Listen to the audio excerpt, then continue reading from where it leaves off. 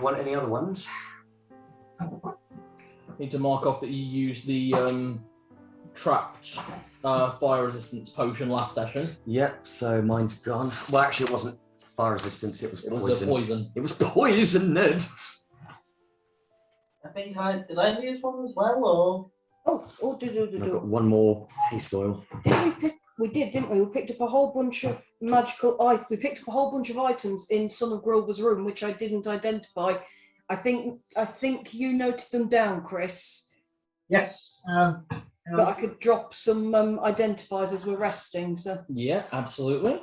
Because I hadn't used any of my level 1 spell slots anyway, so I could just drop one and then recover it as we long rest. And if we don't want to use them, Roberto's got his standing over his dagger. Yes. Okay. So, right. How are we doing this? I can tell you what all the magic items are, and then we'll do a recap. Okay. How's that sound? So this is during the long rest. Okay. Are you okay to note this down, Chris? Or? Yep, certainly. Would you like a piece of paper with like a piece of scrap? Yeah, please. Actually, this is there's so much between all the different. Here we go. Yeah, I've actually got the things noted down on here. Big list. That's my bag of holding. What they It's are. what I've been using since the start. It is worn through. Wow. I actually need to just use this piece of paper to write down the things in the bag of holding. So throughout the session, I'm going to keep scribbling things down onto it. Good plan. And I would say, sorry, Jenny, is tearing pages out of notebooks acceptable? Pardon? Tearing pages out of notebooks, is that a sin? No. Thank you. For goodness sake, I've done that with mine. I am vindicated. Okay. So you obviously use identify during the short rest. And inform Narlock of what you find. So the potions that you found, 2 of them are extra healing potions.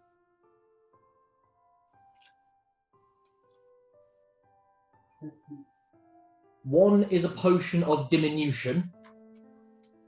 Of what, sorry? Diminution.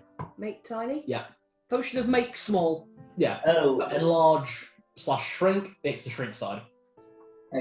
Okay, yeah, potion of reduction then. Yeah. And plant control is the 4th one. Ooh. Always useful. The scrolls you found, 2 of them have 3 uses of cure critical wounds each. Sweet. Good to use then. Where are they? And the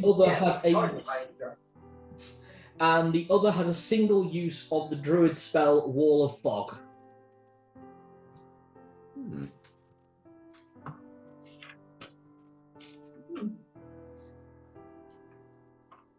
Is that a druid spell? It's a druid and an illusionist spell. I was going to say, I think I've got that. But they're set. This is the druid version. Oh, okay. Yeah. I have that blue pencil. It's a lot heavier than this one. Oh, the one next to the microphone. Okay, so I've got those noted down. Anything else? Yes, there were 4 more magic items. So, the first is a set of +1 leather armor.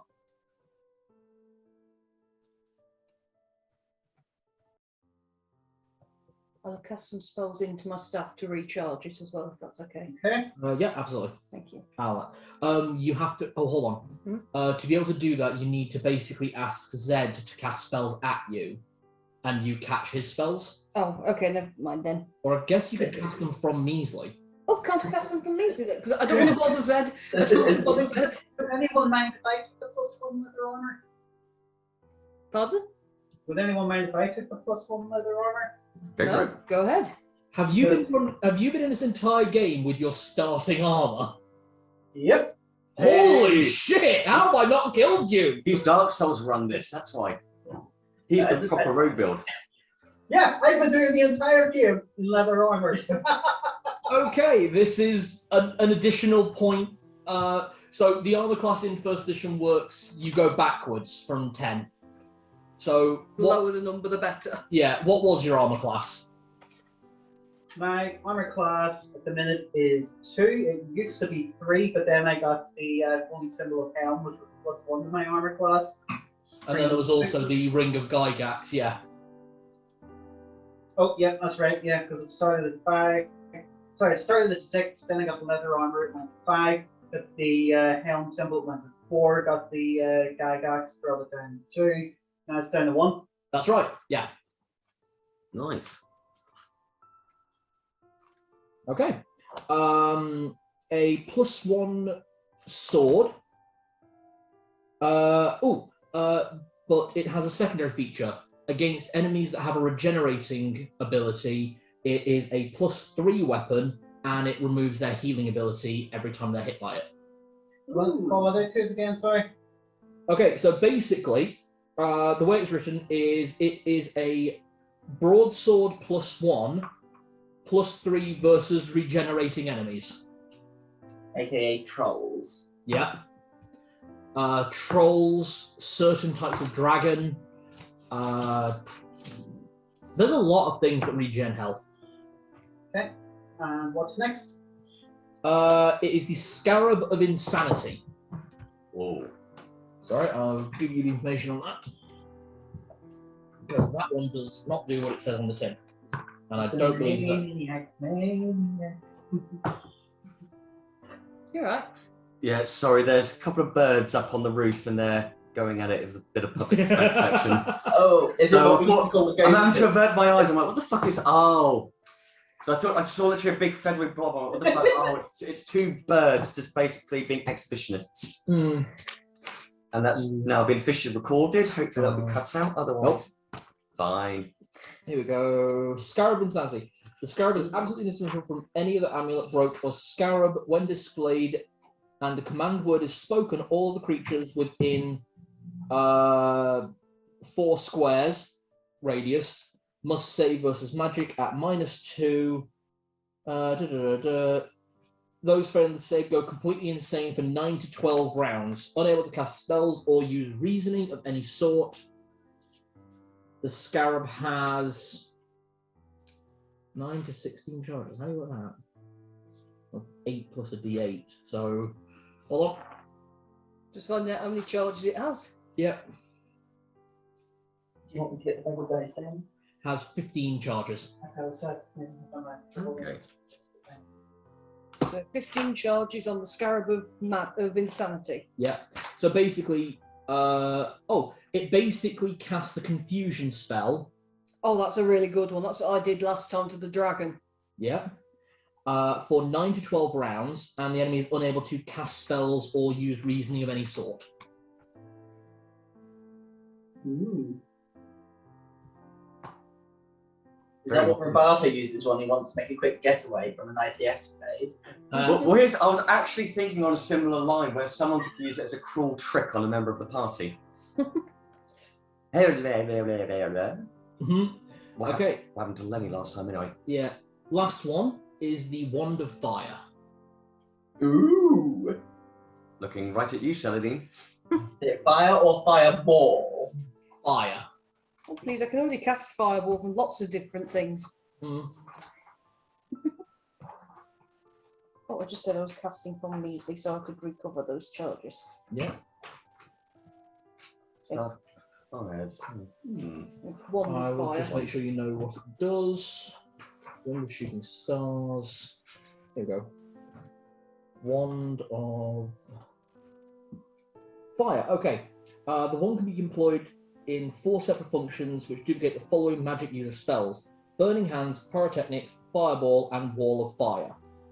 The Wand of Fire can operate once per round and it can be recharged.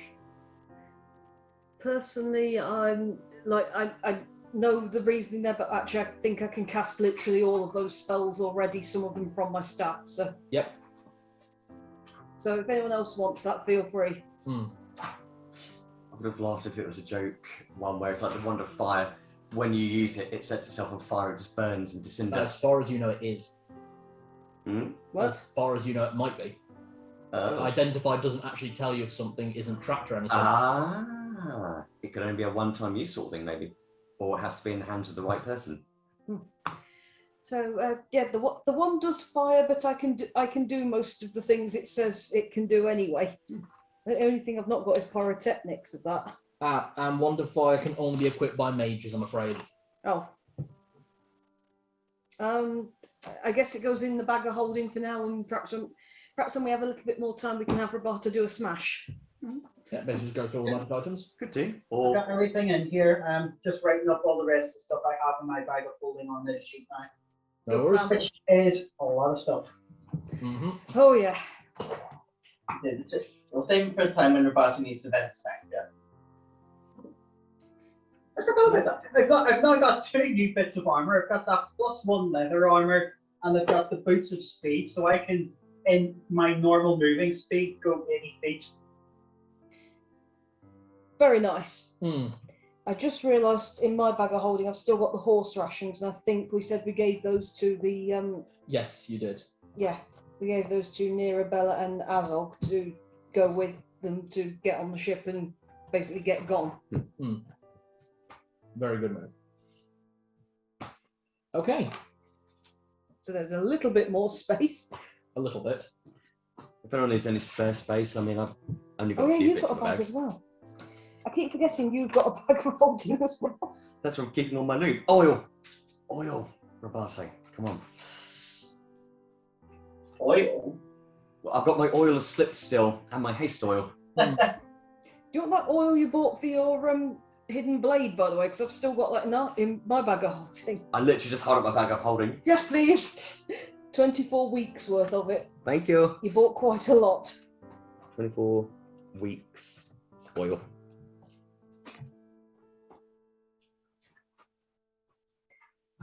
Okay, right. Are we ready? Yeah, I'm all ready.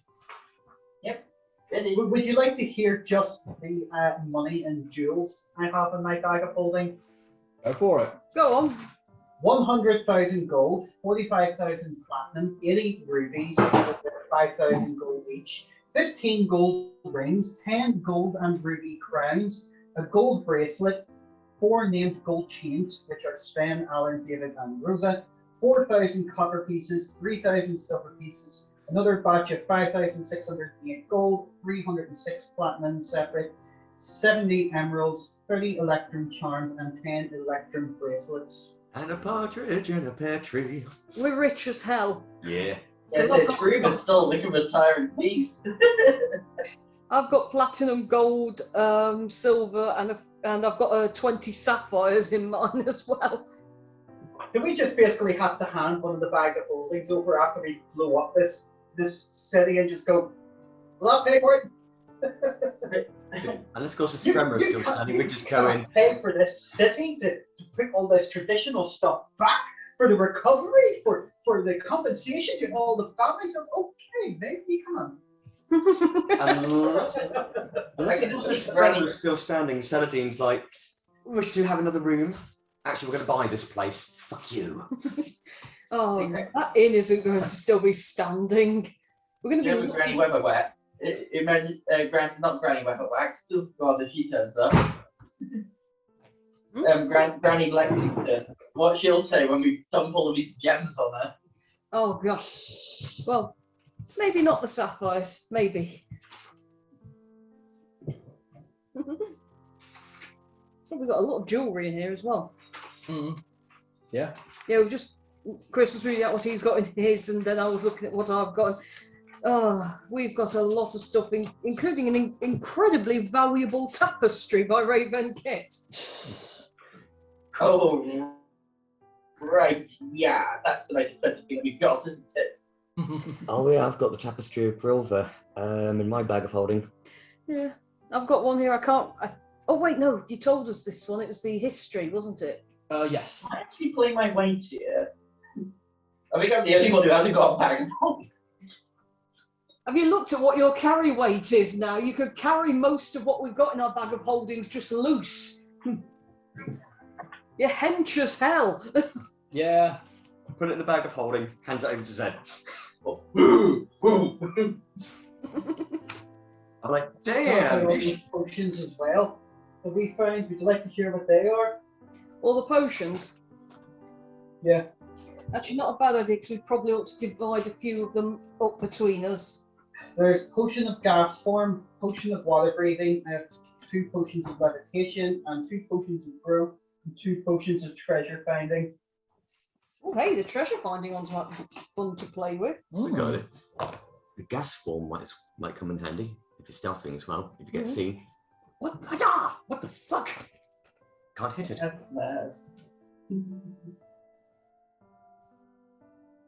I'm going to take one of the potions of extra healing out of my bag and pop it in my actually to hand potions. Oh god, I've just had this incredible prank that someone could play. They supposedly got killed by a certain enemy. They take the gas form thing and they go back to haunt them and pretend they're the ghost. Oh, that's cruel. Oh, the gas. There is a spell and bits that I do that. Yeah.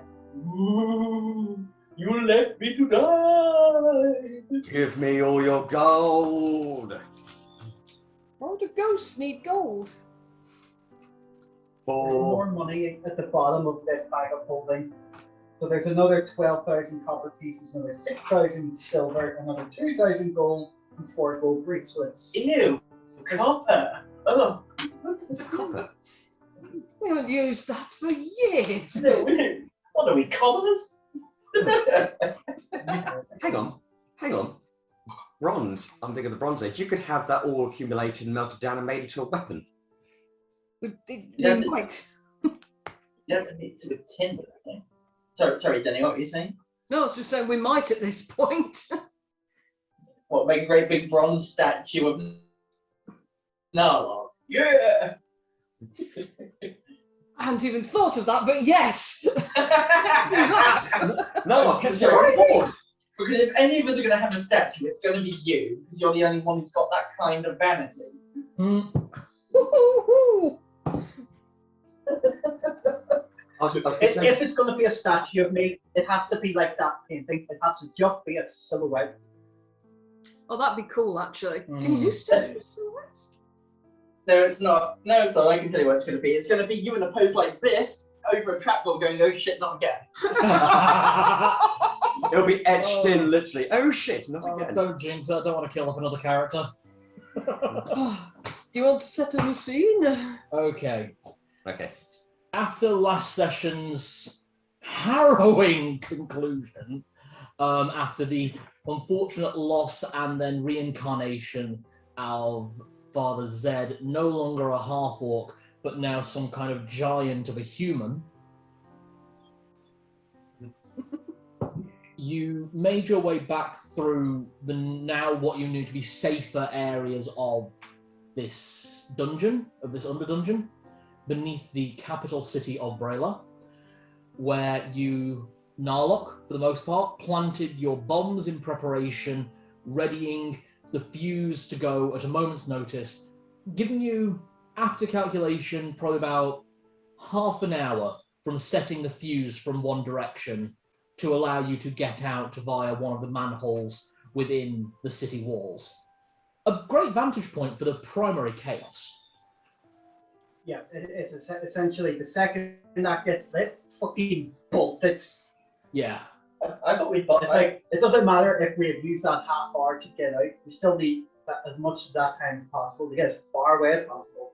I thought we'd just bolt to the spiral room, and head out through that exit. It's outside the city. To get back to the spiral room from where you would like the bomb, it would probably take you the better part of 3 hours. Okay, then the best part would be to do it from the orc settlement. That's right below the eastern manhole, which is inside the gates. It is, and we could definitely run for it from there. Oh god, yeah. You could get out the manhole you came in via, and then you're out.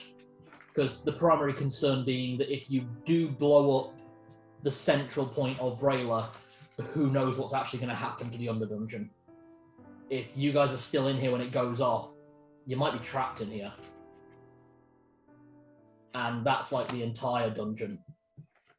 That's how big these explosions are, especially with the help of Nora, who has obviously set up additional bombs inside the dungeon of Duke Frey, and the big booms set up by the goblins. Yeah, essentially what I have is the detonator and what they have. So I've got the deck cord, and they've got everything else in between that makes it all go away. Yeah. Okay, what exactly was the plan with the orcs and the young orcs who went into the dungeon there? They were going to be smuggled out by Rayen and Ravan Kit, weren't they? They were being smuggled out by Nora. They were being smuggled out by Nora, okay. Yeah. Rayen, Alina, and Revan Kit were going to be freeing the ones who are still topside. Mm. And the remaining ones that are with us in the sanctuary at the moment are the ones that were going to head out through the spiral exit, weren't they? Yeah, these are the middle-aged orcs. Looking around the room now, as you take stock, you can see there's maybe a third the number who were originally here. Some of them have been giving you a bit of a wide berth, as these are ones who have arrived since you came down here over the interceding days. However long you've been down here, you don't know. But there are a few you still recognize from Zedd's tribe who, when they see you, give you a confused look, wondering where Zedd is, recognizing his dog, seeing you have a new dog. Seeing you all completely exhausted, they approach, but not for conversation. They bring you food and drink, but give you space without asking the questions they clearly want to. Well, Zed's keeping his head down, and he's wearing gloves to hide his hands. Yeah. I would very quietly be showing them on the map which way to get to the spiral exit and tell them it definitely leads outside the city. They appreciate it and give you thanks and give you all really nice blankets, fur blankets to sleep in. It's a very comfortable night's rest. And we'll begin from there. You're in quadrant D3. D3, thank you. I'll appoint myself as map photographer, thank photographer, rather. Photographer, same meaning.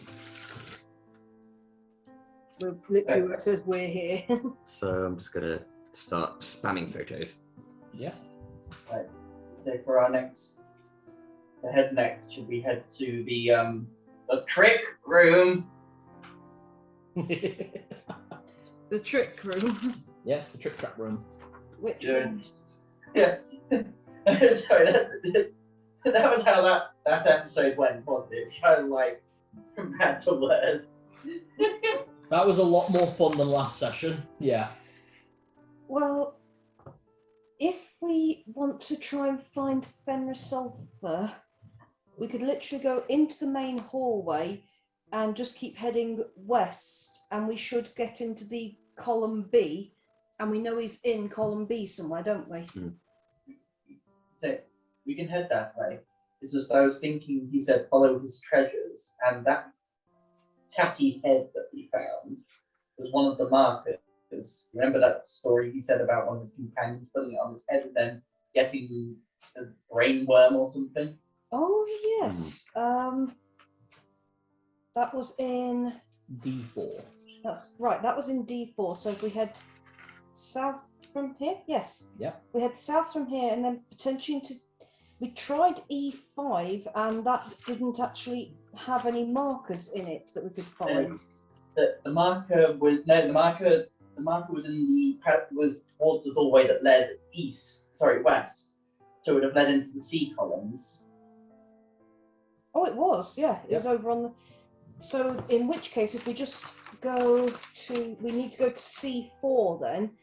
Let me just check and see if I've already got that one. C4. We have not been to C4. In which case, if we're going to C4, it's still a quicker route to go directly east to where Narlock set his bombs and then head south from there. That Okay. takes straight to C4. D4, it's back door with the rest of the stuff. So, if we get, go on. so I just need to make sure I'm giving you the right maps. You guys are heading. So, are you going to head via the main corridor down C3? Or would you rather follow the trick track route, actually? Yeah, follow the trail that's been left for you, or go a different route. It's fine either way. I just need to know. Down to you, Zedd. I think it would be wisest to follow the trail. I mean, we don't know if maybe the route, the main passage route, may lead to a dead end next before. Okay, in which case, right, we'll be going basically to D4, Cal, and then going all the way Yeah. Okay. to the trick track. You've got the maps as well. I do indeed. Right, heading southwards from the Orc tribal room, you enter the widening corridor that you entered previously, with the side rooms coming off in multiple directions, leading to where you found the Zvart, the cleaner as he called himself, or itself, strange purple goblinoid creature, as well as the bugbear kobolds and goblins playing poker for food. Oh, speaking of, does anyone need to visit Patches? Because he's along this route, isn't he? Patches. Is he on this route? No, I think he's to the east. Hey, that probably means some of his wares might be more affordable now with all the loot we just found. We could find some very rare or legendary weapons at his shops. If the party want to go back to Patches Market, that's absolutely fine. They are in E5. E5, okay. Why not just use the coin? Also true. Good. Might open the portal straight to that part. If that's where the market is at the time. Mm-hmm. Does anyone want me to quickly call him? I mean, I'm fine on magical artifacts and weapons at the moment. If anyone else wants to, please say. Just more of a suggestion in case if anyone needs retail therapy at this point. But we could investigate and see what Patches might have. So, do you want to or not? I would like to have a look, Gander. Right. If you'd like to have a look, yeah, okay. Toss the coin. Okay. Okay, in the corridor before you get to the trick room, the doorway opens, and as the door forms, framed in vines and the shape of hyena-like animals, the door opens, and out comes the familiar bald head of Patches the hyena. Hello! I thought you'd come back to me eventually. Found something interesting, have you?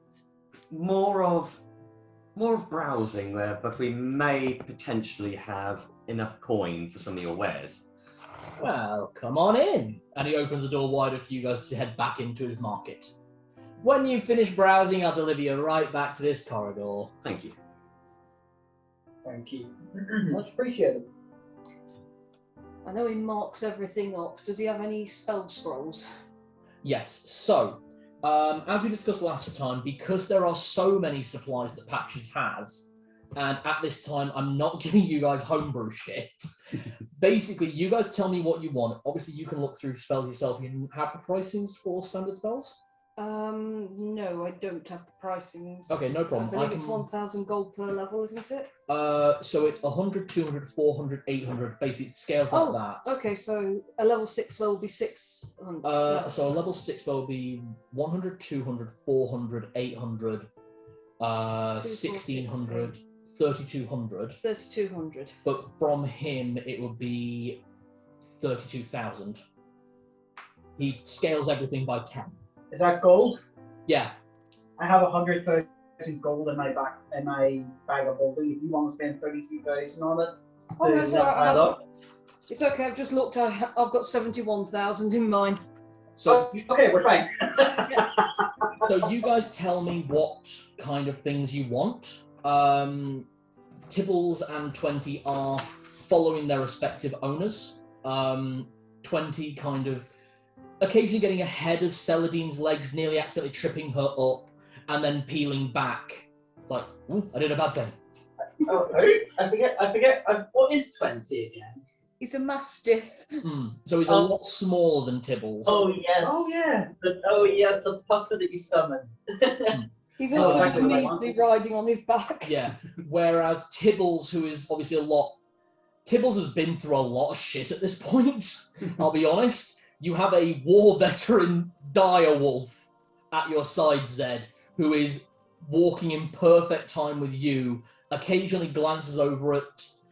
Everyone here has seen Homeward Bound, yeah? Yes. The kind of reaction between the older dog and the younger dog. It's that kind of relationship, and Measley is filling the role of the cat. Measley is riding on the back of 20 thinking I've got him a mount. That's what's happened there. So if I go around the table and you guys tell me what you are looking for, I will price it up for you. So, Roberto, you were the one who really wanted to come here? Oh god, because the trouble is I'll be like, what? Any sort of like particular good weapons or anything that can improve my armor class? So, in terms of your armor class, absolutely there are things that can do that. So, what armor are you wearing at the moment? I'm just wearing chain armor at the minute. So, you could easily go for some splint. You can now start wearing magic armor again. Okay. There is, of course, the option of magic rings, which you can wear now. Mhm. Obviously, due to restrictions of your class. So, do you basically just want to get fully kitted out? Because obviously, with your fighting style, you are limited by movement capacity, so we can't go to plate anymore. Oh, that's fine. But splint, yeah, or scale. I think scale or splint, if it can... I know 0 is good armor class, but anything that just might take the piss a little bit and make it better. That's absolutely fine. So, just know, you're in standard chainmail, Yeah. or is it magic chainmail? I think it might be standard at the moment. So, what's your dexterity armor class modifier? Oh, bloody hell. Is it your defense adjustment? Yes. -2. So -2. So you would start at 8. Chainmail. Let me just have a very quick look. Whether it was chainmail plus or... I'm just going to find out because you've currently got an armor class of 0. Is that right? Yeah. So 1 point of that's going to be from you dual wielding, because you get 1 point instead of 2 points for not having a shield. So I know I had to swap out my armor with Zedd originally. Yeah, because it was magic and his wasn't. No, that was because you were a bard originally, and then you had to lose the magic armor when you took points in barbarian.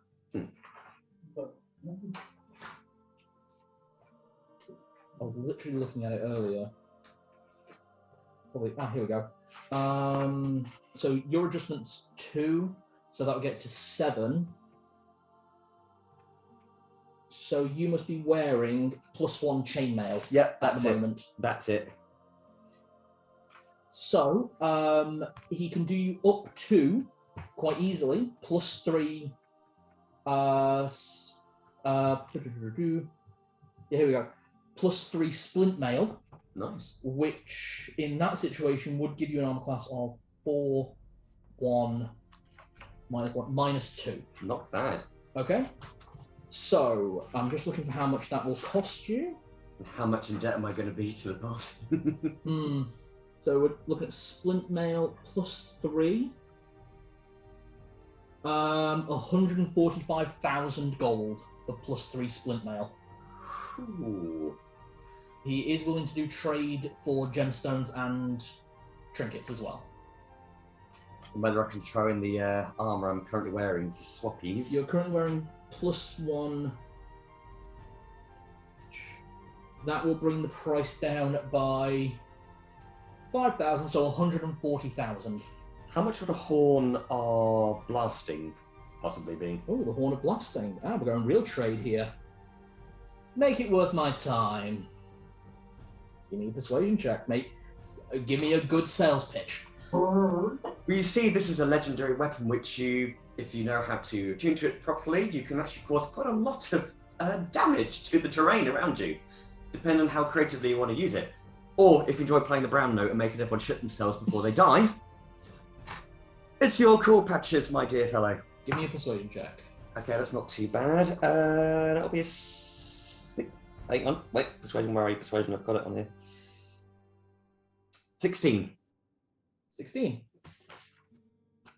Chainmail the armor, and you can have the new armor fully fitted for 100,000. So brought it down by another 40,000 gold. Wow. Okay.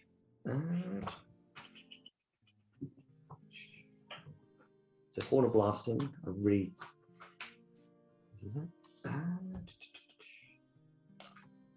I'm gonna literally have to turn to Narlock with puppy dog eyes. Go on.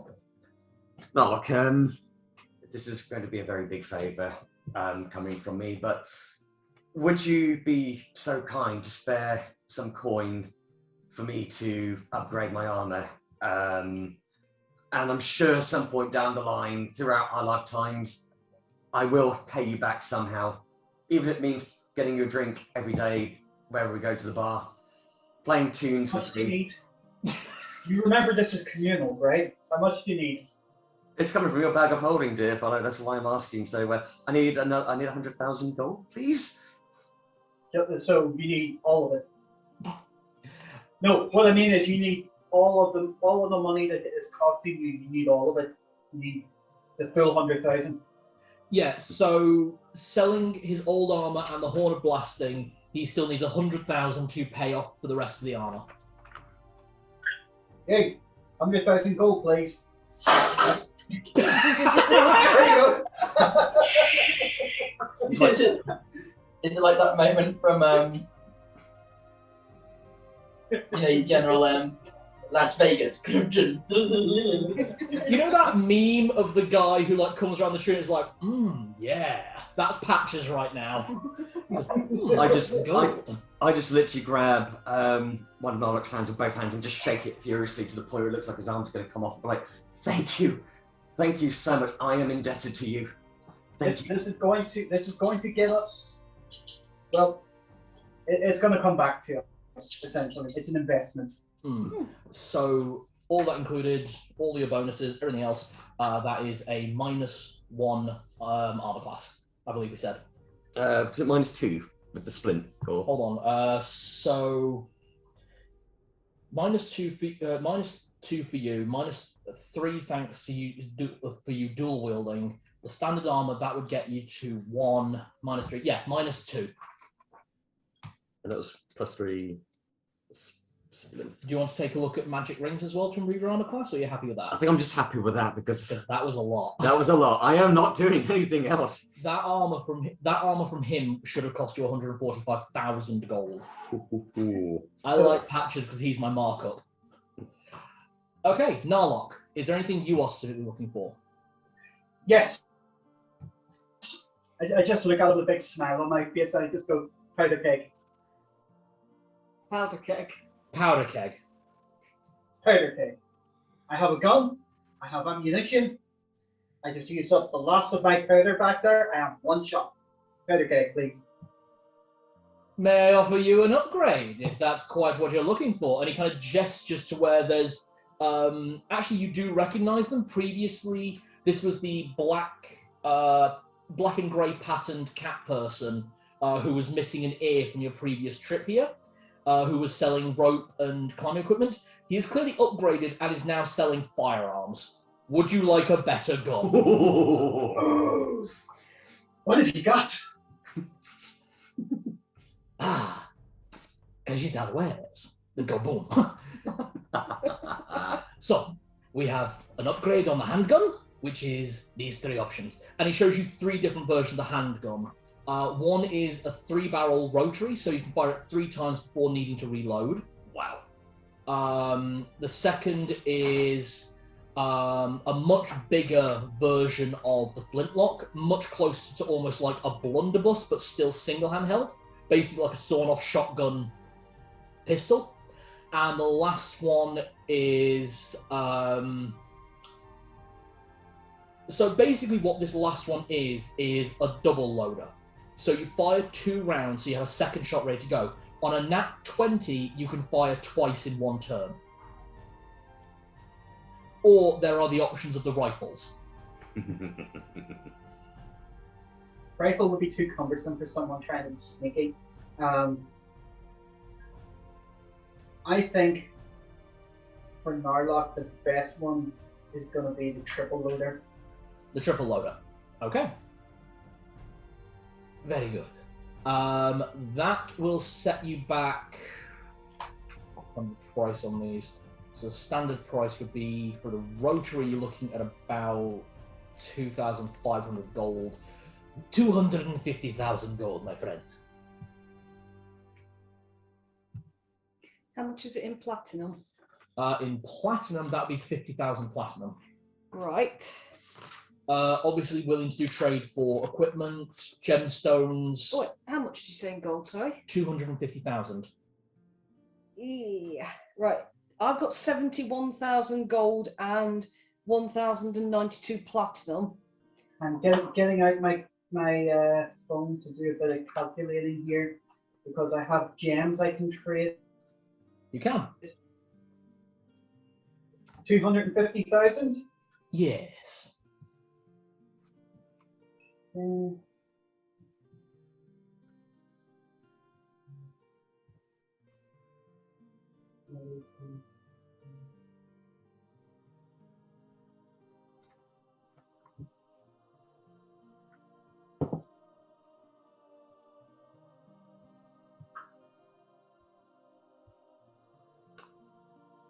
Okay, so for the same amount, I offer 50 of the rubies I have that you said were worth 5,000 gold each.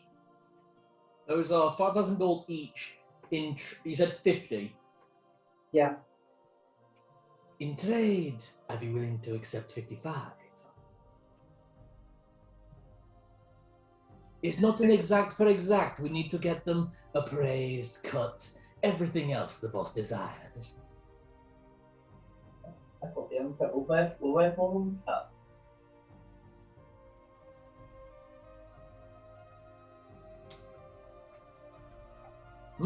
Will you throw in some gunpowder with that? And some ammunition as well. And he holds up a bag of bullets. 55 then. Thank you very much. And you trade.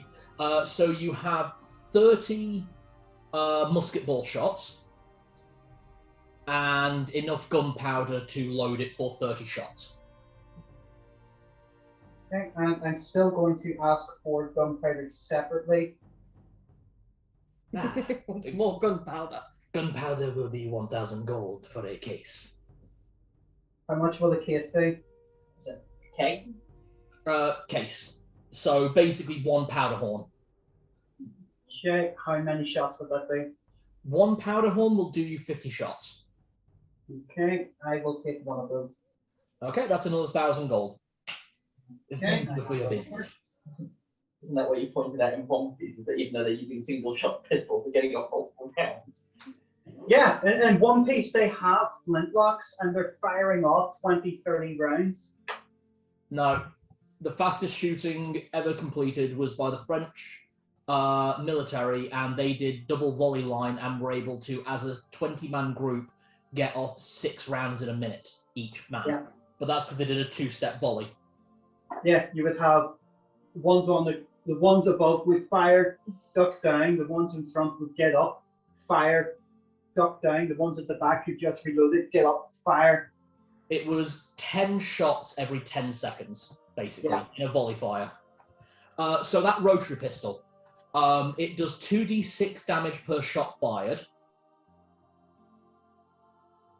Hang on till I write this down, sorry. We've done. Okay. Excuse me for a minute. Now it's rotary one, and I've still got my other one. Okay, so what is it? 2d6 damage. 86 damage. And you can fire 3 times with it before using your action to reload.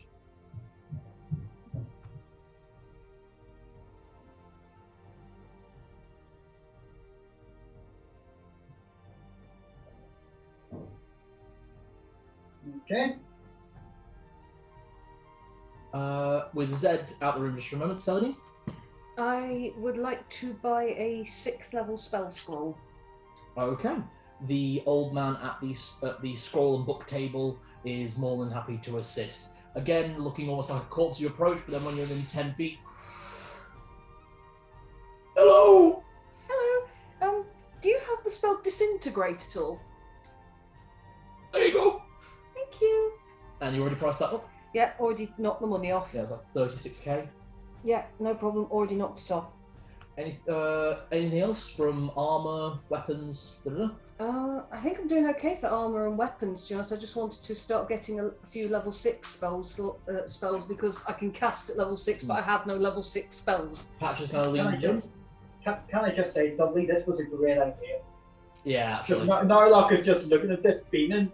I'm just beaming at you, and I'm just like, thank you. And I'm just like, look at my armor. Patches leans into between Celadine and Zedd at this point. I see you both got lovely pooches now. Any chance I could offer some interesting armors for the boys? Sorry, Tibbles has already got armor, hasn't he? True, but we could always do some enchanted. Well, I mean, how much would it be for enchanted armor? Depends what you're looking for. We can do it anywhere from leather all the way up to plate. And this is for both of you. Any chance you can get his chain? He's wearing chainmail at the moment, isn't he? Do you want to upgrade to something better, or would you just like the chainmail enchanted? What's the difference in cost? Well, if you want +3 enchanted armor for your noble pooch, he goes to scratch Tibbles and nearly loses an arm. Hey! I know I prefer cats.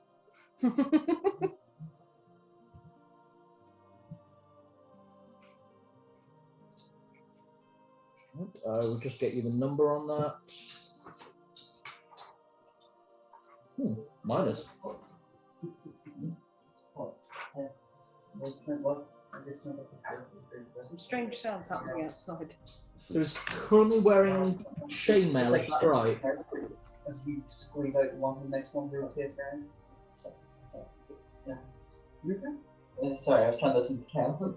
Oh, sorry, I didn't realise. So he's currently wearing chainmail, yeah? Yeah. So a full set of +3 chainmail would set you back 125,000, but if you just wanted that chainmail enchanted, I'd be happy to do it for 50. How much we got in the bank?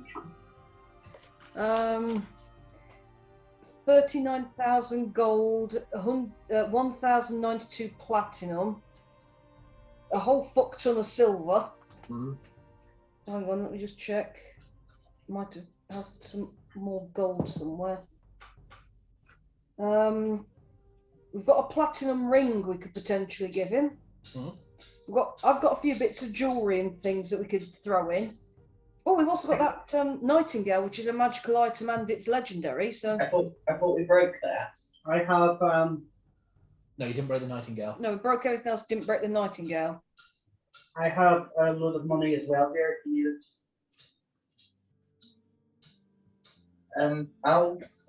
Do we have £50? Because I'll go for the upgrade what you currently has. I've got. 50,000 gold. I can do you 39,000 gold. I actually have it in platinum. How much is platinum? So in platinum, it would be 10,000. I can do that. I've got 45,000 platinum here. Will you just give him 10,000 platinum? Oh no, mine then. Yeah, Okay. just a bag of holding. 10,000 platinum, please. All the veterans in this time Just just get the staring. shivers when I hear that sound of money. Yeah, just every time you do anything, Patches there just rubbing his hand. You can see an abacus in his mind. Fantastic. You just hand over that armor, we'll get that enchanted right away. Cal, can I just approach the really nice old man with the scrolls? If we can do that just after this, sorry. I'll come straight back to you, yeah? Sorry, because there's a lot of other stuff going on, Sorry, no. Oh, Dudley, what scroll is it you need? Oh, we're going to come back to Roberto in just a moment, just so I was with Celadine, yeah? Yeah, just because I have tons of scrolls here. Sorry. What about for your pooch? I don't think I could rush to the enchantment on what I've got. I mean, Narlock, would you be alright if I took 10,000 platinum as well, just to get 20's armor enchanted? It's communal money. Thank you. Is this studded leather, or do you want to go for something a bit heavier? Well, if I go up a thing, then it's going to be more money, and I don't think we've got much more. Okay, so studded leather.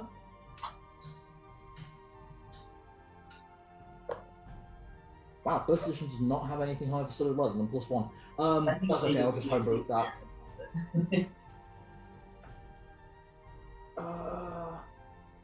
Okay, if you want to get that studded leather enchanted, that'll be 20,000 gold to get it all the way up to +3.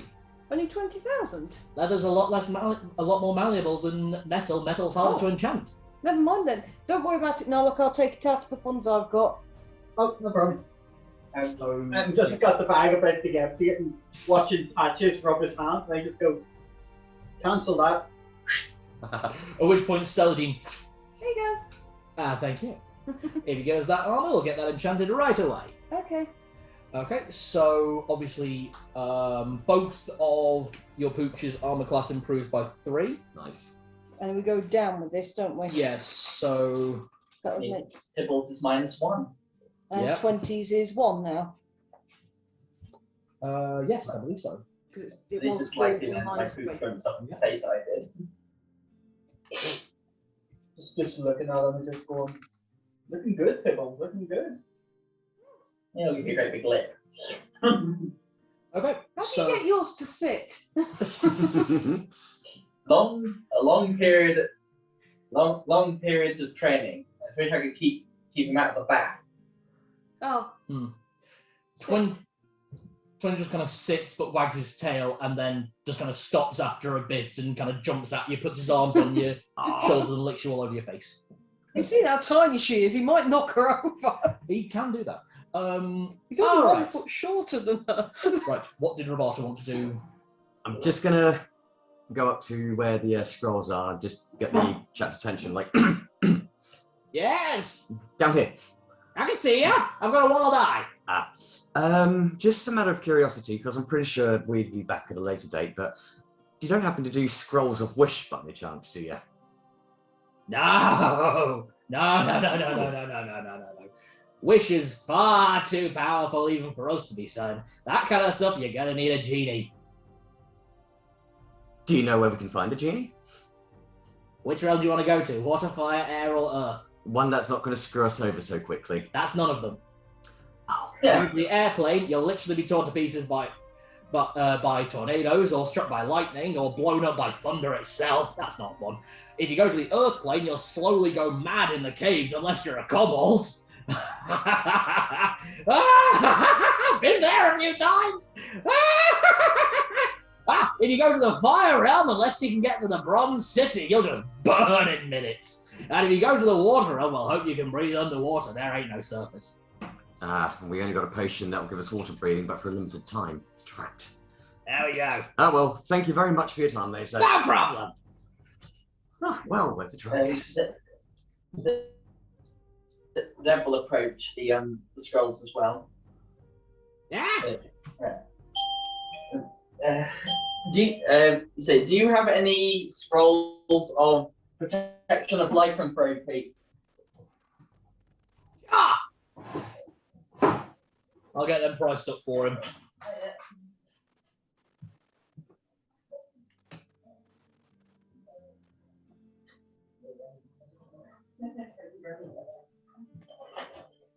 There's so many bits of paper now.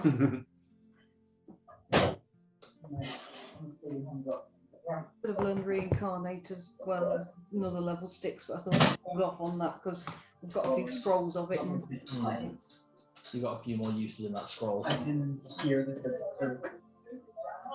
What? What do you say? Sorry, I had to order dinner. No worries. Right, so put a scroll of protection from lycanthropy. So he can scribe that up for you, no problem. It'll be 10,000 gold per cast, and you can hold up to 9 casts in a scroll. So anywhere between 10 and 90,000, depending on how many casts you want. Can I get, if I get another 10,000 platinum, can I get 50 back? Can I get 5 casts? Absolutely. And is that a radius spell as well, so it'll protect everyone? Yes, so the way the protection spells work is they just kind of cover an area around you. I believe it's up to 30 feet, which will push the enemy out.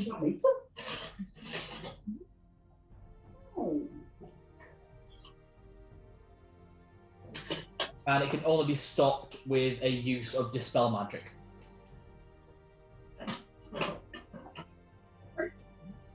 And a panther. Alright. Yep.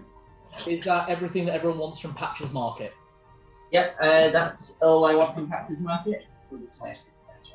Not a problem. We'll get everything that you want made up nice and quick. Why don't you go have a nice meal in my friend's tavern?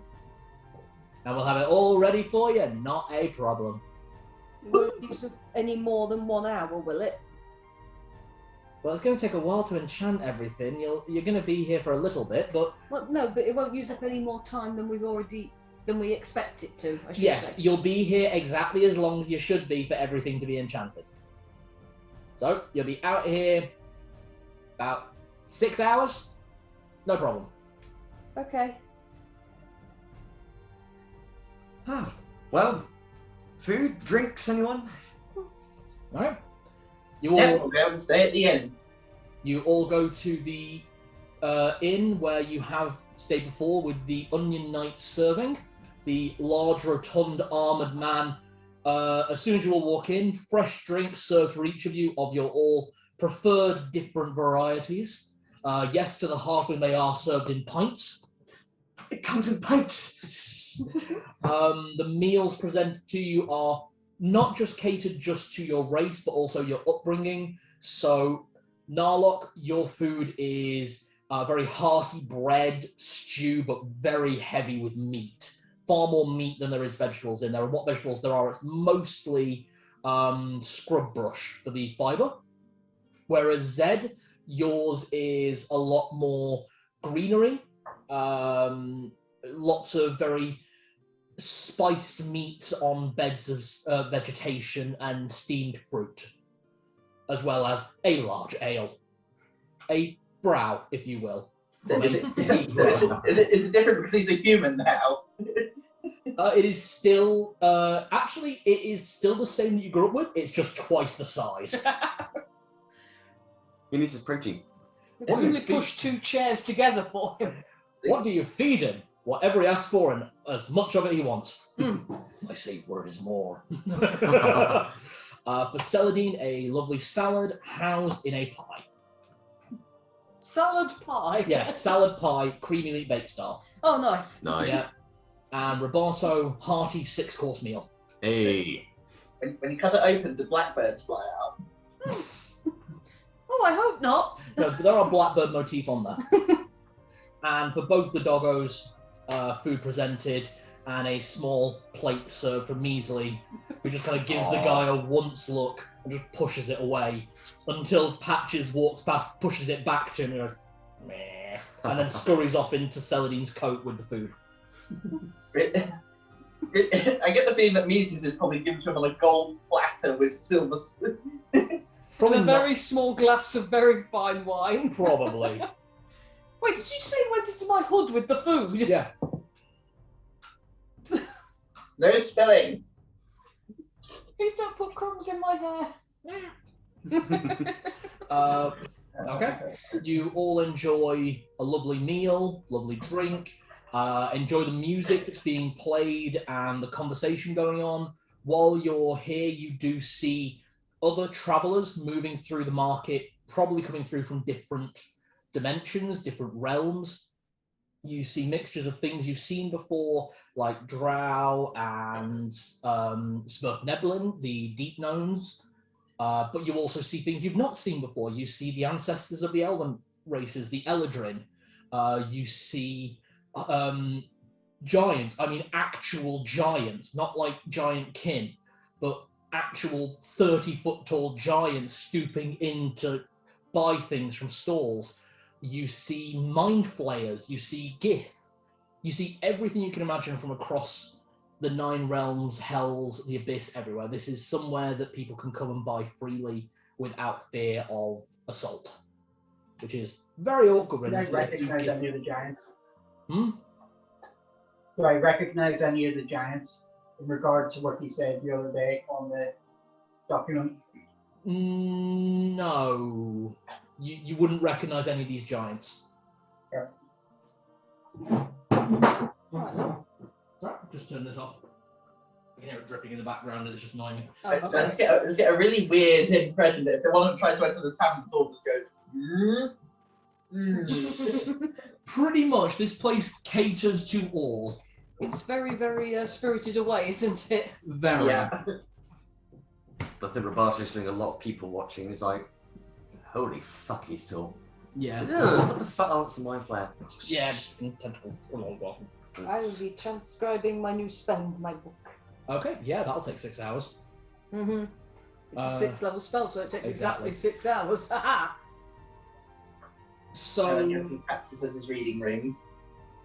yeah, there's plenty of space for you guys to do everything you need. While you're here, things get brought out as necessary. You basically wind up being here for the equivalent of a long rest. So if you want to spend any time on your spell, you Yes, can. I would like to. Can I use my lector as well? The one that we stole? Interestingly, you are technically in the Feywild, and would you believe he already has one, and allows you to use it for being his big spenders of the day.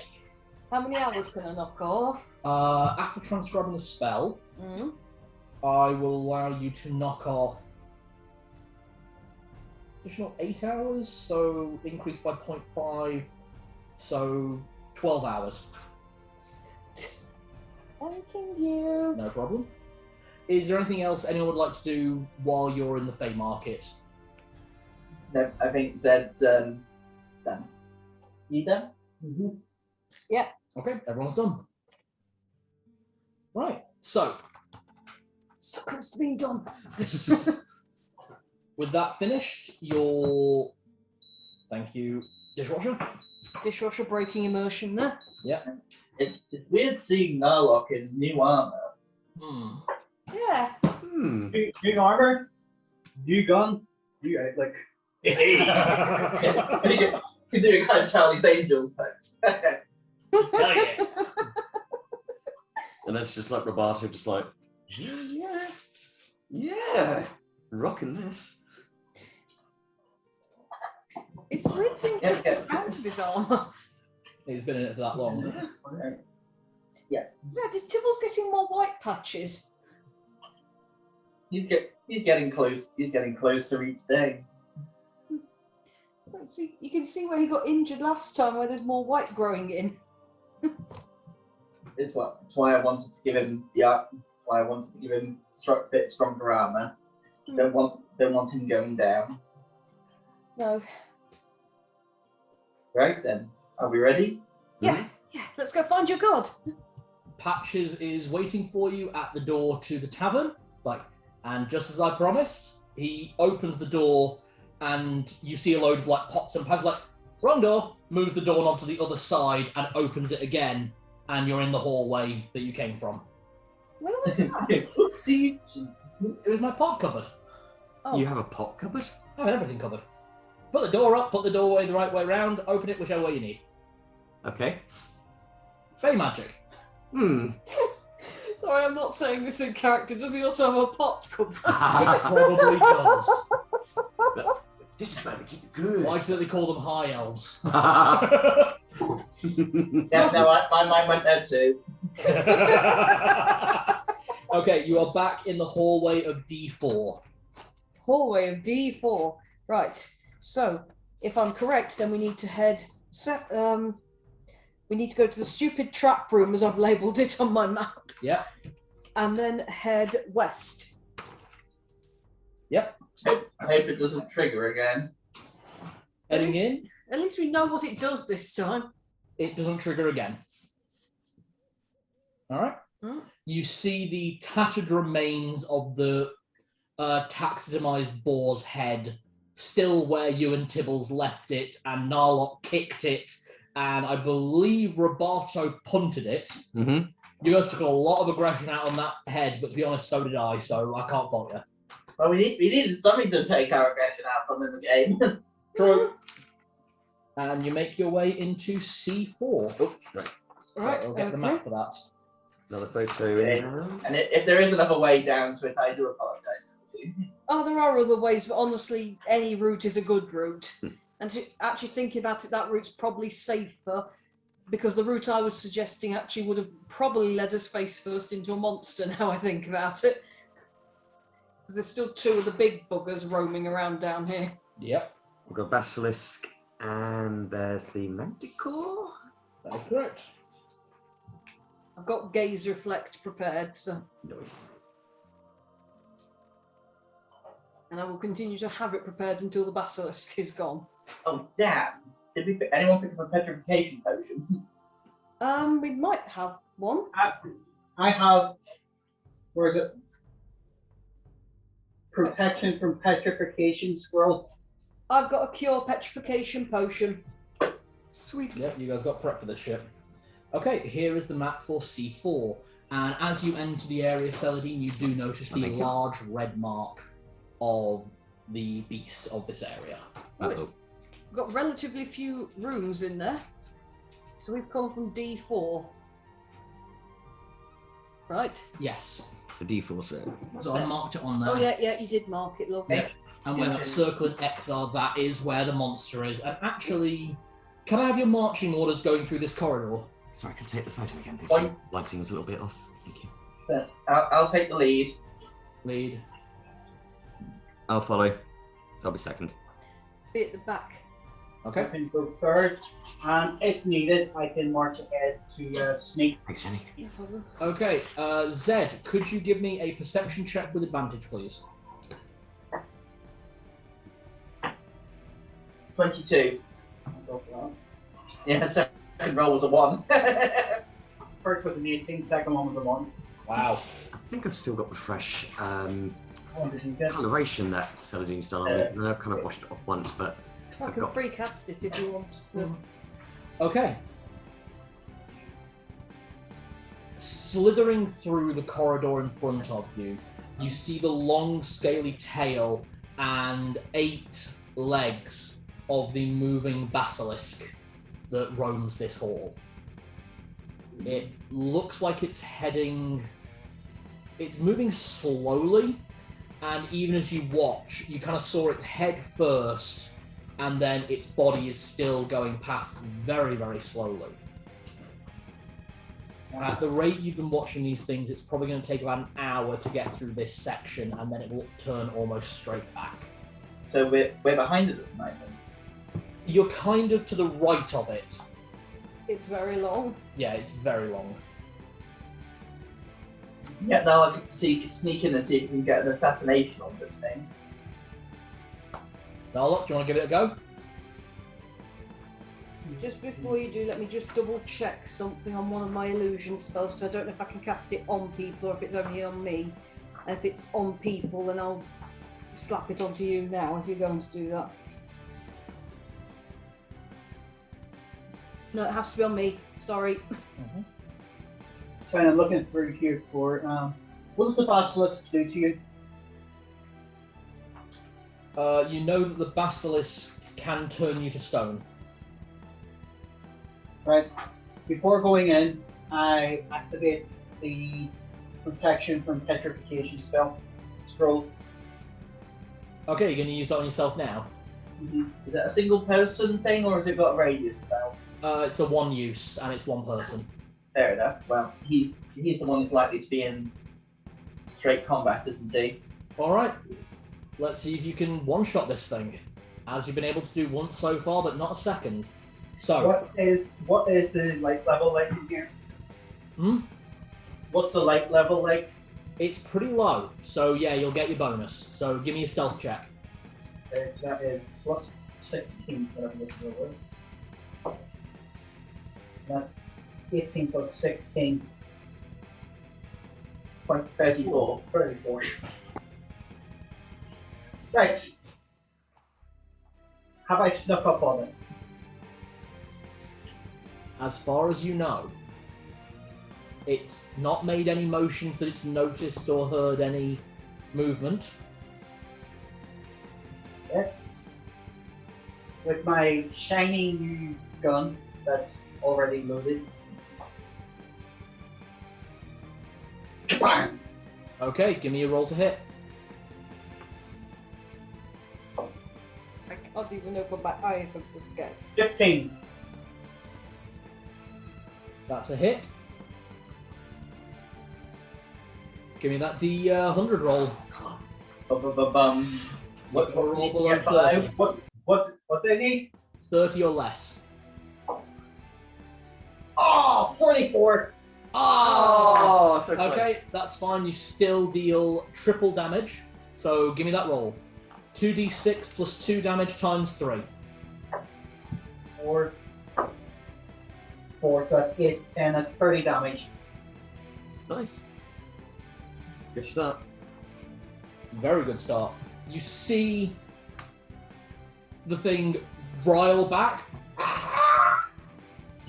and turn round, all 8 legs charging you. Can everyone roll for initiative? Here we go. Woo! Does He goes on your turn. thank you. Oh, there it is. That's a good nice. Okay, so. Oh, I thought that was favorite. Okay, did anyone get 6? Okay.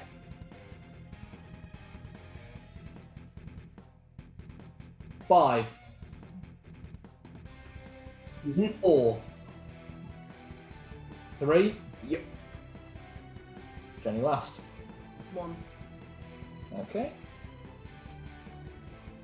It's fine. You want casters at the back. you do. Okay, the Basilisk, enraged at what has just happened, charges full force at Narlock, eyes wide, gazing straight at you, attempting to turn you to stone. Doesn't work. Because of the scroll protection from petrification. Well done. So while he's looking at me and I've got the gun raised, just to draw his attention, I just go. Hit just. Oh.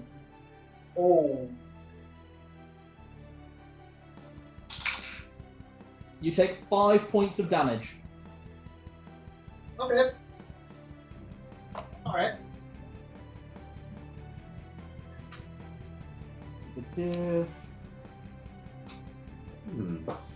Okay.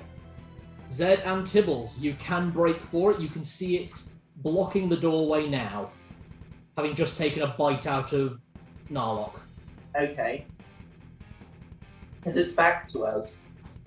It's side on to you.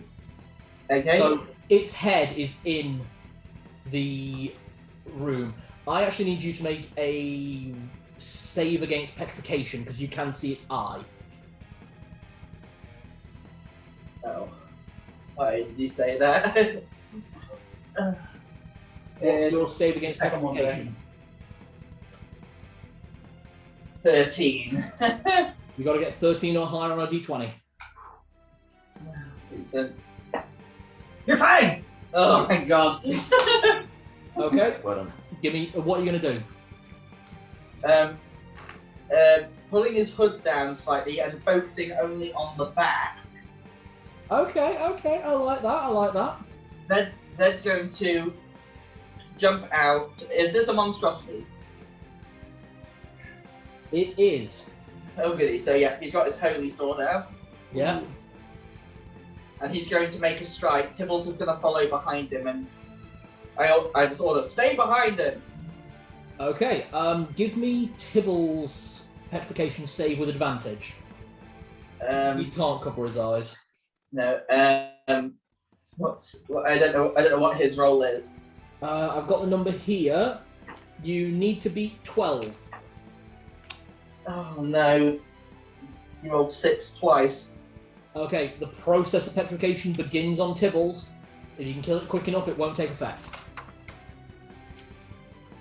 Okay. Can we still make the attacks? Yes, you can both still make the attacks. Tibbles can still make both attacks. It's next turn he begins to slow.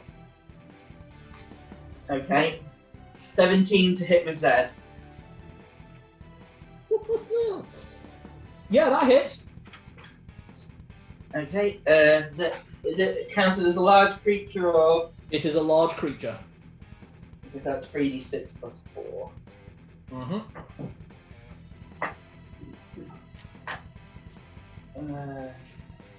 15. 15. Very nice. Is that plus a radiant damage? Yeah, that's what the D. Oh wait, yeah, you do an additional 2d10 damage to it then. No, it's 2d6 with this weapon. Yeah. Yeah. So plus an extra 7 radiant. Okay, so 15, That's 22. 22. How does Zedd want to do this? Wait, what? Really? Holy balls! Yeah. So, as Tybal's got caught in the eye, he dies and plunges it into its back. His blade into its back. And from the front you can see this burst of light. As the light emanates from the thing's side, you just see one of the legs fall off in a steaming heap as the thing falls sideways, turning to stone and crumbling on the floor. Is Tybalt alright? All the stone breaks off of Tybalt's back and falls to the floor. Yeah, I can't just dust him off and just kind of give him a hug. He is What's licking that your say? face. And sorry I didn't say more of that for you guys. I literally just walk it. I literally just, as I'm there, whilst it's just, and I'm like, I thought we were fighting a basilisk. Oh, there it is. Oh, I had gaze reflects and everything. I was going to yell, aim for the eyes. I just like, oh. They don't sound pedantic, but have we really gotten that strong down here? You two certainly have. I mean, So, to put this in perspective, the thing had about 60 hit points total. Narlock dropped it to below half health on his first attack, and Zedd finished it off. Because Zedd, you forgot to account for the fact that your sword becomes a +5 greatsword against monstrosities. Oh. So you actually did 28 damage there. Nice. Whoops. oh, but you said it's snake-like, right? So it's long and serpentine with these 8 legs, and then it's got like a crocodile head with a horn on the end. Ugh. That just leaves one, doesn't it? Just the I one. have something I can do that might help us. Hmm? How long does this protection from petrification last? About 10 minutes. Okay, so I still have time. Right. You've seen Jason and the Argonauts, haven't you? It turns Oh. to stone and shattered. I'm going to collect its eyeball and put it into one of my water skins, so that if we come across the 4th monster, I can just go, surprise! Give me an Arcana check, which I know you don't have. This is a Medusa. No, 4. Anyone who has any knowledge of monsters may make a roll. Celadine and Celadine and Roboto, I'll let you make this roll at disadvantage. Zedd may make this roll at base. Can I do well roll for this one? Yeah, at disadvantage. Got it. Book smart. Yeah, It's the World War for me as well. yeah. See, Oh, one natural. disadvantage. Non-natural 20. Nice, funny. Zedd, you know it is possible to get the eye from a basilisk, but it's unlikely that you would have the ability to down here. Basilisks are not like Gorgons or Medusa, where you can, as I said, this thing turned to stone and shattered for the most part when it died. Ah. This is what makes basilisk supplies so rare and hard to find. From what you're guessing, you could use your reverse petrification potion, pure petrification, as an attempt to try and gather some materials, but you would have to work fast. I think the potion's probably better used to us as it is. Okay. We could attempt it, but it's risky. If you say so, probably better leaving it. So that's just my honest opinion. It depends if you're dead set on doing it. I just thought it might have helped, but if in the long run it's more dangerous to attempt it, I'm not going to chance it. Usually the best way to attain a Gorgon's eye is to hold the creature while it's still alive and point its eyeballs out before you kill it. Correct. Hmm. Actually correct, well done. And if you just want to make things paralysed, I can do that now. But Okay. that's really gross. Heading out into the main thoroughfare of the Underdungeon. You find yourself in the same long corridor that you've found before, most likely used as ancient sewerways beneath the city of Brayla. Everyone give me a perception check. Zedd with advantage. Yeah, Zedd with advantage. Ooh. Not you with advantage, no. Oh, stupid dog. 21. 21. He's trained as a guard dog, he has something else. Oh, that must be actually. 17. Same. 17? 18. 18. Okay, everybody rolled good. Oh, fuck, is the manticore charging us? No, suddenly its mate turns up. Celadine, one thing you notice. 20 is trying to get your attention and gesturing at one of the saddlebags on the back of his armour. What? Oh, you want treats? Right, hang on. Reaching into that one, you do find his treat bag, but you also find a silver ring with a sapphire in it. Oh. Where'd you find this? He stole it. I think my dog's stealing things. Hey, don't look at me! Please tell me you didn't steal it from Patches.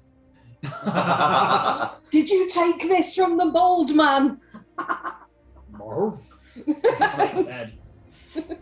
So it's a feature of war dogs from first edition. Every long rest they have a percentile chance of finding something. It may just be trinkets, it may be jewelry, it may be a small pouch of gold. Nice. Oh. It can be anywhere up to a low level potion. Sweet. It's completely random. Okay. Good boy. I was noisier than I thought it would be. I apologize. That's all right. Zedd, Roberto, and Narlock. Actually, I'll say Narlock and Roberto. You two can see the grate about, you say about 60 feet north of where you are on the eastern wall. You can see where that looks like it leads into a small room just off from here. Whereas on the other side, you can see directly opposite you right now, and then about 60 feet on the western wall, you can see another entrance into the service tunnels you've been using. Zedd, meanwhile, you notice all these same things as well, but the thing that draws your attention is a unlit lantern south of where you are, down the main corridor.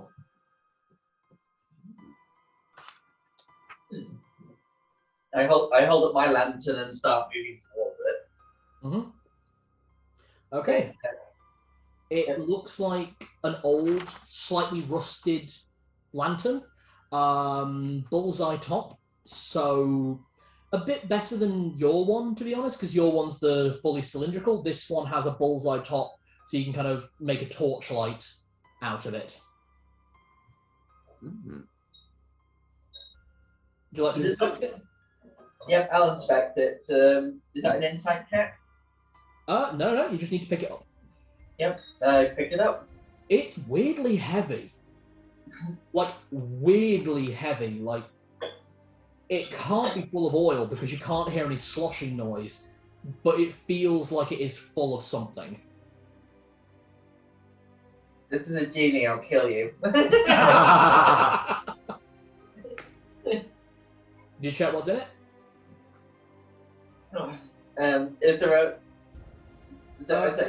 guys, what, this is weirdly heavy. I open up the cover to see what's inside. It is full of tallow. Of what? Sorry? Tallow, like candle wax. Oh, right.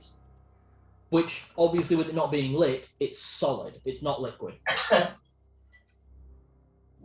Okay, this might. I thought a hooded lantern filled with candle wax. Yep.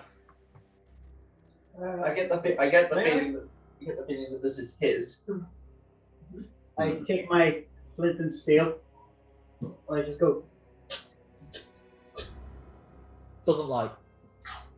Uh, Give me a survival check. Just have a wick. oh, I think I have that actually. A survival check. Yep. Anyone who's got it can make it. Nope. Let's see. No, not 20. Okay. Narlock, you're pretty certain that you could get this lit, but you would need to hold it over a torch for about 10 minutes before it would light. Okay. Say that again, sorry. So basically, you know that thing that they had to do in like World War II with the Russian tanks, where they had to set a fire underneath the tank to warm the fuel up so they could actually run the tank? Yeah. You would have to do that with this lantern. You would need to hold a torch underneath it to soften the tallow before you could light it. Great. That's very counterproductive. It is until you realise that a torch only has a half-hour light span, whereas that thing full of tallow is going to work for 48 hours. Are we feeling a little bit bitter there? Ah, that was a clever idea that I had. Fucking Rangers, man. So what we have here is essentially an actual torch that's like proper modern day torch, but it's one of the olden style. Yeah. So, yeah, the same that will last the same length of time an actual torch will. If you leave the torch on for non-stop, it will go for about 48 hours. Oh, easily. It did multiple times. Okay. I think this is one of his. Certainly seems like his sort of thinking, doesn't it?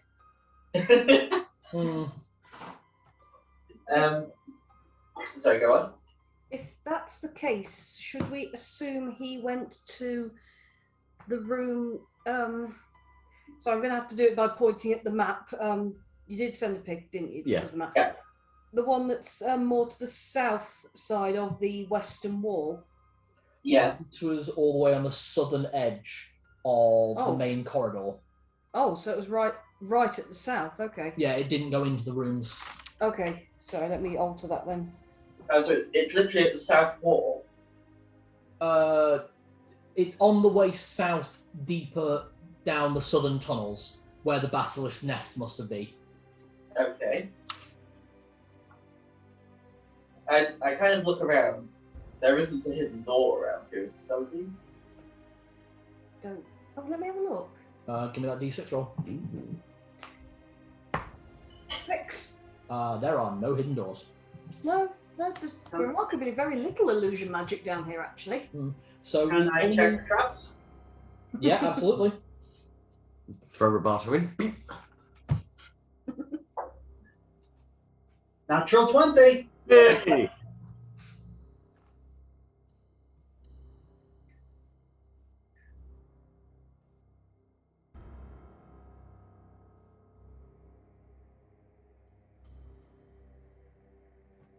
Okay, natural fucking 20. Okay.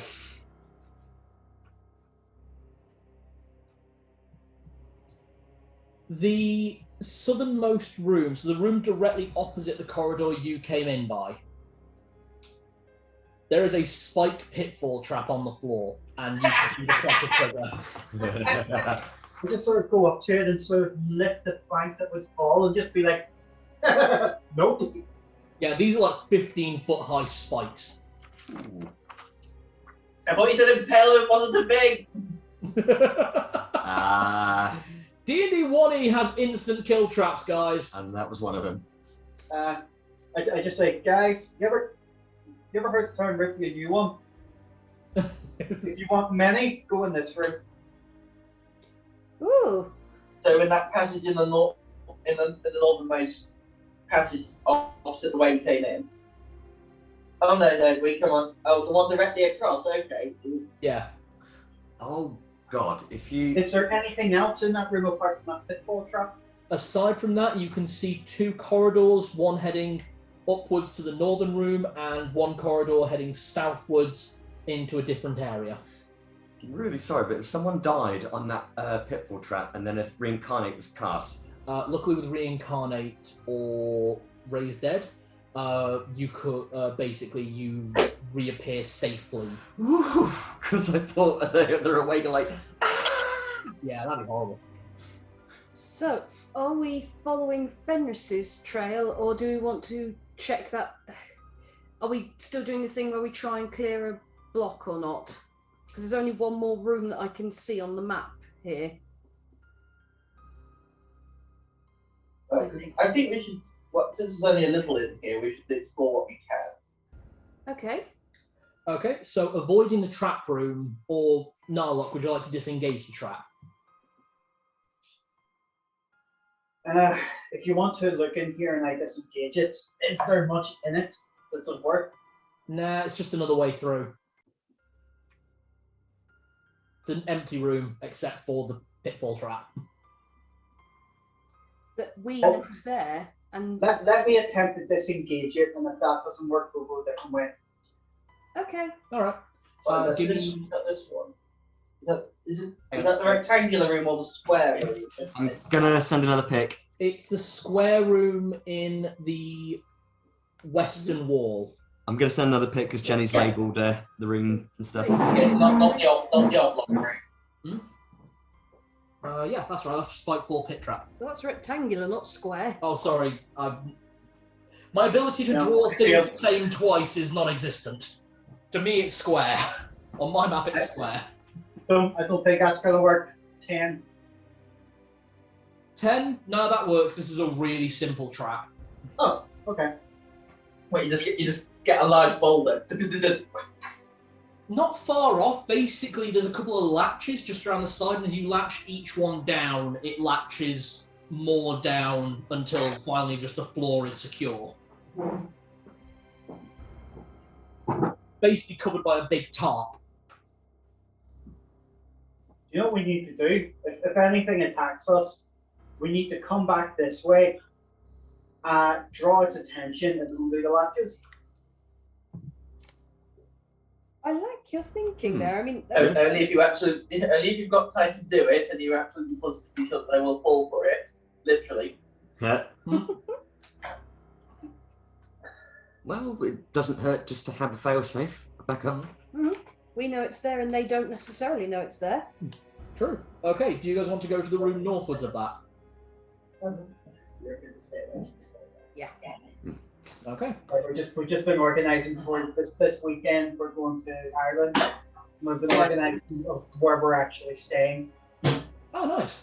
Get to meet the kiddies. My sister said we could stay at her house, but she's been away in Newry with her new boyfriend, so she has, in that time, decided not to respond to anybody's calls or texts. So she's only just got back to me. Fair enough. Right. Okay. Heading northwards from that room, you enter a... The room is bare, for the most part. There's a few nice chairs, there's a few tables. It looks like another break room for the service workers. Are there any hidden doors in this room? Give me that d6 roll. 5. New. You. There's no invisible doors. Check for traps. Give me the roll. 10. No traps as far as you can see. Alright, just be careful, I'm not exactly sure. So from this room, there is a corridor heading west. It looks like there used to be a door there, but it has rotted away. And there is a corridor to the north that leads back onto the main corridor. Okay. Considering, I wonder.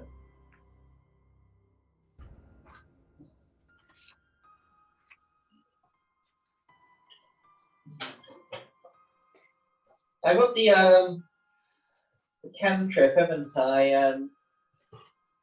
Conjure bonfire. Is it? Create bonfire. Yeah. I wonder if lighting the torch might reveal something on the wall or something.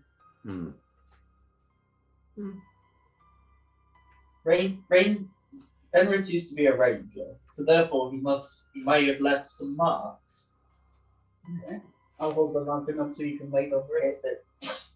Is this back in the main corridor, or is this still in the same room? In the main corridor. Back in the main corridor where you found the lantern. Yeah. Okay. After about 10 minutes of heating up the tallow until it's soft and malleable, you strike your flint and tinder and it lights very nicely. It's not as bright as actual lamp oil, but it does do the job. I hold it up and just look around. Looking around, no secret markers. Oh, well, Worth a try. it was. Just open up the lantern. It's not what now.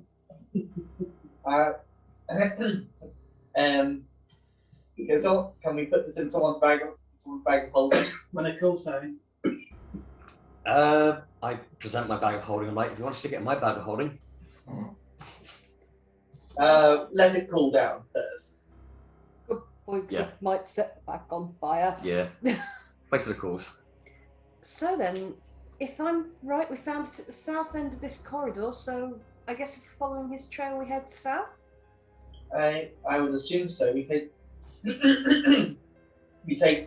take the southwestern route. Southwest route into B5, is that, or just heading straight south? Oh, does it continue up? Is the tunnel open-ended down to the south? Yeah, it still keeps going that way towards where the basilisk nest must be. Oh, I didn't realise that. Sorry, I thought it ended, and it was just cut off by the photograph. Nope. No. Okay, yep, we'll continue south. Unless you see a straight line on the map, it's an open tunnel. So if I'm right, we should be heading into C5. Correct. I will get you the map. Heading into this area, you see more remnants of the basilisk's meals. You see rats half-eaten, cats and dogs thrown in, and just clearly caught in the gaze of the basilisk. Where is C5? I literally had it. Do we have other statues as well? Not as many as in the Gorgons area, mostly because more of these have been eaten. Yes, the Gorgon that got one-shotted. Yeah. I'm sorry, I know you wanted to go at it. Well, if you hadn't done it, it was likely to have eaten me because you know I was there. It nearly ate me. The thing that concerns me is that I think Skura's feeding both of them, or was feeding both of them live animals and things. He only cares about special animals, doesn't he? Yeah. He doesn't seem like a totally nice person. I tell you what, it gives us plenty of reason not to like him now. Although we could have thought of some kind of sympathy towards him for living on weak creatures, if it meant sacrificing other ones in exchange. Yeah. Well, now we can just put him back on that level playing field again. What's this literally? So you can see the far back wall where you can see a service hatch in the middle leading deeper into the service tunnels. To the right of the nest that the basilisk had made, and this very much was a nest. It's not like the almost kennel that the Gorgon had or the Chimera had, which was more of a built structure. This is clearly one that's kind of scavenged and put together from a mixture of stones, bones, wood, that just things it's found just cobbled together to make a bed for itself. Let me guess, in the own set. Oh yeah, Hmm? searching it. Now going to search the nest. Go for it. Do you have a map? Does it just take a picture of the map? I did. So that should have gone through. Tell me, what is the roll? Give me an investigation check. How deep do you want to get into this? Do you want to get like all the way in, or is it just kind of like moving things with your foot? Fuck it, let's go all the way. Okay, give me that check then. And I'll let you roll at base. 18. 18, okay.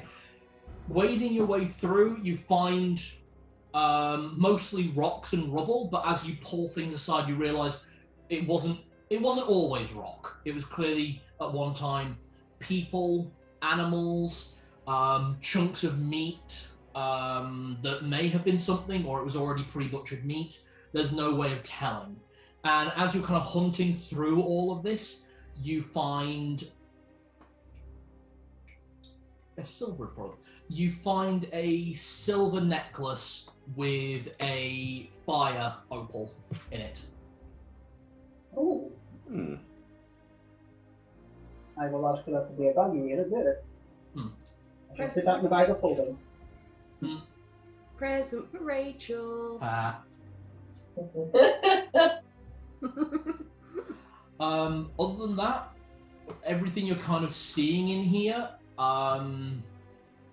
so in terms of the bits of animal that you're finding, a lot of it looks like animals that were clearly strays or found their way down here and just got unlucky coming across the basilisk.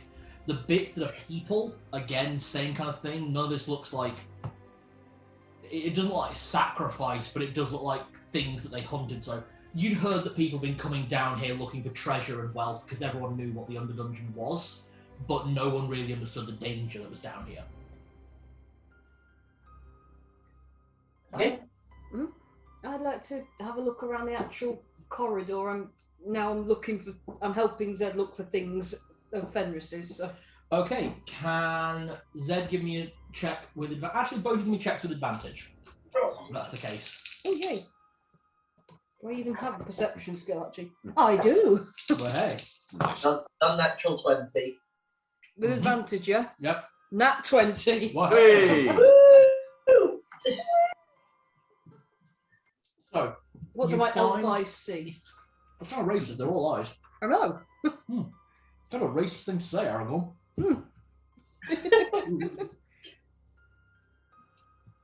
Aragorn, I thought you were my friend. Okay. So, in the side room that you can see on the map, the one just off to the right of where the in the western wall, Celadine, you actually recognise this room. Not like the room itself, but you recognise the decor and the detailing. This is a shrine to Dumathian, the dwarf god of miners, or more specifically, those who lose their life underground. Ooh. This is, you all remember Rupert's funeral and the funeral to all the people that died because of the attack of Malar. That was done by the Temple of Dumathian. So Dumathian is the god of gravekeeping, basically. And you can see the room is, if not still actively used, was so well cared for, it's not been affected too badly by the encroaching rot of the dampness of this place. And it's clearly a shrine and tribute room to say, don't kill us, or if we do, let us go to the afterlife. Zedd, in your search, just to the left of the service hatch tunnel, you find a coiled rope. Left at the service house. So in the most southern part of the wall, Ah, or you okay. enter the service tunnels. I pick it up and examine it. As you're looking over it, so about 50 feet of it is solid rope, and it's just one solid piece.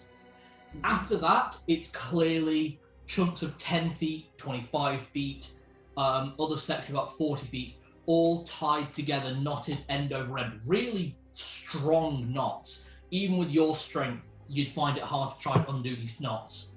And the total length of the whole thing is about 500 feet. Yep, this is his. Yeah, patch job. Everything was a patch job. Yeah. So, I just every time it breaks, tie it anew, and again, and again. And just keep adding to it. Yeah. You never know when. Everyone always says 50 feet. You never know when you're going to need 500 feet. I'll ask Rabata to put it into his bag holding with the lantern now that it's cool. Yeah. I'd actually like to make an offering to the shrine. To Damathian. Mm-hmm. Absolutely. Go on in. There is a tribute box that looks like it's made of solid metal. I pull out one of my mithril bars and I put it there. Oh, shit. You are getting the garner of every deity, you are. Damn. Okay. I've still got mithril to spare, but I'm just like, and I just sort of like put my hand on my heart and I just step back and bow. Okay. You have given tribute to the dwarf god of the dead. With You're full of surprises, Master Rabata. That's a good one. I'm a bit surprised by that. Okay. Making a note of that. Is anyone else doing anything before, or where do you want to go? I'll stand at the southern wall and wait for everyone to be ready. I am ready to go when these ones are. Melody, is there any marks on the map? Any marks on the map? Are there any marks on the map? Yes, you asked that, didn't you? I can see there's a sort of sketched out circle here, but I don't know what that is. Oh, that is the manhole. That Oh, leads that's the back to manhole. surface. Okay, right, fine. Okay. So, According to the map, we've got there's a little room in the east and to the south. The map is not marking any rooms, not marking any red dots. okay, I can't see any monsters appearing on here. So, it would appear that what we've got are just those rooms towards the south of this section, and then we could either keep heading south or head west, as you said. No, do you want to check ahead to scout the 2 rooms for traps? That's a good idea. I also want to see, is there any smaller red dots on here? No red dots at all. Mm-mm. Okay.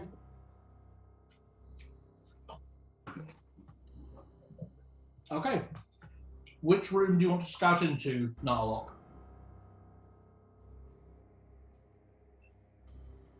Let's see. Which one are we in currently on the map? You're currently in the main corridor. At the southern end of the main corridor, right before it comes into that little passage of the TJ. Okay, so I can either go straight ahead or turn left, something like that. Yeah. Mm-hmm. Okay. We know we're somewhere in B. So seeing as it will cover us every room in this section, it might be better going left, then into the next room down, and then into the next room across, rather than going straight into that room, and then we hit everything. Okay. Then we've done a circle, yeah. Yeah. Right then. So, give me a stealth check, just while you're doing this. Good. How's the light? Dark enough. Your infravision is just clicking in, so it's dark enough that you need to see by infravision. That was a nat 1. Ow. You think you're being stealthy. Is he humming the Mission Impossible theme? Yes. You're I'm doing my own stealthy. street fun. I am Narlock, gonna steal your shit. The Narlock song. Look, listen to my bits. Alright, It's entering that using his side own room. theme. So yeah, entering that side room, the room is empty. Looking around, it looks like this room was previously used as a preparing room, so maybe like a changing room, or possibly a storeroom for long service food and supplies. You can see racks on the wall where probably mining picks were once held. And looking around, you do recognize Dwarvish writing on the walls. Ooh. Can you read Dwarvish? Common organ, please. No, Okay. but I know somebody here can. Put the rest of the party into this room. Yep. Okay. Entering the room, you find, as I previously described, it looks like a storeroom or a preparation room, and you do see Dwarvish script on the walls. Anyone who can read Dwarvish would like to have a go? Yep. I think I can only speak it. It's speak, read, and write. Oh, I'll have a go. Yeah. Do you need to roll anything? No, no. All three, you can read it and speak it. Yeah, you understand it. Mm. Yeah, if you have a language known, it's speak, read, and write. Cool. It's full knowledge. Excellent. Yeah, don't worry, this game isn't weird like that. Hmm? It's names. It looks like some of these were next to clothes pegs or coat pegs. And it's got like names. You can see Snorri. You can see the actual name. I know it is, sorry. Actual name. It's not a reference to anything Disney. There's alleviated coffee.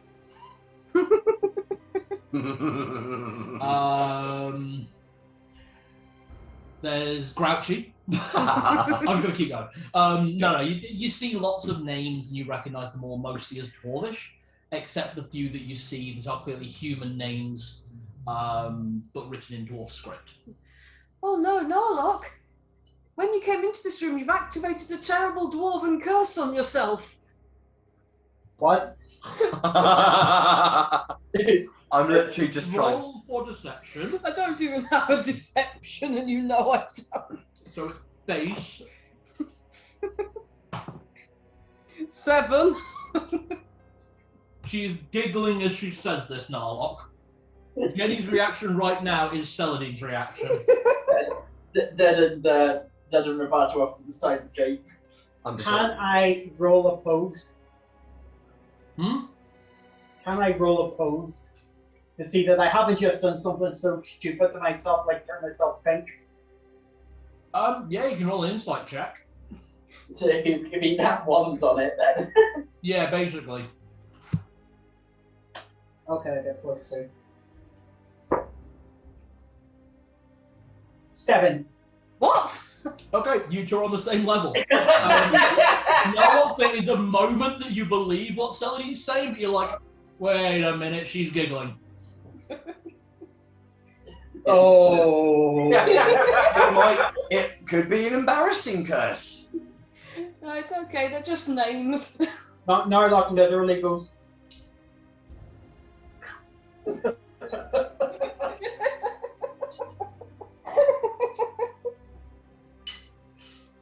Alright. He's gonna be paranoid now for the rest of the game. It's alright, they're just names, it's fine, I'm really sorry. They're just names. You're okay. But good one, Celadine. Alright. Sweeping around the room, there's nothing really of worth or note in here. Okay. Alright, Narlock, continuing your stealth. Next round. Give me another stealth check. 21. Hey. Okay, better. This room, it's not a room. It looks like it may have been once attempted to be a room. You can see it's a lot more rough hewn. You can see the mining picks where they've gone in. But it looks like at one point they just kind of gave up with turning this into a room and just turned it into a corridor. Oh, before we leave the locker room, can I do the quick Yeah, sure. D6. 6? Nope. Nope, didn't think so. Okay. Call them in and then go to the next room, or do you want to head south?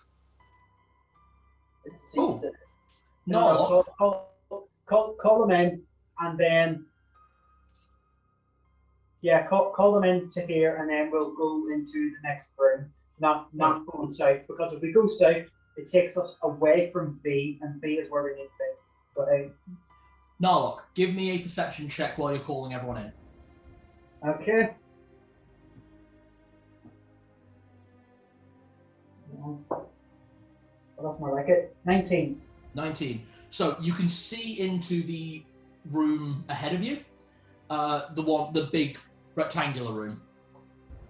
The floor is paved cobbles, some of which are broken, some of which are clearly this looked like it was going to be like an antechamber, but they got like halfway finished and it's just gone into disrepair. On the far side of the room, though, near the corridor going west, you can see what is clearly a brass scroll case. Oh. Oh. Zedd, that isn't another one of the artifacts, is it? Where is it? It's brass. Can you check to see if it's trapped? I can. Are you the first one into the room, Narlock? You guys are still in the corridor at the moment. You've not actually gone into the room yet. Yeah, I'm going to go in there, check for traps while I'm in there, and then check that for traps as well. Oh, you got fucking lucky. As you're walking through the room, the ground opens up beneath you, and you think, oh shit, not again. At which point you see the massive tongue and gaping jaws, and you jump back in time for this three-legged, stone-like behemoth with three grasping, three-fingered hands is like rising up out of the ground. And as you jump back, you look up, and from the ceiling comes another, and rolling away, you get out of the way as it lands on the floor. Can everyone roll initiative? The fuck are these things? Fight time. Give me a Arcana check. Woohoo! And no World Law can't be used in this. It has to be Arcana. Then I shall stand by. What do I do? I Book don't... learning. Book learning, thank you. 19? These are Zorns, Ooh. denizens of the Earth Realm. And they are treasure eaters. Oh shit. Treasure eating monsters! Hide your bags of holding. Oh, you just back it up? No, you fucking don't. I would like to point out, after I used the first shot, I refilled this. Yes. Okay then, I will accept that.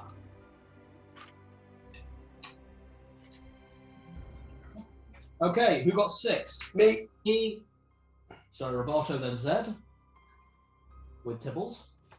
Let's see if this fight lasts longer than the last one. 5, 4, Celadine. Narlock, what did you get? 1. You can use that time to hide.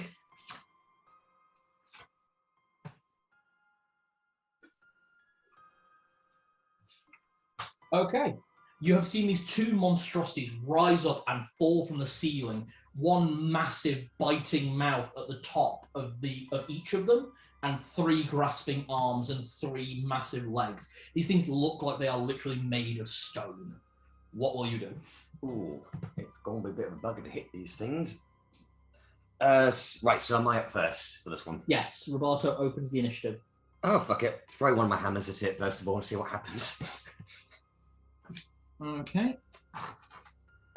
So, hammer throw. Right, well, that was a 1, but I'm going to use my half-win ability to re-roll that. Well done. Mm-hmm. Which doesn't make it any better, because that was a 5. 5.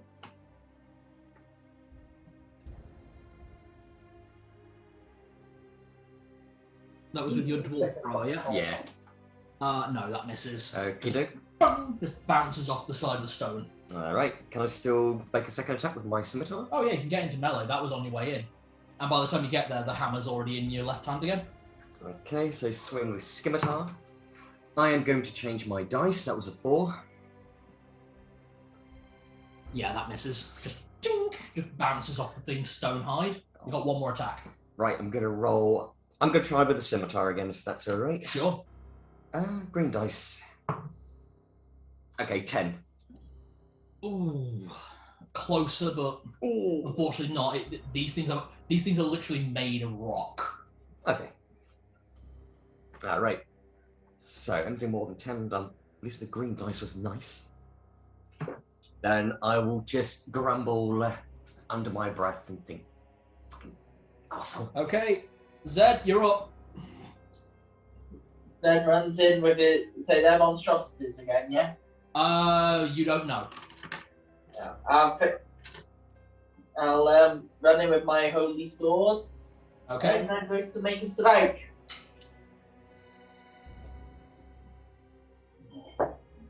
Natural 20. Holy balls. Yes.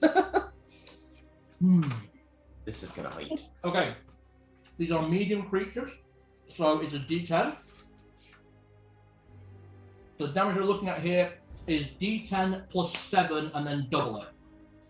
Only double the dice. What? D10 plus 7 Mm-hmm. is 13. Wow. No, you need to double the D10. Oh, 2d10 plus 7. Yeah, sure. So that was 15 altogether then. So yeah, 2d. So I got 6 and 2. That's 8 plus 7 is 15. Right, just checking a few things. Why didn't I use the Vorpal sword? They have no head. Yeah, I know. There's lots of wander around, so maybe.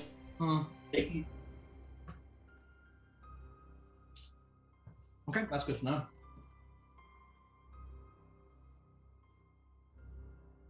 Do I get the radiant? You did not get the radiant, I'm afraid. Fair enough. These things are not monstrosities or beasts. All right, Tibble's turn. Good. Me. Number 1. Oh, you need to call 11. it going to be 2 bite attacks or a slam then a bite. Slam then bite. Okay, give me the slam first. The slam was 11. 11. Afraid not. Just kind of bounces off the side. Then he goes for a bite. That's 12. No, tries to clamp in. There's a cracking noise and he pulls away. One of his teeth cracked. Oh. Oh, poor Papa. Celadine. Oh, this might not work, but I kind of want to play with my new spell. Okay. So I will pull out a lodestone and a pinch of dust from my magic components bag, rub them together as if I'm doing pestle and mortar, and then go crumble and point it at the one that's on the ceiling. Disintegrate. Nice. Okay. What's the rules on that spell? I believe they can make a save, but it doesn't say what the save is they make. Because it's first edition and it's poorly worded at best. Yep. Might be able to shatter them as well. Yeah. I haven't got shatter, unfortunately. This spell causes matter to vanish. It will affect even matter or energy of a magical nature. Ooh. Not a globe of invulnerability or an anti-magic shell. Oh yeah, it won't affect globe of invulnerability or anti-magic shell. It's instantaneous, effects permanent. Any living thing can be affected, even undead and non-living matter up to 1 cubic volume can be obliterated by this spell. Nice. Jesus. Creatures and magical material with a saving throw which successfully save versus the spell are not affected. So if they have a saving throw against this, they can make it. And I can only target one of them at a time, so... Okay, what's the damage? There is no damage, it's just instantaneously they're gone. Well, yeah, that's what happens. And this beam blasts out. Oh, I don't need to check. If it just auto-obliterates. Basically, because of the matter that these things are made of, if that had a damage roll like ADnD1e, it would have done double. Holy shit. And just as a quick thing, I will be using my 1 free cast a day. Oh! spellbook gives me 1 free cast. It does. Nice. So I've still got a level 6 spell slot as well. Ah, very nice. I will have to somehow balance that, but I don't want to. I like it. The balance that I've ever put in 5th edition, but in 1st edition it's a broken, janky-ass mess. The thing dissolves into sand. But you rub these over the book and hold the book up, and then the book shoots out a bolt of light. Okay, what does 20 do? There is one more, which is the one that's currently fighting Zedd and Tibbles and Roboto. 20, go get! Alright, give me the attack roll. I've not used. Where is his stat? Here's his stats, right. I've got his 2 hit, don't worry. That's 13 on the dice, and I don't know, is it plus anything here? No, I've already got all the Oh, pluses yes, and sorry, you everything. have, yeah. So slams into it, trying to bite down, and again, you hear that crunch and just... Tooth falls out, I'm afraid. Oh. It was fucking close, I'll give you that. I'll say this, Tibbles has a higher 2-hit modifier than 20 does, because obviously higher level creature, but both of them were actually really close to hitting. Alright. It is the Zorn's turn. Is there only one of them left now? Yeah, there's only one of them left. I turned one into a fine powder. Well done. He just did a lure. Okay, so there's Roboto, there's Zedd, there's Tibbles, and there is 20. It's going to go for 1 attack on Zedd, 1 attack on Roboto, and I think 1 attack on 20. So, armor class for Zedd? Minus.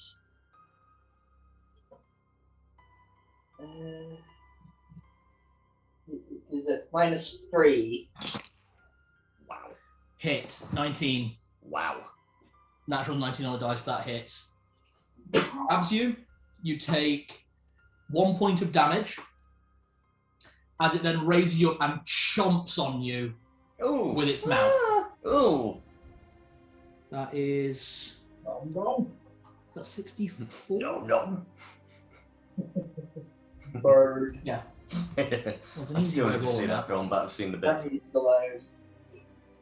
Alright, Zedd, you take 18 more points of damage. Eee. Okay. Roboto. If that hits Zedd, that's going to hit you. I'm sorry. That's alright. You take 1 point of damage, as you're then raised up and chomp.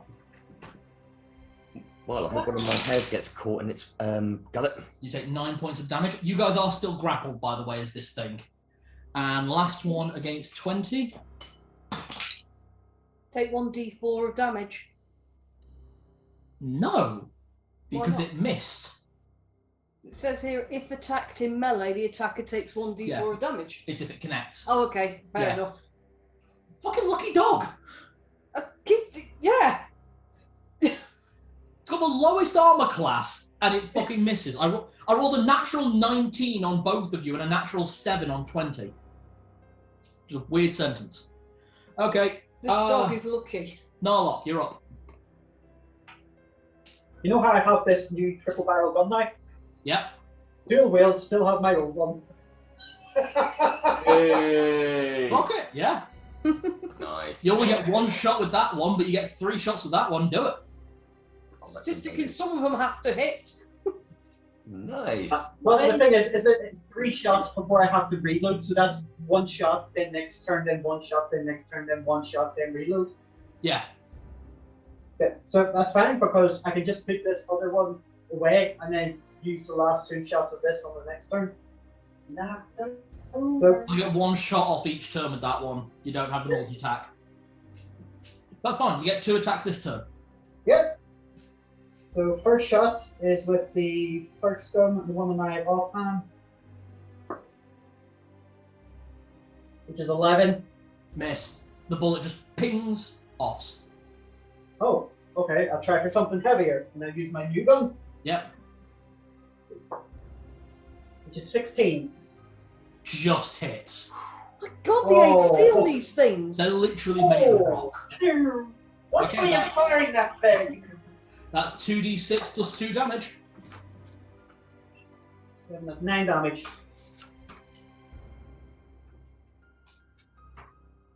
Alright. Roboto, you are grappled. Right. Any attacks you make have disadvantage to hit. You could try and use your action to get away. Mm. If you are still in its hand on your turn, it will take another bite out of you. Okay. Oh, damn. If only I rubbed some of that oil of slip on me before, but never mind. Hindsight's 20/20. Oh, well. That'll come handy for something. Well, whilst it's trying to feast on me, I'm just going to try and break out to start with before I do anything. Well, you use your full action. Okay, yeah, that's fine. Alright, give me a roll. What am I basing it off? Just roll. All right, just roll, so not strength or anything. No, it's a number you need to roll higher. 18. You're fine.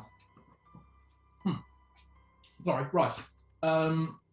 You kind of wriggle a little bit, and at one point you think, you throw your scimitar and your hammer up in the air, and then just whoop, and then catch them on the bottom. Nice. Very cool. I'm afraid that does use your entire action. That's fine. All right, Zedd and Tibbles. Okay, Zed's gonna try and get out. Okay, give me your roll. Is it strength check or You just roll a d20. There's a number you have to beat. 15? You're out. Nice. You kind of drop your sword, and then just kind of push your way out. Just Nice. and just drop. And just in time, you catch it. Actually, Tibbles caught your sword in his mouth, and then just you grab it back. Oh, God, that was a great Grey Wolf Sith moment there. Shut up. Yeah, I I love will it. hurt you for the Dark Souls references, because I'm thinking them too. So, okay, Tibbles' turn. Tibbles' turn, 2 attacks. 15. 15? Afraid not. 16. Just one off, I'm sorry. Oh, Is it a bad time to mention about Zedd's old endurance ability? Yeah, he doesn't have that anymore. Yeah, I know it's not anymore, but I didn't play a part in the last version with it. You did. It held you out long enough. But yeah, you just kind of like hammer your way out, just full on using your newfound strength, just boom, and just the thing can't hold on to you. Unfortunately, Tibbles can't get through the armor. Celadine.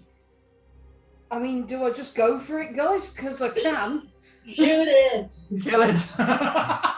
Second verse, same as the first. Crumble. Sam. Ooh. That was it. I Out of have to initiative. use. Thanks, Celadine. I didn't think it would work. Well, it did a good job. Bloody hell. Something was tough as nails. I use a level 1 cure light wounds just to sort out the dogs. I think it was only you two that took damage. I'm okay. I'm honestly fine. Or I just treat the poor broken too.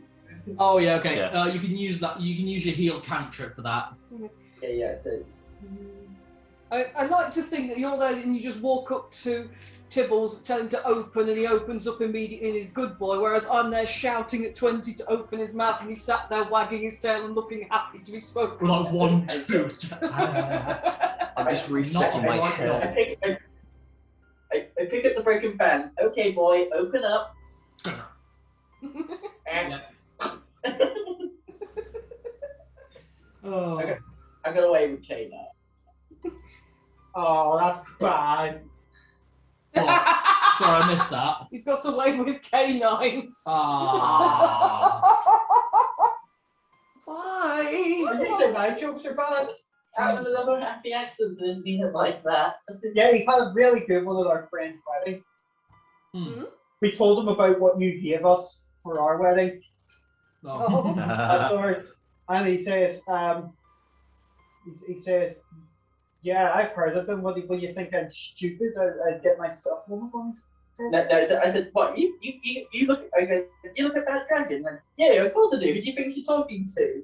Yeah, I'm not stupid. I just said, why? Do you think I'm stupid? I just said, no. I just didn't realise that you were willing to take a chance. Nice.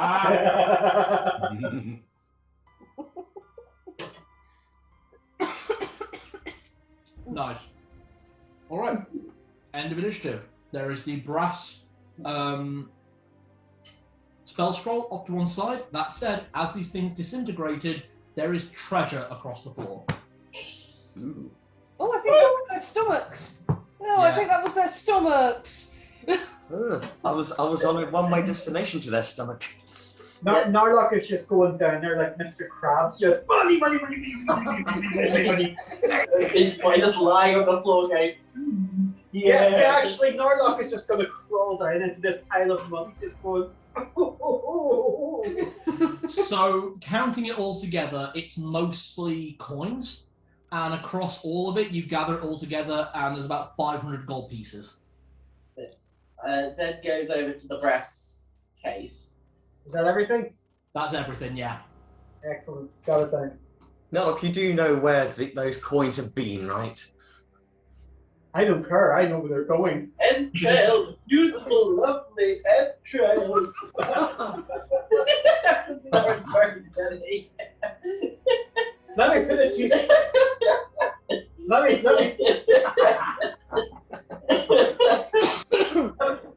put it to you this way, Roberto. My next target is where they go to take a crap. Oh. Hey, technically, if it had a working digestive system, I could have come out as a gold statue. Is it going to be like what? Is it like in Family Guy? You got the gold. What American Family got the golden turd. So, looking over the brass case, it's actually in really good condition because brass doesn't really change all that much. It does start to go green with age, but it looks like this was, like the bone case, really well cared for. And like with the bone case, it looks like someone's tried to scratch into it multiple times, and it's just made it look jagged and ugly in areas. But then there are other areas where you recognize like different attempts with different tools, as if the owner of this was trying multiple times with different implements to try and get some kind of art going with this thing, some kind of level of creativity. And it looks like the only attempt that actually worked, from the burrs and the slightly broken metal, is there's one side where you can see a very crudely drawn wolf howling at a very crude moon. And you've seen this kind of artwork before on metal. It's clearly been done with acid. Yeah. I open it up. Is there anything inside? There is a scroll. Oh. I throw out the scroll and unfurl it. It is a casting scroll. It has 4 casts of magic missile cast at 10th level. Shit. As if you were a 10th level caster, so it would give you 5 darts. Oh, this is not. I can't use this spell. Anyone can use a scroll. Oh, wow. Ooh, that's high level. Nice. One level higher I'm than you. saving that one for later. I put that inside my belt. It's accessible. Definitely. Now you have a bit of range. Celadine, Roberto, one of you take this. Roberto, please. My bag of holding is basically full. I just open up my bag. So I'll make a note. Okay, so that means just be wary from now. Now that we're getting closer, we might meet some werewolves. Oh yes, we were warned, weren't we? Did you recall what some of the people have said? White wolves prowl these walls. Yes, was it the goblins? Mhm. Yeah, the goblins said that there were werewolves around here that don't like to trade. Oh, they also said there was an orc, a dwarf, and 3 children somewhere around here as well.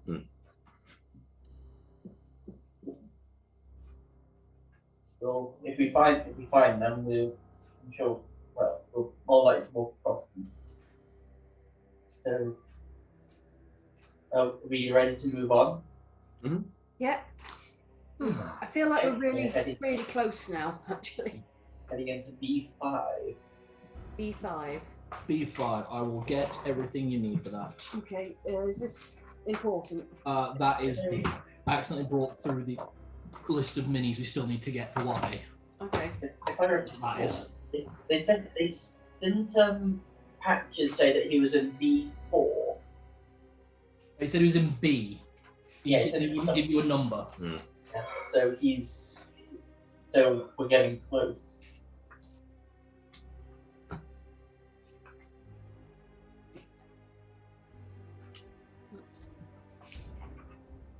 File that one there for me. Oh. So, B5, yes? Yeah. Really feels like we're close now. B5. Okay, here's my paperwork that I need. I will get you B5 you guys need. I will just have my phone ready to take photo.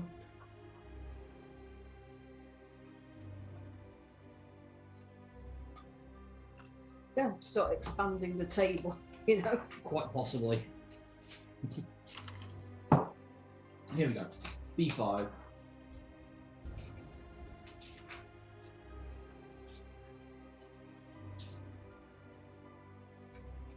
So, I will draw on here where you guys come out. Okay.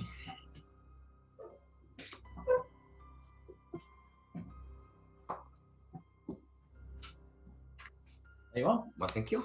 No problem. Okay, paper, just hold it there for me. Ah, yes, yes. Love it. Please stop. I do not need images of you trying to pornographically photograph my maps. Thank you. Yeah, show your coastline. Show them. That's the money shot, right then. Ah, I'm sorry for defiling your work. it's fine. Are there any red dots on there? I will tell you in just a moment. Okay, yeah, map is sent.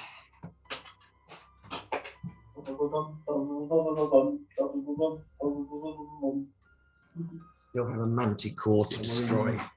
It doesn't feel like it. That wasn't Titanic, that was Harry Potter.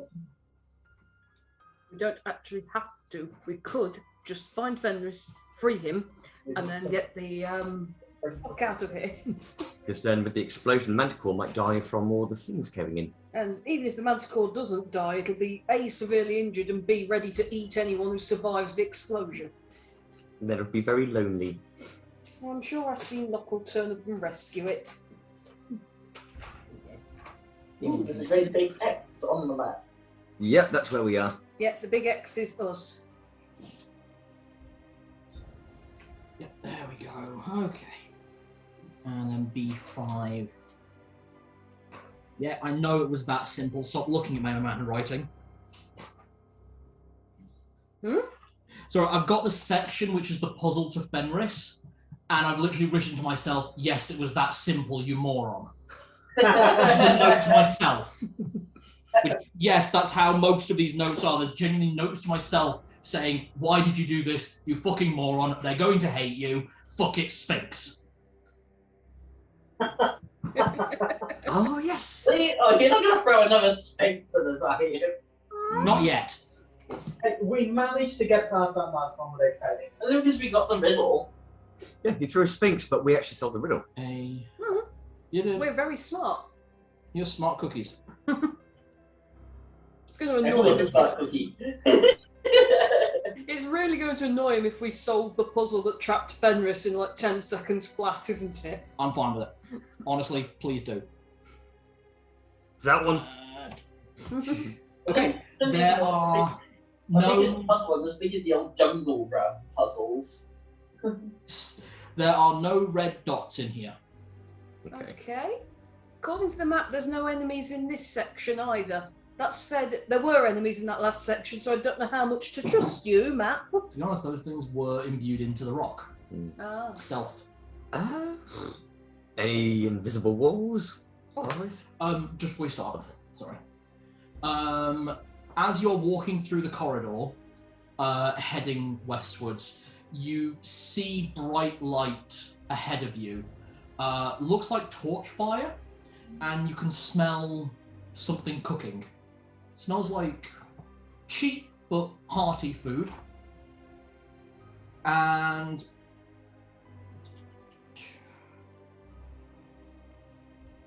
to your left. Yep, here we go. Okay, just making sure I've got literally everything. To your left, as you're going, can everyone give me a perception check? 9. Do I get 15. Yep, you get advantage. 16. 11. 11. Narlock and Roberto, Celadine and Zedd, you two are so focused on the smell of food and this kind of warm, homely feel coming from the large room ahead of you, you don't notice what's to your left. Narlock and Roberto, meanwhile, to your left, you notice planks of old, half-rotten, but seemingly worked wood pushed up against the left side of the wall. It looks cobbled together, but constructed. What does that smell? Can I give it a listen check? Give me your listen check. My listen is plus 7. Hmm? My listen is plus 7. Do it. 18. You can hear the sound of metal, and you can also hear a small whimpering noise.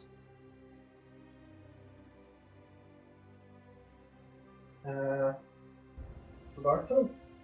Hmm? I can hear metal scraping, and I can also hear a small whimpering behind her. What kind of whimpering, Narlock? Male, female, creature? Difficult to tell. Okay. Can't really tell. So, are these planks covering up the entrance to B6? No, these are literally on the wall. Oh. It doesn't appear on your map. So this is like still in the corridor. Okay, what are you two saying? Okay, I have an idea. Go with me on this once and let's see what happens. I go up to the planks.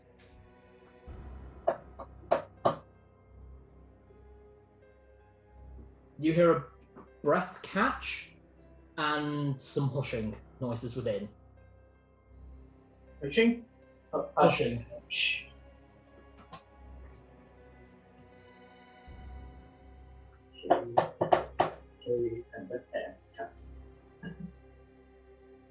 What, you knock louder again? No, is it knocking specifically a tune? Okay, this is kind of weird. Give me a persuasion check at disadvantage. Trying to persuade with the tapping.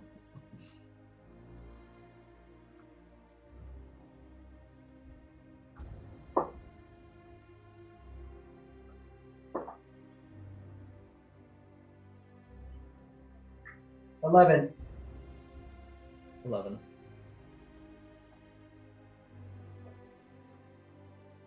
No knocking in response, but you hear shuffling from within, and finally one of the planks kind of moves aside, and you see the very gruff, dirty face of a small dwarven man, wearing kind of a rough spun like potato sack for clothing, and holding a very rough hewn spear. He kind of leans out and goes, "Here, you're not with the Duke, are you?" Duke? What Duke? Him up top, the one in charge. No. Oh no, you don't have to worry about that. Are you stuck Alright. down here? What was that? Are you stuck down here? What do you mean? You could go up by the mountain halls, I think. And I say in Dwarvish, we're friends, don't we? Kind of looks at you, kind of takes in the height of you, and then looks at your group and sees you're a bit covered. It's like, none of you are wearing the guard attire. No, we're not even from round here. He genuinely looks scared. Oh, we're from Glendora. They were from Glendora. He kind of pulls his head back in. You can hear like hushed whispering, and then more of the planks are moved aside, and inside you find a family of 6. There is this dwarven man who is clearly the father. There is his 2 eldest children, male and a female, slightly orcish traits to them with the tusks, with both of them having very thick beards, including the girl, but both of them well over 5.5 foot, far too tall for a dwarf. And then kind of behind them you see a half-orc woman, likewise in a kind of potato sack. That's kind of what they're all wearing, but the children are clearly wearing more what you'd consider clothes. And she's protecting 2 small girls. You assume girls, due to the growth of beards already. It's difficult to assess with dwarves. It's difficult to assess with half-orcs. So this is like the worst combination to work out gender of a child. The 2 eldest with the father are all carrying these spears that look really shoddy. They would not actually do a lot of damage, but it's protection. And the mother has got this like old rusty hatchet that she's clearly more than willing to defend her children with. I asked the mother, where did you originate from? What country? Do you ask in Orcish? Yeah. She responds in likewise, I'm from Brayla. My parents were both shopkeepers, but when the Duke took over, started to throw out the orcs first and my husband didn't want me to leave. I take out the Nestish sword that I have, the scimitar, and I go, any good with this? I have no idea what that is. Would you prefer this to a rusty hatchet? Give me a persuasion check.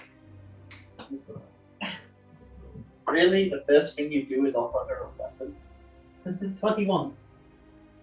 She accepts it gracefully, and then you hear in like very guttural Orcish, she starts speaking to the children. Everyone seems to like physically calm down. It's like, you wouldn't arm them with a better weapon if you were going to kill them. Hey, kiddies, do you want to see a puppy? They kind of look up at their mum. It's like, and the 2 girls kind of come over, and you can see now they are both small half-dwarf, half-orc girls. I'm going to let them play with 20. Yeah, very happy. The father, I just ask him, are you any good with a hammer? No, not really. I was a shopkeeper. I'm not really an artisan. Why? Well, it's just that spear I thought I might offer something that could I mean, I a bit better. swing a weapon. Yeah, sorry, I thought you wanted me to do some blacksmithing down here. I present the thunder hammer to him, and I just say to him, right, this can do some thunder damage, so if you really need to protect yourself and your family, that will do just the trick for you. Thank you. Do you mind if we speak out in the open? It's a little bit cramped in here. Oh, sorry about that, big friend. Is it just the 4, 6 of you? Just us, Yeah. yes. Plus my companion. Yep, okay. It's a skip. Look, there's a wolf. Come on then. And he comes out fully into the light of the room, and you can see that there are clearly torches around, and then he kind of moves his hand and decasts the Doerga illusion that covered this room. Oh, You can actually see now that he's not like any dwarf you've met before. He has very craggy grey skin, his eyes are pure white, and the hair that he has is very coarse and thick, to the point where it's almost like iron. This dwarf is a Doerga dwarf, also known as a deep dwarf. This is as to the dwarves as the drow are to elves. I take it you're all hiding down here from the ones up top. That's alright, pull up a chair, and he kind of gestures to where there's like benches stacked, and the eldest girl gives you a hand pulling the benches out so you can all sit down comfortably. They're just less swallows. Yeah, you're fine. Yeah, you do it solo. First of all, I think we probably ought to have names, actually. Oh, absolutely. I'm Goran. This is my wife, Duela. These are our children. This is Sneg, and he points to the eldest boy, who kind of gestures. This is Amelia, points to the eldest girl, and this is our two youngest, Dina and Doraina. All of you have grown up with either orc or dwarf influence in some way. Narlock and Zedd, you two obviously grew up in orc culture. Roberto, you grew up with dwarf culture very close by. Celadine, obviously growing up in Togaval, you grew up with both. Obviously having a half-orc brother, you did have that understanding. All of these names of the children are like an amalgamation of half-orc with dwarf names. Well, oh dear, I don't know where to start. Pull up a chair, I'll get some tea. And he starts handing you all out tea, which you very quickly realise has not been boiled with water, but whiskey. Oh, lovely. Thank you. Thank you. Doesn't go up down here. Water's not safe. There's a fountain, that was safe. Oh, you mean the fountain soon? Yeah, I wouldn't go near that if you paid me. Why not? Goddess of love has no love for those of the deep. Oh, We're not pretty.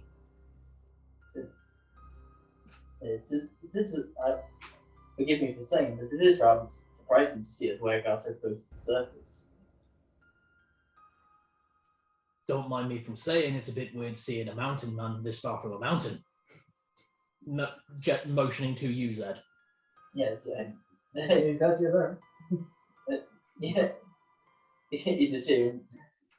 Long story. Yeah. look, we best explain as quickly as we can because things are about to get very, very dangerous in Brayla, like more so than they already are. Guys. We're actually here on I guess you'd call it a rescue mission from Glendorrel. We have a way for as many people as possible to get out of Brayla before the Deus Vult comes. What? Sorry, we've been down here for like... How long's it been? I mean, how old are the kids? The We've Knights, been down here about 25 years at least. Oh gosh. the Knights of Bane have invaded Brayla. They are about to do an ethnic purge. Sorry, yes, I understand knights. Are they not good? They're knights of a god called Bane, and their particular belief is that should you choose not to worship Bane, then they will crucify you. That sounds bad. You could join them if you want, and we have no right to stop you. But if you would sooner take our side of this, we do have a way for you to get out of Brayla altogether to Glendorrel, where you are absolutely guaranteed safety. How could we get anywhere with down here with nothing? We rely on the Wolfmen to look after us. We've got nothing. Wolfmen? Yeah, the Guardians in White, they call themselves. They're a bunch of... I mean, sometimes they look like people, other times they don't. Big... Do they have anything that looks like this? I showed him the symbol the tattoo? Yeah. Their leader does. He has it branded into his chest.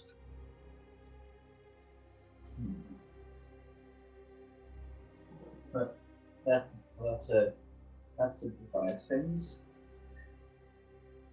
Whereabouts are they? They're further north of here. They told us we can stay here, make this our home, as long as we never move that.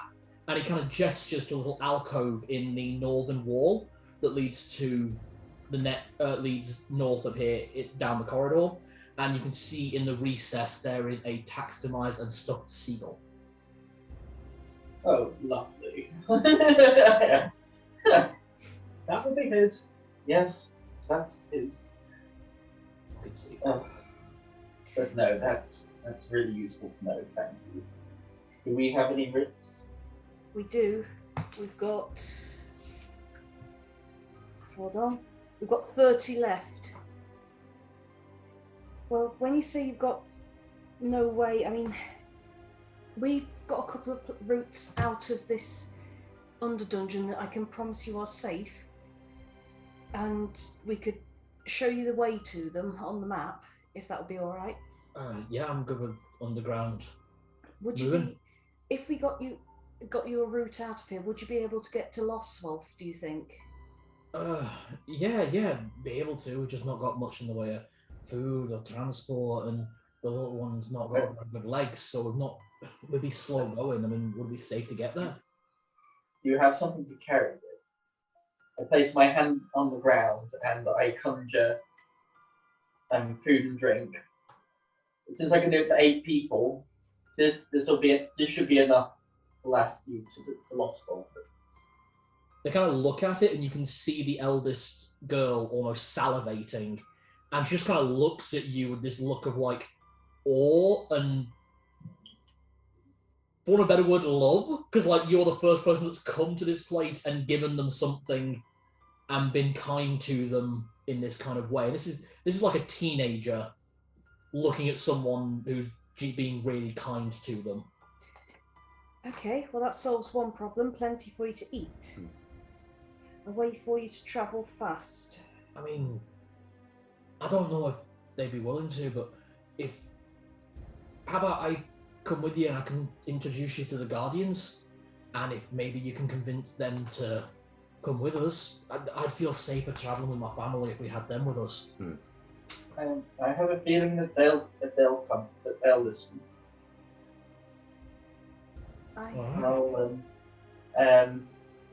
As I say this, I walked over to the thing and just picked up the stuffed seagull. He really had no taste. As you pick it up, a note unfurls. Nathrax, if you find this, fuck you and fuck this seagull too. Signed, Fenris.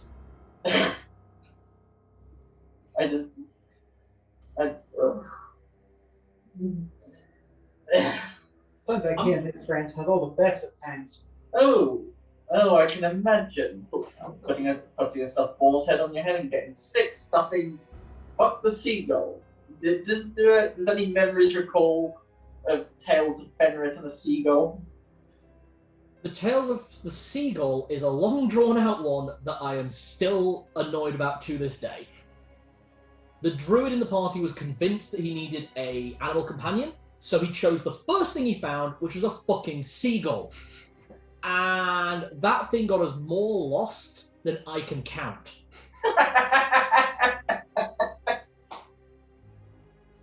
I'm guessing then this is said seagull now just stopped. So when said druid got ill from putting on the thing's head and I'm assuming died from it. So the half-orc in our party put the boar's head on.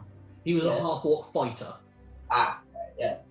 And when he did that, he got brain rot. And obviously, our druid hadn't prepared cure disease, and I was out of cure disease potions. Normally I have like loads, but the idiots had been messing with everything that caused an infection, and I ran out while we were in the dungeon, and obviously Fenris died in this dungeon effectively.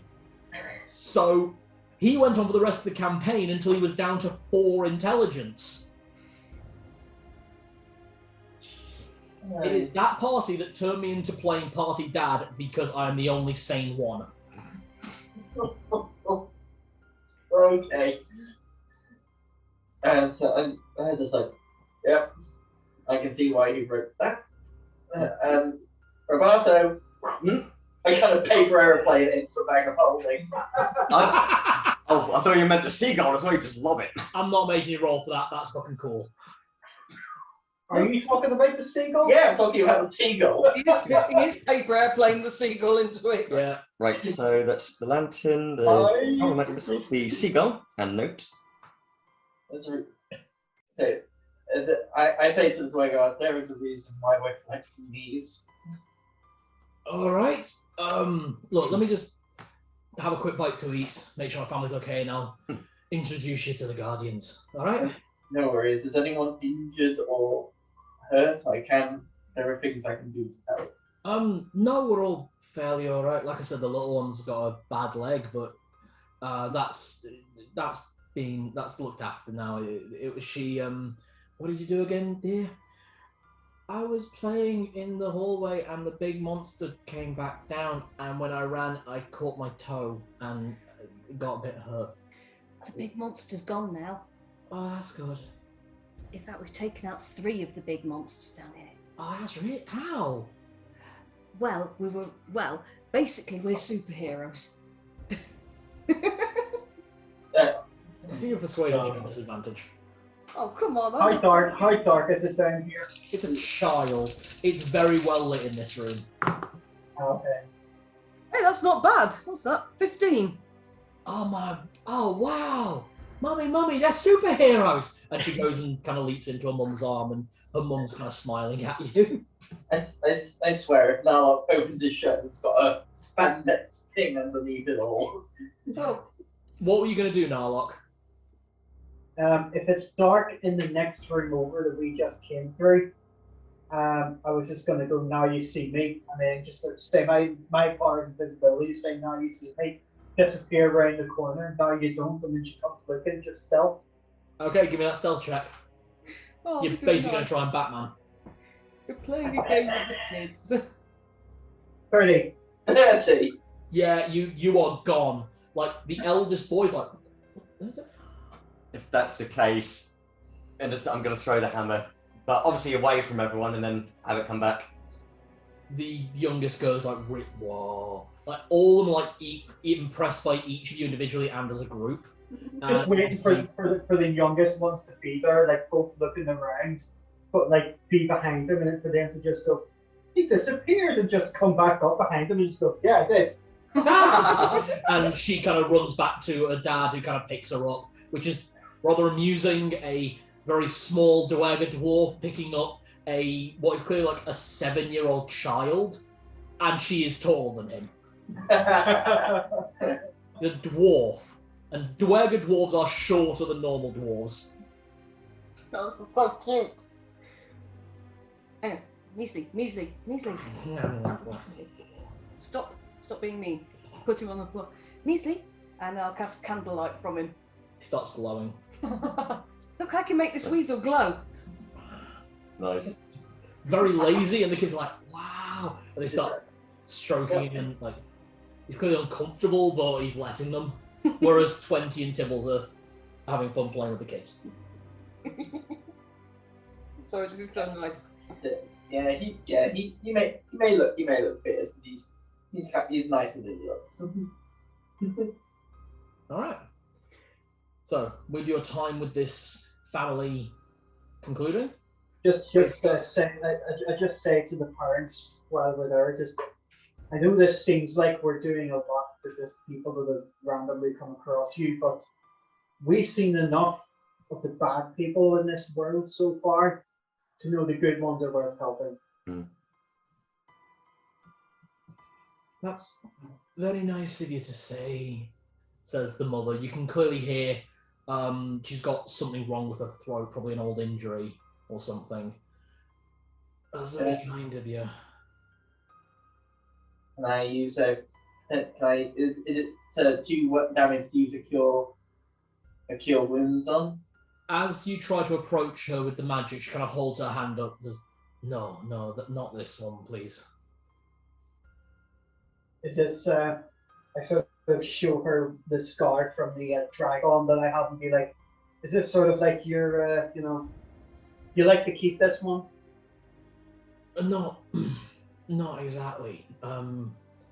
When the Duke started calling for people to be run out, this was something a few people did to me, and I want to remember what they did. Precisely what I meant. This one, my biggest regret. She kind of looks at it. Then you understand. Right. So we head north, do we? And then we can assuming that the White Wolves are complicit, they'll guide you out. Is there anything nearby that we should know about besides them? This is Goran setting his daughter down and getting ready to leave with you guys, putting the hammer that you've given to him over his shoulder. He looks good with it. Yeah. Works. Let's see. There's an old storage room that we used for odds and ends and tools, just like spare parts, just over there. There's nothing much in there, but you're welcome to any of it if you want it. Which room would that be? That is that room there. Okay. Honestly, it's just some scrap wood and metal that we managed to scavenge that we can use for repairs and things. Otherwise, it's just north from here into kind of what would turn into a bit of a dining room. Kind of a sitting area for when the kids are when just me and the wife want to be on our own, you understand. They're genuinely able to have a home for themselves down here.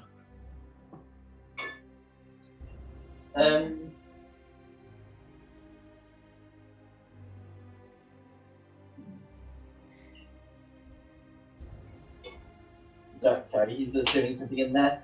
Rather annoying. Alright, so shall we head on then? Right, Celadine, was there something you want to say? I was just going to say I'm really sorry that they're going to have to leave the little home they've made. We can pack up the important bits. That's fine. But, I mean, if you get to Glendorrel, I mean, Torgaval's a really lovely city. Well, we'll look for it. Okay. Maybe it's there. There's loads of dwarves there. Mm-hmm. What about orcs? Yeah, there's a whole section of the city that's... My little brother's a half-orc, actually. Looks I look dark. genuinely confused. Really? Really? You're going to question that? Well, you probably shouldn't, no. The whole Knuff tribe is leaving this dungeon as we speak. You may be able to meet up with them. That might be good. I mean, if we're questioning families, my mother was a man, my father was a woman. Sorry, say that again, that went really distorted. If we're questioning families, my mother was a man, my father was a woman. Everyone just kind of laughs at that, kind of just that confused laugh. I'm not joking. I come from a small family, literally. Likewise, I get it. Gotta punch you in the arm. That's it. My family history is complicated. That's a good punch you got there. Whoever. Is it like the full Hulk moment? No. He actually takes the hit really well, and it's like, you are strong. In this party, you are physically the second strongest. I think it's also fighting with the blue veins. It's kind of you're used to what a dwarf's going to throw. But that's all like good punch. Okay. Heading northwards, unless you want to go to that storeroom. Can't really see what they'd be there for us. You see the two elder kids heading in there. Looks like they're going to start packing up what they can. Good plan. We'll distribute writs to Dad once we've got clearance from the White Wolves, I think. All right. Heading northwards, you come into what was probably once a very nice sitting room, like a tea room, but has now given way to some levels of rot. You can see where patch jobs have been done to the furniture in here. So the cushions on the two-seater chair, you can see that they've been stitched up with a mixture of different materials, some of it damp, some of it causing the rot to encroach faster, but it just makes things last that bit longer. There's a nice little table, there's piles of pillows in the room, and you can see where clearly they've made campfires a couple of times just for their own privacy, just the two of them. There's a sign on the way in that just says, "No kids without knocking." Oh. And there's like a sheet of metal next to it that looks like it can be pulled across to give them some privacy. Is this the room to the north? It is, yes. Yeah. Could everyone make me a perception check while you're in here?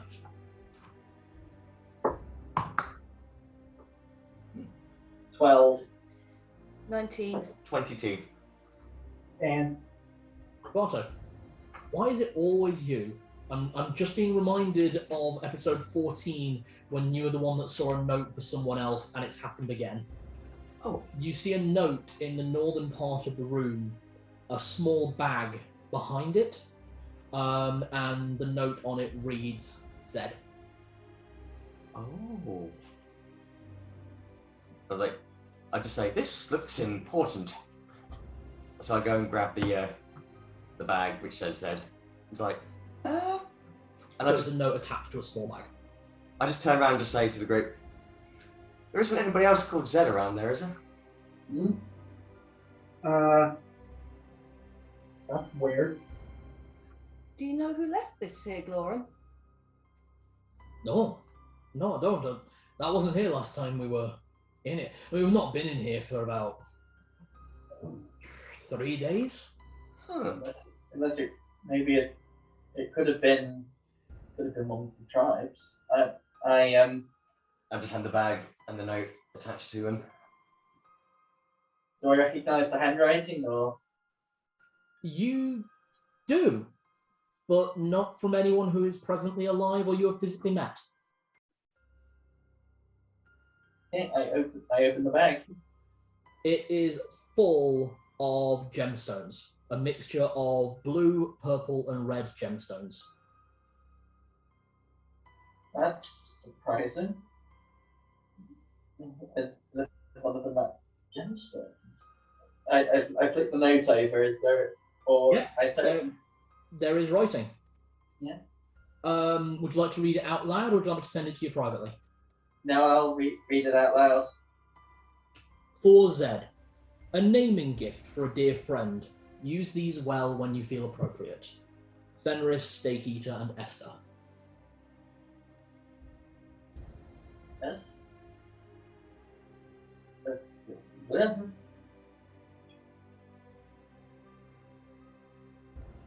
I'm just looking for Steak Eater and Esther. This was from Zedd this was from Fenris when he was alive.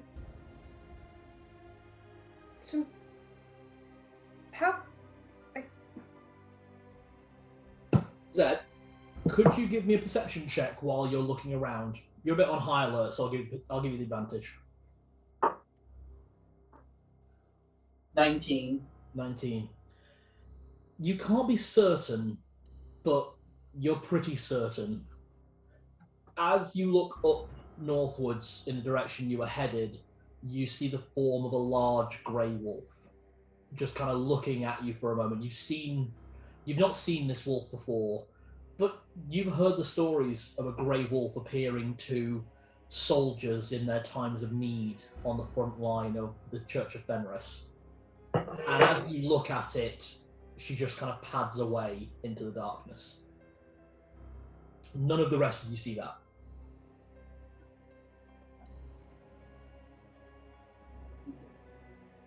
I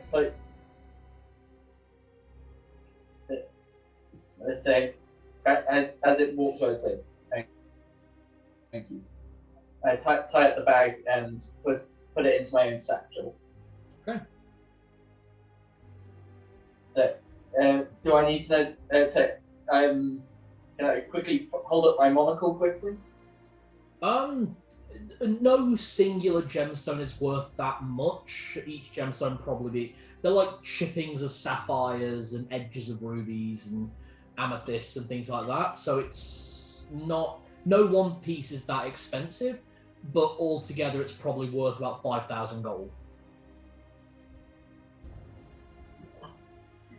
Okay. Well, this is getting a bit spooky now. And I've got my scroll of. You could run horror and it'd be good.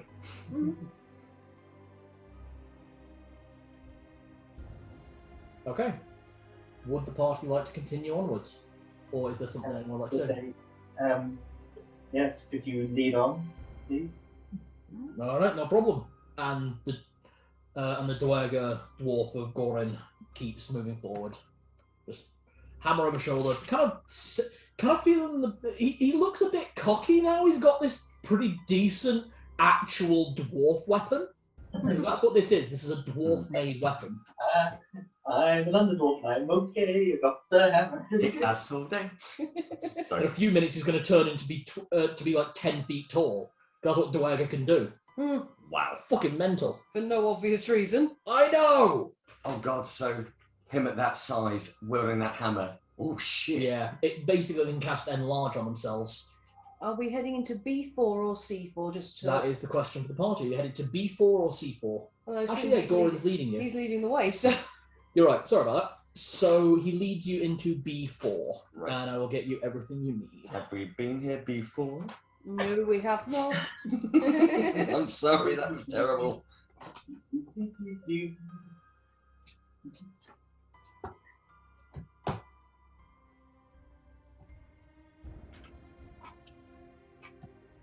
Oh, that's stupid there.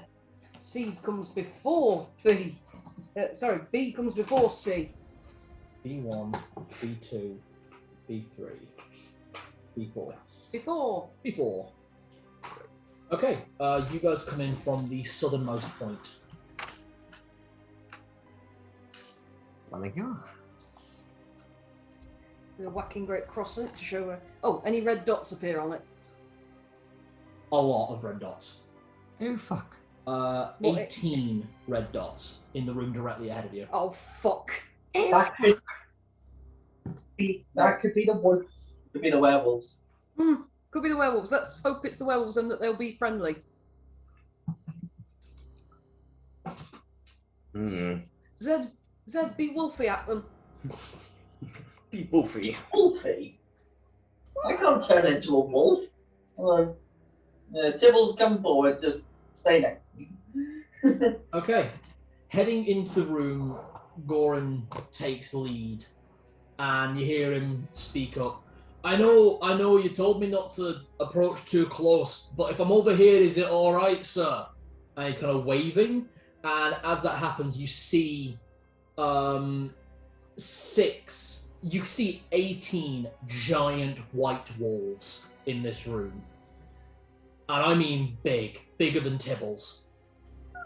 And as that happens, one stands up on its hind legs, then another, until 6 are stood up.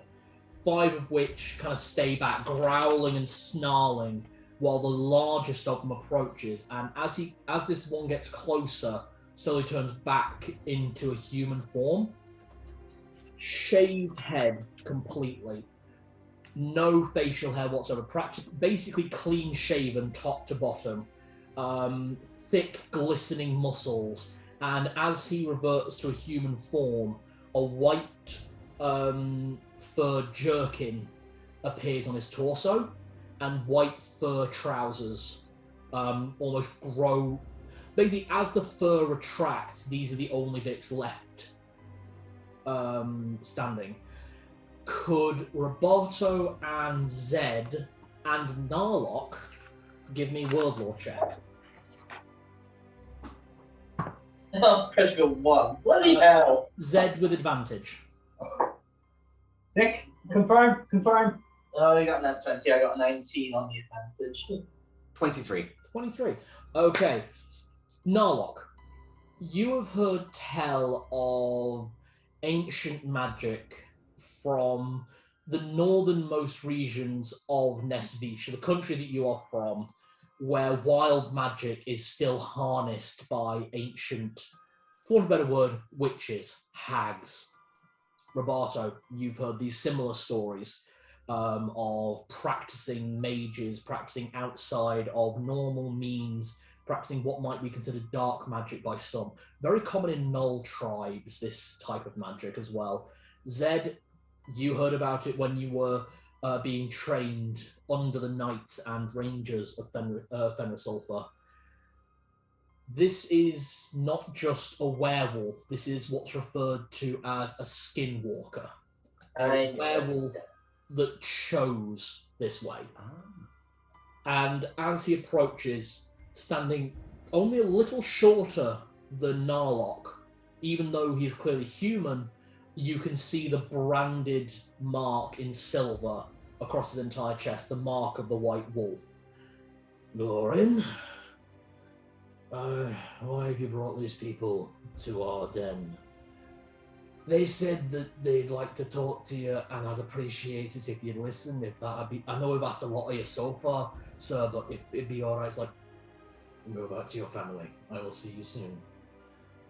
And he kind of waves a hand to the howling and braying wolves behind, who all quieten. And as they quieten, the 5 other werewolves revert to their human form, and you see that all 5 are women. Oh, it's a pack. And I give a whistle and for Tibbles to come up next to me. he does. Like, just kind of looks at you for a moment and looks at the rest of your group. Why do you come here? I am here at the request of the White Wolf. That gives you a once a look over. You come seeking the frozen moon. I seek to release them. What would you have us do then, Alpha? Take me to them. Are they still red? No. The dots are not red anymore. Faded.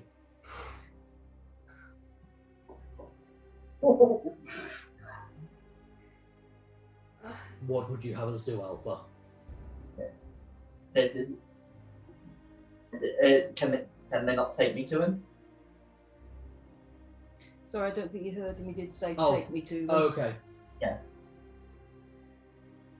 We will do such a thing. May I? Excuse me. Glorin and his family and all of you are in quite a lot of danger if you stay in Brayla. We will stay as long as the White Wolf remains. We are the Guardians.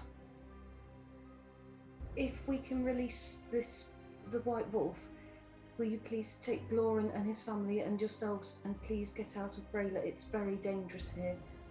How will we leave the country? We have papers that will which will keep the knights that are plaguing this country off your backs, and if you can get to Losfolf, there are ships there that are going to Glendorrel. You would have to move very quickly, though. Do you approve this, Alpha? I do. I've been taking all who are worthy out of the country. I mean, Glendorrel, there is our order strives in Torqueval. So the massive temple in Dale. And I said there are worshippers where the ships will land in Dale. Then we go. These papers. Oh, I'll need. Do you have names? No. Okay, I'm going to have to make up some names. Is that all right? Fine. But we could travel as wolves. Oh, that would even be easy. Okay, I'll just write up the names of the family members then. And if they're travelling as wolves, they don't need to. Nope. These are for Glorin and his family. If you travel as wolves, you won't need them. Good. And he puts it inside the white jerkin. Just watch out for anyone wearing bucket helms. Watch for the Knights of Bane. You know them? Of course we know them. Oh, We know of the champions. the champions. The champions of Celebor. Fenris's compatriots. Hmm. Then I really do think once you get to Glendorrel, you should head to Torgaval. There's a temple underneath that could almost be called a temple to the 4 champions. Is it akin to the one that's here? I'm afraid I don't know.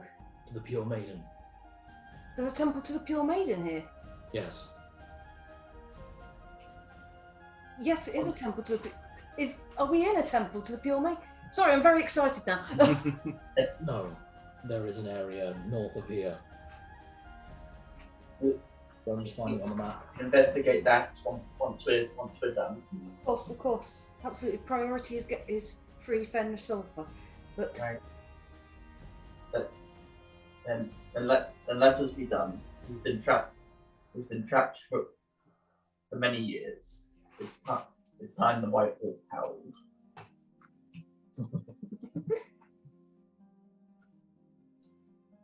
I'm getting giddy. Yeah, I'm getting that sensation that something's coming up. How are people feeling? I'm feeling good at the minute.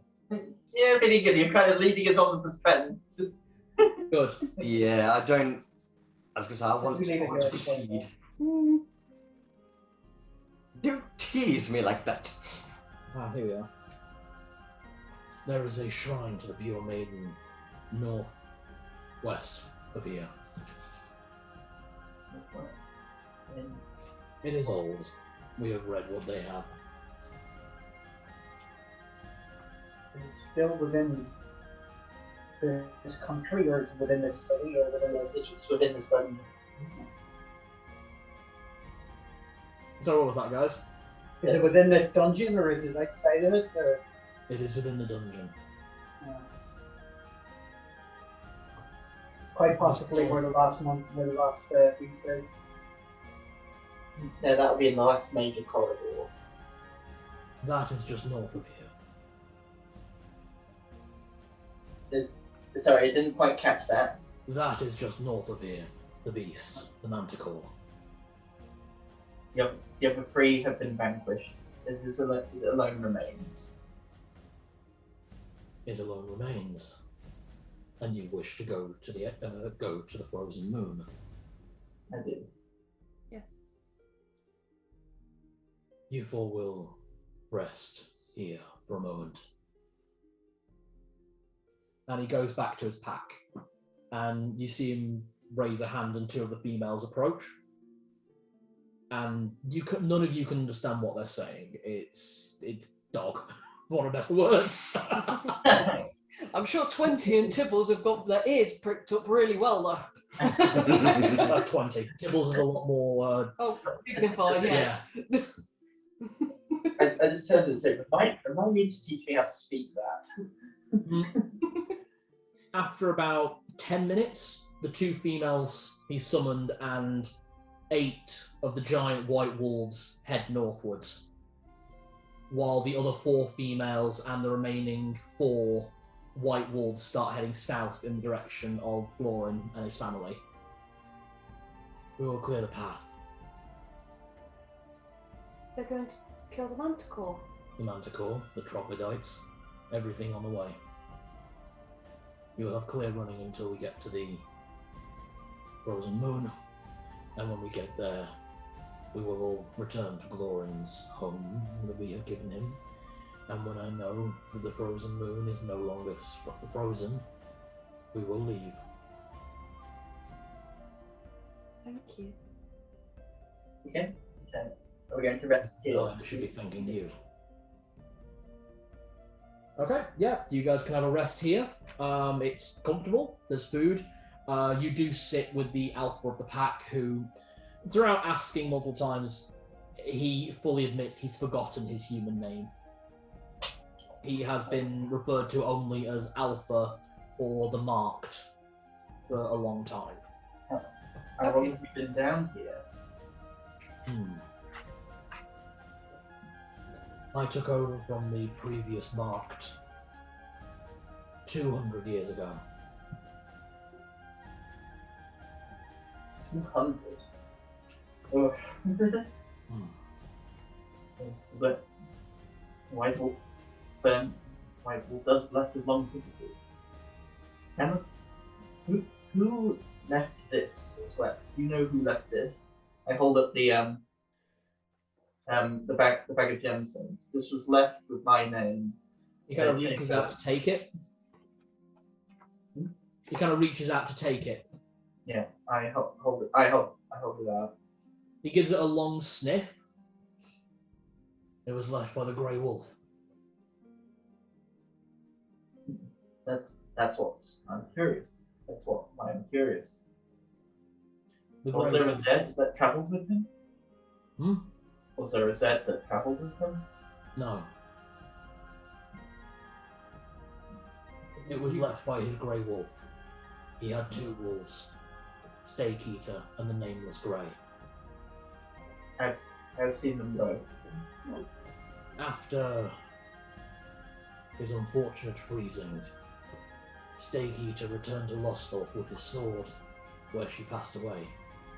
The last request of her master. The Grey Wolf remained behind to protect him, and some say she still walks these halls now. And she does. No one knows what her name is or means, though some have some theories. They say that she is named for his one true love.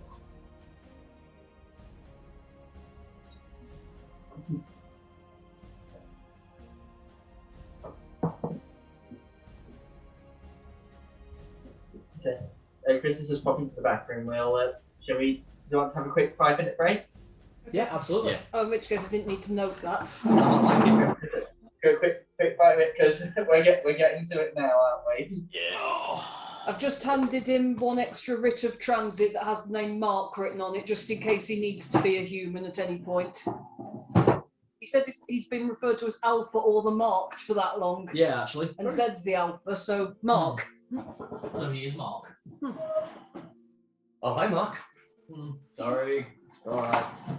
Gavel is going to be very packed when we get back. Packed with a pack. Ooh. Yes, the wolves and the werewolves will kill the manticore, and the troglodytes on the way. Woo! So if we had tried to come in through the other passage, we would have run headlong, would we? Yeah, if you guys had come the other way, which was the way you were originally thinking about coming, you guys would have had to fight your way through the troglodytes and the manticore. Out of the 4 of them, which was the strongest? The manticore. The Manticore was the strongest. Yeah. Like, A manticore is able to fly. A manticore has ranged and melee attacks. And although it doesn't have a petrification ability or a fire breath attack, it's a far more intelligent hunter. yeah.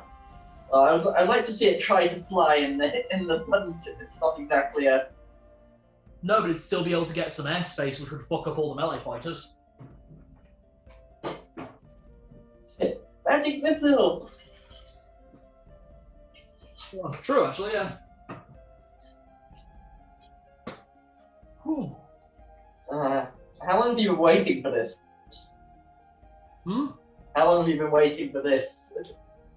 Quite a while. I'm really enjoying this, and I'm glad things have gone the way they have. I still feel bad about Zedd being turned into a human, but it's still made some interesting story parts. If anything, it's kind of made something easier for him. What's that? Because he never wanted the chieftain. He never wanted the chief position. No, that's true. So if anything, this has... I mean, once Bears sees him, he's gonna... Don't know how Bernard's going to react. Cookie. No, Cookie's already gone. No, but make Cookie the next chief. Oh, yeah. Uruk. Yeah. But Bears is an able chief. I think he just lost sight of things.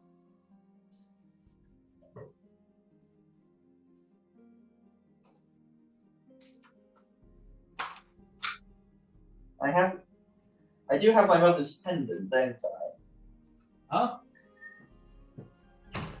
What'd you say?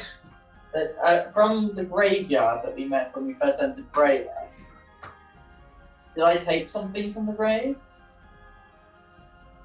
Graveyard. Oh, when we first, yeah. The graveyard of the orcs. Yes, you did. You took your mother's necklace. Yeah. Just put my cake away. I'm not my dog cake. Fine. And then we're back in again. We're back in.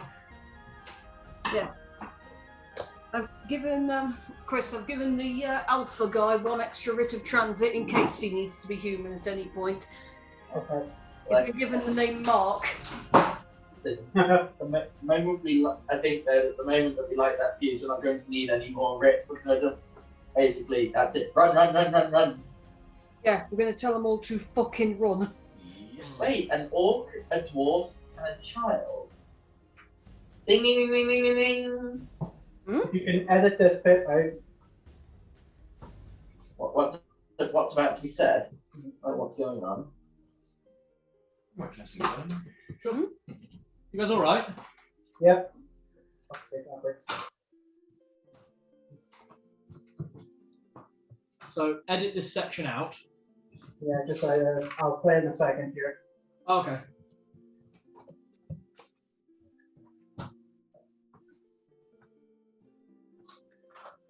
Anybody want to? No, fine, thanks. The second we light that fuse. Fuck.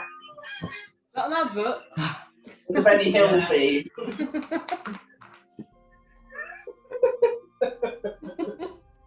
What? Fucking go. Just played it, Dubs. Oh, I was healthy.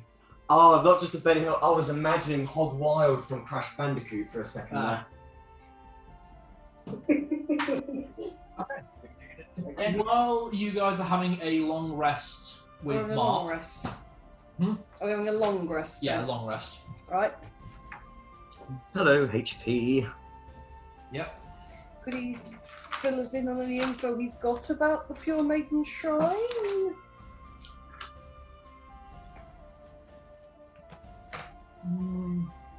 Or does he not have all that much other than there is one?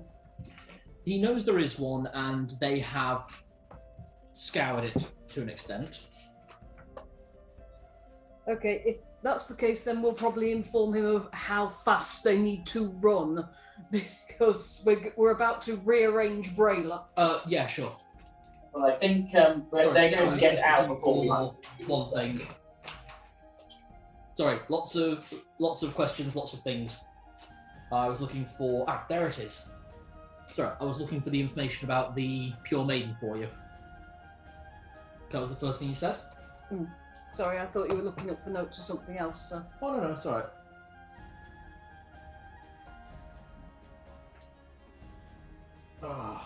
Northwards of here, to the northwest, there is an old burial site.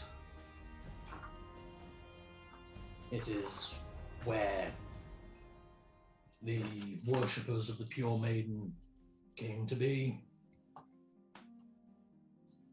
And what I understand is from what the wolves have told me is around that area is a mourning room full of coffins, a sack with some money in it, apparently for burial rites,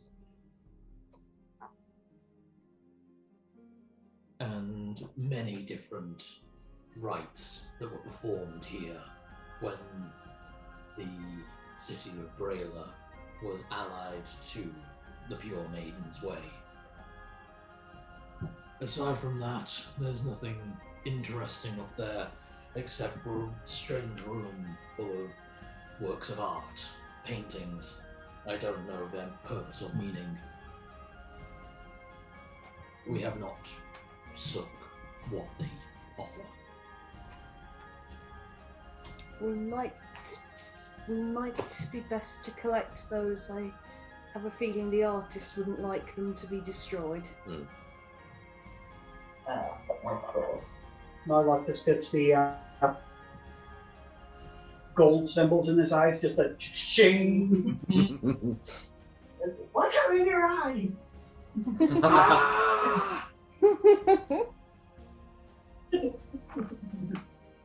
Other than that, you're welcome to look through our rooms and look through the corridors, but I ask you not leave this area. I will go nowhere until we're ready to leave onwards. Okay. You guys all enjoy a long rest.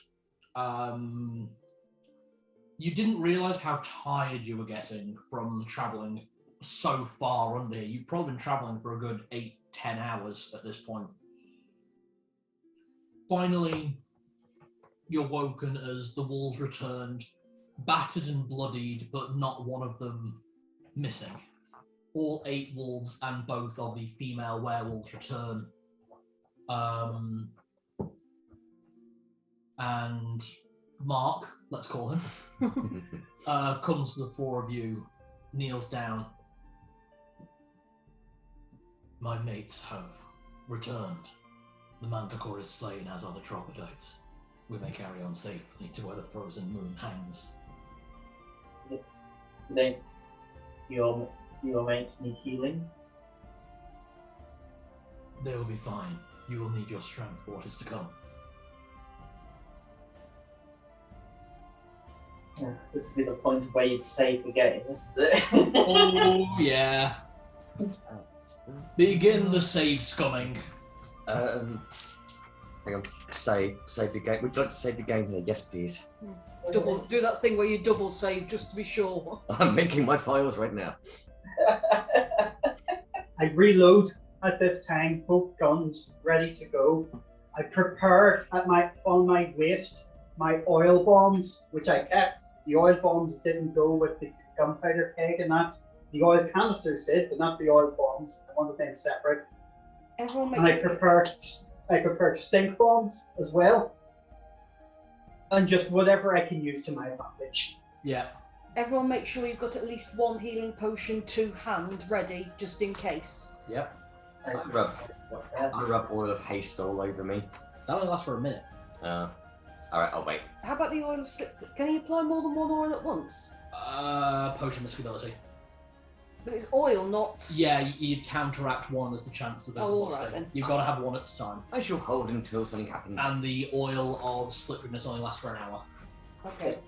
I draw the holy sword. Lead on, my brothers and sisters. The 2 females and the wolves head south. You'll be led by the alpha, the marked. So, heading upwards into B3. You walk through several rooms on your way up. On the way, he points out one of the treasures of Fenris, a silver hand mirror detailed in dancing women. Okay, that's surprising. Mm-hmm. Yeah, okay. I didn't realise this was his taste. We don't understand anything of what the White Wolf does, but You don't think he picked it up as tribute for, I can't remember which one of those moon goddesses. Oh. Was it Celadine or Celadine? It was the other one, Eliestri. Eliestri. It may have been fairly extra. Roberto? We're preserving White Wolf's treasures for his temple. So I just open up my pack. This place will soon be no longer. I'd rather they be in a place where they could, in a place of his own and buried in the ruins of our fallen city. The only one of those things I've got is the stuff.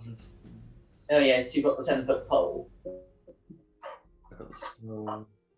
Fenris' lanterns. Which I can probably use as a bow staff now. We just fed that in like Mary Poppins plant.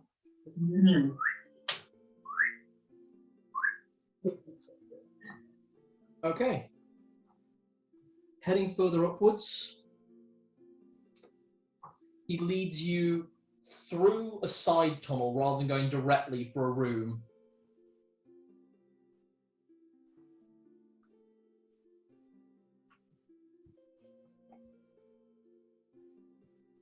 He checks the room very quickly, and you see boxes laden with trinkets and odds and ends and baubles. I will make sure that we return for these things before we leave. And then leads you into the next room, which you see is like a bedroom for the werewolves. There are pillows and straw across the entire floor, and the smell of wet dog is offensive to all but Zedd. Oh, smells like a summer breeze.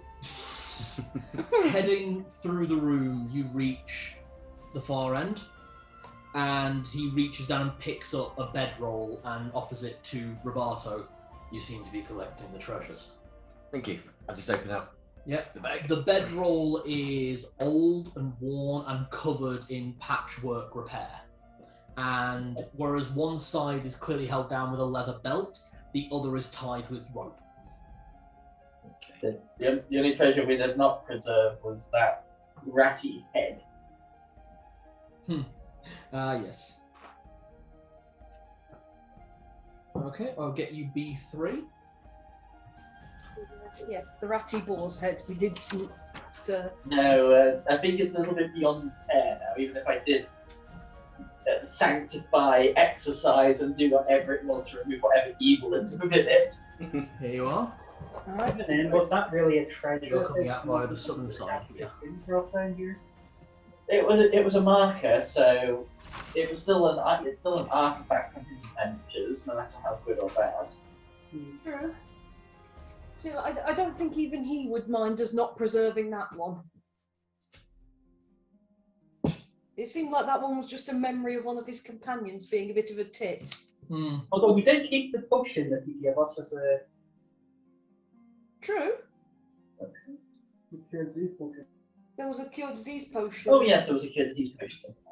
Yeah. But Although, is it ironic that the thing that caused him so much grief was the ring that caused us so much grief? I'm just worrying now if we actually used the potion. Of cure disease? I don't think so. No, it's probably in among our stuff somewhere. Yeah. I don't think I've used it, no. Maybe it's because I have the cure disease spell. We got it right. Always. So, heading northwards into the room, you find it full of troglodyte corpses. You've seen troglodytes before. Large, half-humanoid, half-reptilian monsters that reek of rancid smells. Like, think like the Boglins, if you can remember those. Yeah. There were quite a few here. I'm glad that we didn't take this approach. Can everyone give a perception check? 'Cause although this guy is leading you, obviously there's still options for you guys to travel. 16. 10. No, not 20. 22!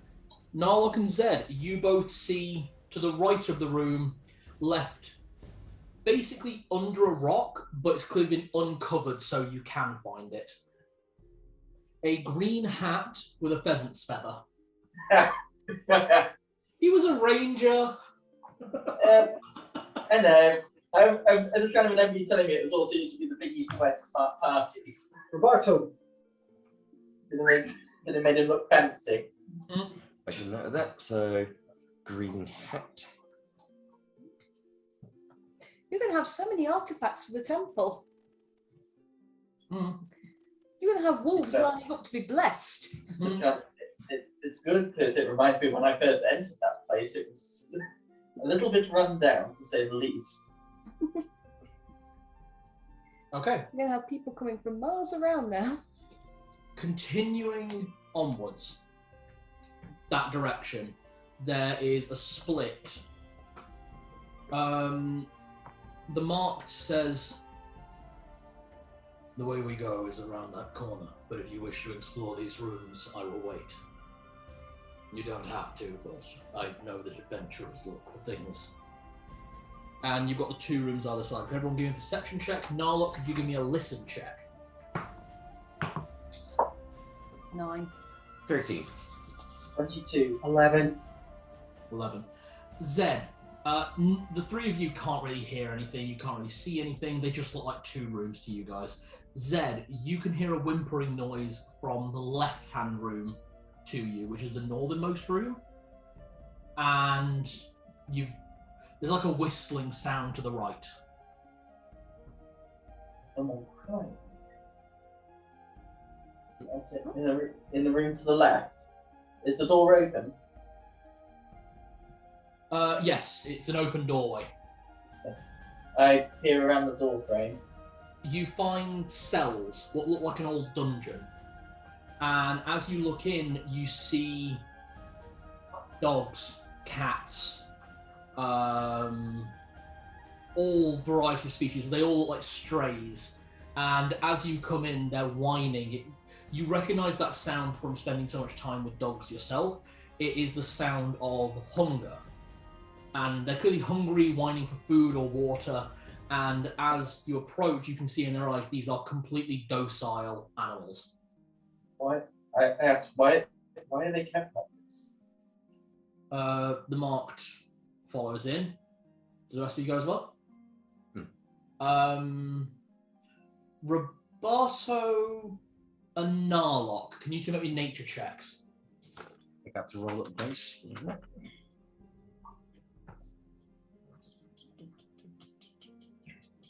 Yep, straightforward roll. What does nature roll off of? Intelligence. Oh god, just space then. Oh, that was an amazing 15, not bad. intelligence. Oh, that was an amazing 3. Okay. Narlock, you remember back in Nesvish, animals that weren't usually kept for, like wild animals that may be hunted for food, would sometimes be kept to try and raise a more domestic stock. And the look in these animals' eyes is the same herbal remedies that were given to those domesticating animals to basically keep them calm and easily led for breeding or slaughter. These animals being kept here for meat, most likely by the troglodytes. I think we stumbled across our food supply. I take my sword and I break the cages open. Before you do that, you might want to put some food down. Those things are hungry. What you'll do? Have we got some spare meat in the ration? I'd rather not cast a spell if I can help it. Oh, we've got loads of rations still spare. Yeah, I'll put down 2 days worth of rations for them. That should be fine. Oh, Shouldn't God, it? yeah. And can I create water? Oh, I can create water. It's level 1 spell. But now I've got some more. I've got a water skin. They got spare space for a water bowl in there. There's like troughs in there, and it's like almost like slop. Okay. And I tip the trough out and get out as much as I can, then pour the water, then empty the water skin in. Okay. They call it most likely, but they're using keep these things under control. The animals inside the cage all move towards it, and these animals are so clearly drugged. Dogs are eating next to cats and giant rats and things like that. It's very unnerving. The marked looks in and finally says, "On my way back, I will collect them and take them back to the pack." And see that they are careful, please. Of course, we only eat what we hunt. Right. There was a whistling noise coming from the oven.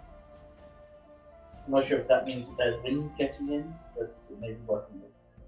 We can always take a quick look, can't we? Mm-hmm.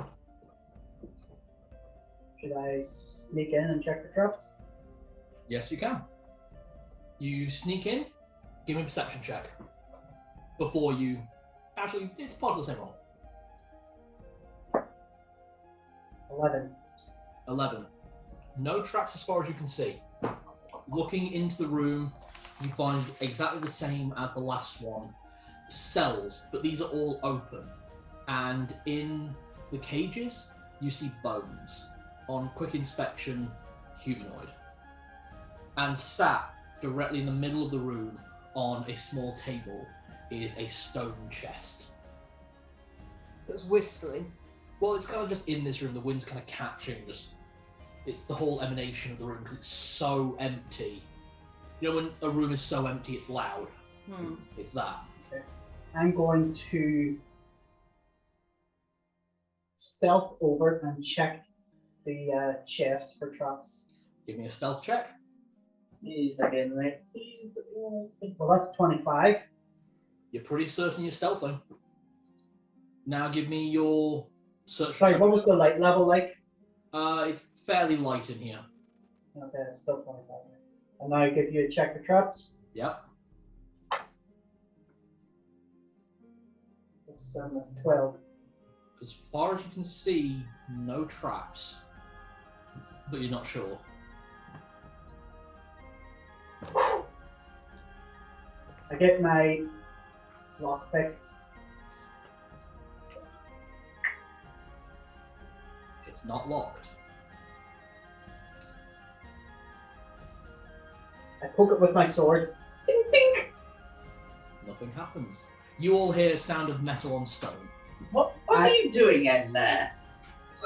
I use my sword to open it. Give me a strength check. This is a stone chest and you're trying to use a sword. At least it's not a stone mimic. Yeah. You know what we're all frightened of. 9. 9. You're gonna have to use your hands if you want to open it. You just can't get a purchase with the sword. Wait, can we go into the next room? Hang on, hasn't one of us got a ring of telekinesis? I think I... Potion of levitation. What? No, don't read the potion. Ah, No, if you take the potion now, you're not going to be able to drink a healing potion later. good points, good points, good If points. you have gummy bears now, you won't want your dinner later. Oh. I think I have the ring of telekinesis. Oh shit, I've got one as well. I'm very sorry, I forgot. Do I have a ring of telekinesis? No, I don't think I do.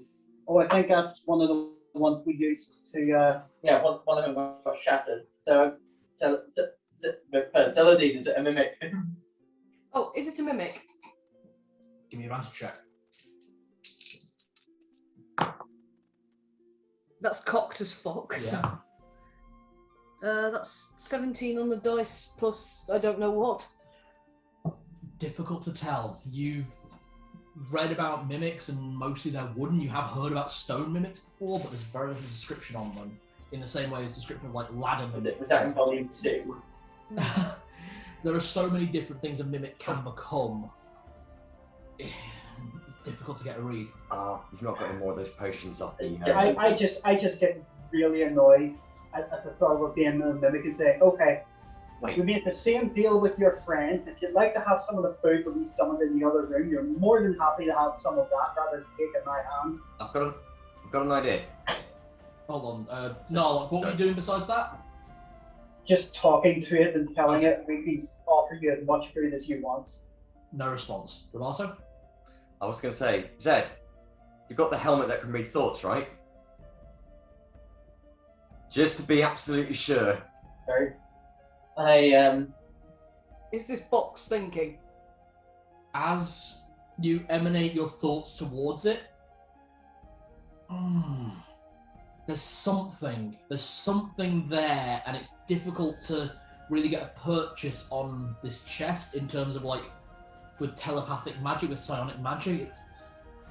It could genuinely just be stone, and because stone is so dense, it's difficult to read through it. Or it could be that there's something around it that's almost blocking psionic energy.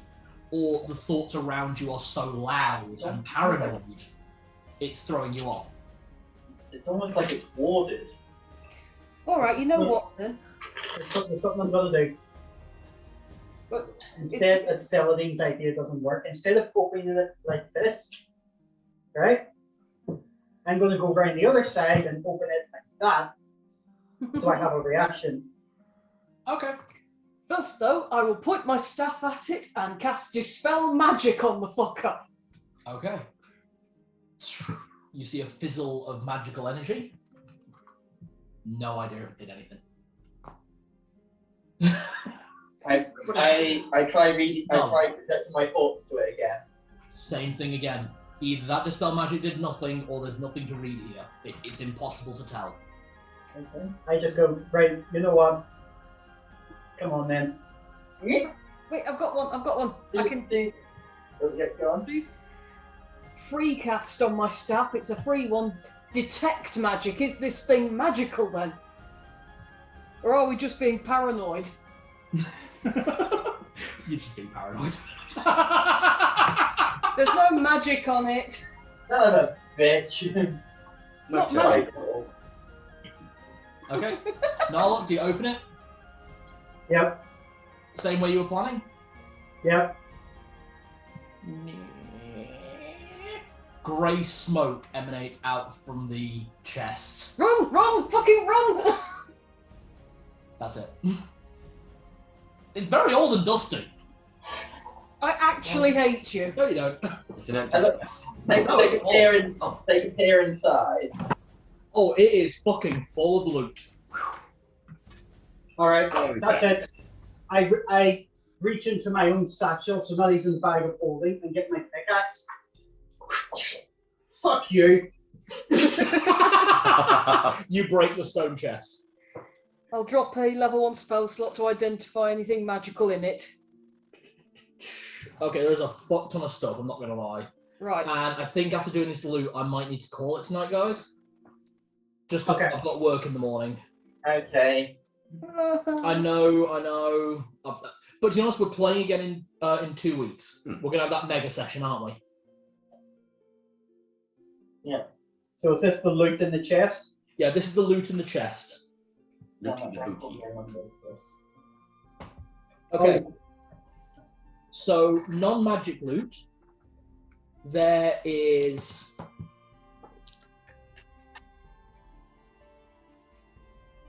$30,000 gold pieces. Okay. 300 platinum pieces. Okay. 120 rubies. Nice. Okay. 55 platinum rings. Ooh. Okay. And 20 gold necklaces with gems.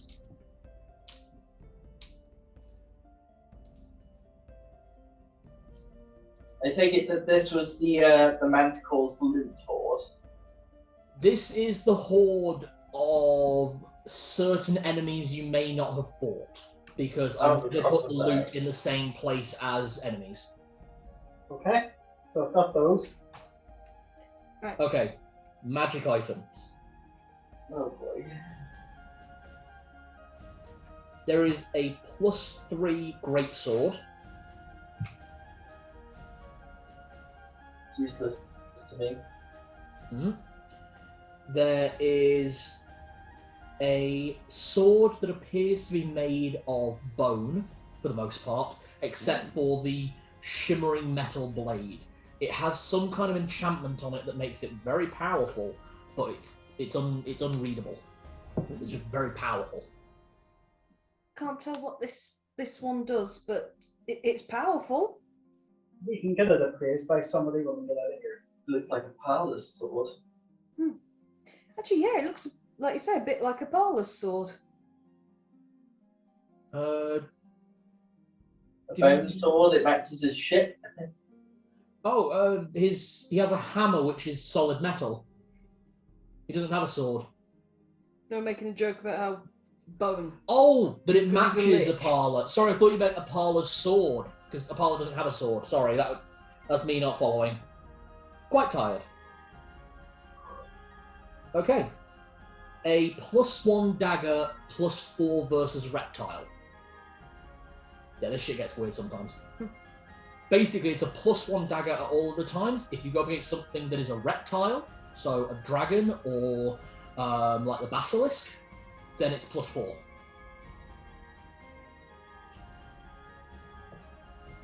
Oh, you're gonna fucking hate me.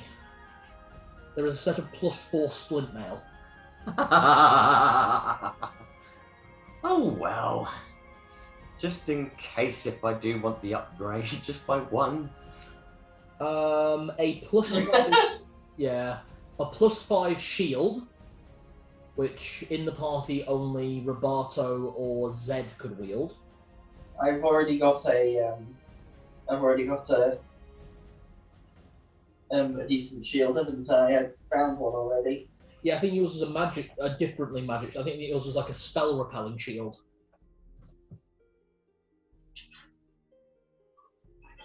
In which case it goes in the bag for later destruction. Yep. And a set of enchanted plate mail. This is a pretty potent set of plate mail. The enchantment on it, again, like with the sword, it's difficult to discern, but the defensive capability of this is, it's so powerful as a spell you can't actually read it. Jeez. It's best to get it identified before dropping it, because just in case it's a cursed item. Well, I just tried to identify it and now I can see colours. Yeah, it's that. Same with the sword. Okay. There are 2 cloaks of protection. Cloaks of protection, is that? Yeah. Chris, are you noting these down or am I, by the way? I've been writing them down into mine. Oh, thank God for that. Sorry, I just realised I started to write them down and realised I've missed a couple already. Sorry. Okay. And there is another cloak. This one being the cloak known as the Wings of Flying. Oh, this is a flying cape. Angel wings. Angel or bat wings, depending. Or mechanical wings if I feel like I'm having fun. Is it kind of like, it looks like Doflamingo's cloak? It's long and feathered, but it all extends into wings. I'm going to say no for this particular one. This is bronze in colour. Looks like a waxed leather cape. Anyone want a flying cape? My feet generally remain distinctly earthbound. Although it might be good for a melee character, a melee party member to have it. I was thinking maybe if White Band wants to go flying, if Celadine wants to join him, so she doesn't, have to always be on the ground. He'll just, if I wanted to, he'll just turn into a massive dragon. I can sit on his back, surely. Well, if I wanted to, which I don't. Shush. What? Sorry, the Marked is just kind of looking at you and looking at the rest of the group. This is a conversation I'm not involved in. It's fine. It's okay. So once the treasures have been, is that the last of the treasure? That's the last of the treasure. Right. Lead on. Fuck it. Let's get you guys to Fenris, and then you can be trying to work this out until our next session. Okay. Okay. Heading northwards out into the main corridor. This one is different than the others you have been in. For one thing, there's a dead manticore in the middle. The other thing that's different is there is about a knee-high, the Celadine, knee-high stream of clear water running through the middle. Now, you knew that this place was sewers, but while you've been down here, you've not seen any signs of like sewage piping. It doesn't smell. It is crystal clear, like fresh mountain water. The Marked approaches it and kneels down and drinks some water from it. This has been our primary source of water for a long time. Goran told us the water down here wasn't safe. Valorin doesn't know about this far north due to the dangers. Oh. You would have to make it through the Troglodytes to be able to get here. And the Troglodytes always replenish. I know for a fact that if he thought this was here, he would have brought his family this way, hoping for clean water. And From what I saw in that other room, they would have very quickly ended up as last night's dinner. Exactly. The saying they're so far below the ground, the small dwarf is very capable of brewing whiskey. Hmm. I refill my water skin from the water. He starts crossing this, as I said, knee-high to Celadine River. I just walk across it. Oh yeah, you still got your ring of water walking. Show off. Rato, how are you doing this? Because this is neck high. I'm jumping on Zedd's back. I just lift him up. Okay, and then did you try and clamber onto his back? Fuck it, why not? I'll be his backpack. Give me an acrobatics. I give him big where I've got Tibbles as a one arm. Well, Tibbles is absolutely fine. I was going to say, he's a dog. He's leaping joyfully into the water. Well, that's what 20's doing. I'm just going to double check. Lift off so Roberto can ride on Tibbles. I've actually got gymnastics if that's going to help. Go for it. So that's a +2. 12? Yep. You're like a fucking spider monkey. And I'm just like, forward! Rest of the party gets across, no problems. Boots off, roll up trousers. You cannot stealth with white trousers. Point. Shlop, shlop, shlop. What is that? So, I don't think it's been my ankle. I don't want to use up a spell slot, so I'll just hitch my skirt up around my hips and then just wade across because it's all I can do. on You'll the way, me to carry you across? kind of bounding around you at the same time, so you do still get soaked. But he's so happy. And by the time you guys get to the other side, him and Tibbles are shaking off. Tibbles like only for necessity, whereas 20 is like fucking going wild. And you are all soaked. Yeah.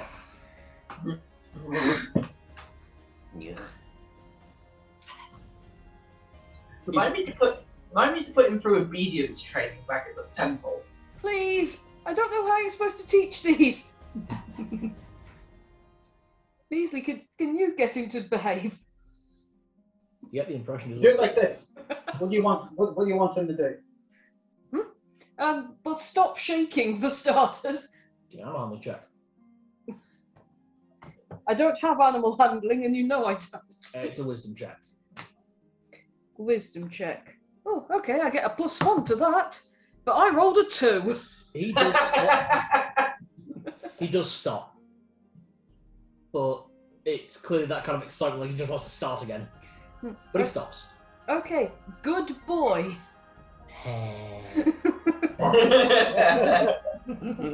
He keeps looking at me with those awful vacant eyes. On this side of the river, you can all see where the water is coming from. It's actually coming from north, the direction you're all headed. That's coming from the river. What river? There are no rivers in Brayla. I thought there was one that ran alongside the forest. Okay, never mind, my mistake. No. I love that this is always something you've done. There has never been a river in Brayla. Oh, there must be an underground source then. Oh yeah, there are wells. This comes from north from here. I think the rain catches and then it stems through the rubble. Okay. Right. Is there a passage to the north? There is. And on the way in, you find a bag of rations sat on the floor. A bag of rations? Yep. How old are these rations? No idea. They still seem fresh, but they are salted meat. Ah. Hang on a minute, have we just found all the things we found are things you get in the standard adventurous starting kit, including the mirror. Yep. Fenris's treasures. It's literally his starting kit. Yeah. It's to be used for everything. When I bag. played him as a ranger, he played a ranger. Yeah, you only needed what you needed to survive, and you could hunt and get the rest of it. Should I put that in the bag? Heading upwards, Fenris rations. you find a room to your left, as well as the corridor going north. The marked, the Alpha, says, "We are heading northwards, but if you wish to inspect these rooms, we have time." If I'm right, looking at the map, there's just the one room that's this weirdly triangular room, right? Yes. Shall we have a quick peek? Stealth in, check for traps. A triangular room. Yeah. Oh, actually, did we send a picture of this one? Yeah, I did, yeah. So at the very top of the page, there should be a triangular looking room. Mm-hmm. Okay, stealth in, check for traps. Okay. Give me a check for traps check. 22. No traps. Actually, there was once traps, but the water that has flooded the room within has rusted them start. Well, I can safely say that we are fine.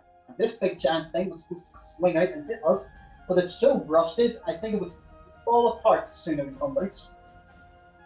Hmm. Heading into the room, you find a large study full of books. I do mean full. Yep. Oh dear. Are they safe from the water? Most of them are. The far wall is the wall that has been damaged by the water. The water here being, and what is damaged on that wall is mostly just carpet that has soaked up the water over the years. Please. Oh yeah, yeah, Can I just tip them into my bag of holding for later? sure. Do I need titles? I will. It's all part of the same thing. Okay. It is the compiled, complete, and absolute history of the city of Brayla, The compiled complete history of the city of Brayla. going all the way up to about a month ago. Who's been writing these? No. I quickly pick up the last volume and just quickly flick through. Flick through, you can see a few sentences. Oh, that's good. I'm gonna have to. Okay. You see a few sentences pertaining to what's happening, and that whoever the writer was clearly starting to fear for their life. As you finish up reading, you can see mention of Duke Frey inviting the Knights of Bane into Brayla. You can see the course of events as they've transpired, completely written as dictated, basically. Like, there is no emotion in this, it's exclusively what happened, the facts, and that the writer of this is leaving. And as you close the book, you see it signed simply Storyteller. Oh, He did say he was on the run. oh. I hand the book to Celadine. That might be interesting for the council at Sorgaval. Absolutely. There are a total of 50 books, 50? each book spanning 100 years. Boy, I'm glad I dropped a load of my books back off at home. So I've actually got room for them. So this is the compiled list of about 5,000 years. Very useful. If nothing else, it's very useful historical stuff, especially since Brayla's about to be spread over a very wide area. One sentence you do see as you're looking through is actually one that appears on multiple books, and it's like the title. Brayla, human city built to defend against Grulva. Over time, the people began worshipping the dragon. Which is information you all already found out. Brayla, Yeah. human city built to defend against Grulva. Began worship. But Grulva's currently hidden away in the volcano somewhere, isn't he? That's where he is. Who is the storyteller again? The storyteller, Oh, I think he's just the archivist. The storyteller was a rather nice gentleman I met in a tavern and wanted to know a little bit more about my story and my motives. And what was it I wanted to achieve from my adventures and what I wanted out of life. but from what I gathered, he was also on the run. So Guess now we know what he was on the run from. I remember him. wait, over the last 5,000 years, oh, he must have seen everything to do with Grilver at the same time. Assuming these were all written by him. True, actually. You have an inspect. I mean, do you want to look back at some of the old ones? I might have a quick gander, actually, because I wonder if there's someone called the Storyteller, but there could be an ancestry where the title's passed down, maybe. You see a few written by Storyteller. You also see some written by Patches. You see one or two written by Wormwood. A couple written by Bosco. There are 3 written simply by the Traveller. There are about 2, as you're spot checking, written by someone called Alvina. If Zedd would like to make a religion check on that one.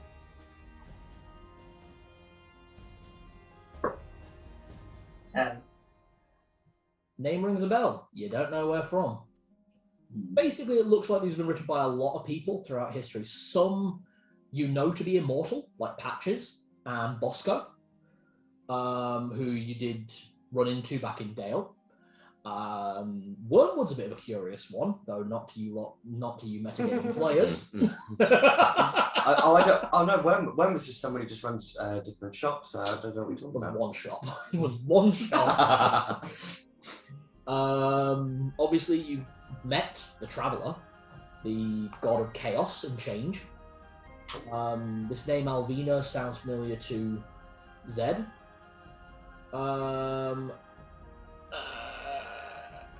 Give me an investigation check on one of them, because one of them would have been written by her. Well, just see if you find the name. I don't think I've got anything for investigation, so that will be under Pure intelligence. Oh dear, that's a 5. No, you don't notice. Okay. Is there anything else in this room? That's it. All books. Books and a writing desk. Right. Is there anything further before we find him?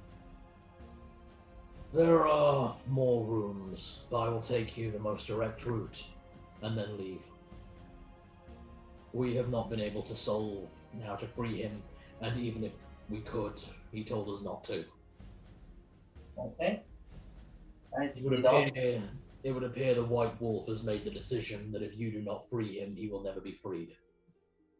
No pressure. I just put my thumb up. Thanks. Hey, don't. Yeah, oh, you got that. It's like, Did you really think I was going to poke you with a sharp end? possibly. Do wolves have a habit of putting all their eggs in one basket? No, but he isn't a wolf. Or you throw a grape. Okay. Fuck, I'm going to draw the water on here, actually, just because otherwise it's going to get really confusing if you guys can't see the waterway. All these books very important to see historical documents. Oh, You're just using that as an excuse, aren't you? No, because it's always important to say books. it's just. I mean history. But it was also who they were written by, especially Patches. Yeah. Maybe we should get it signed. Hey, maybe we could actually. Patches. We've got Bosco, someone called Elvina, the Traveller. You give me an investigation check if you're looking at some names. Investigation. Can I add anything to it? It's your intelligence modifier. Oh, well, that's pretty good then. Yeah. Come on, that's Coctus Book. Come on. That's 12 on the dice plus 4. Plus 6 for you, I think. No, it's plus 4 for me. Oh, plus 4. Yeah. Okay, so that's still 16. One name does jump out at you, and you've seen it once before. I'm not going to personally remind you, but if you do remember, then I will let you put pieces together. The name of one of the books of the writers is Loviatra. Loviatra. I do Or know. Loviatar is another name. I do know that name. Loviatra.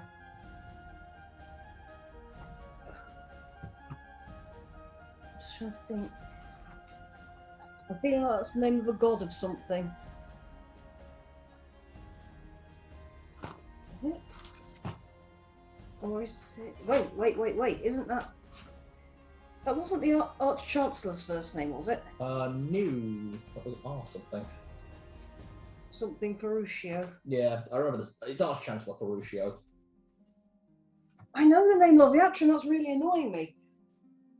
It's not a religious name, is it? Tell you what, give me an intelligence check. Zedd, actually, can everyone give me intelligence checks at the mention of the name Loviata or Loviatra? Oh, come on. 8.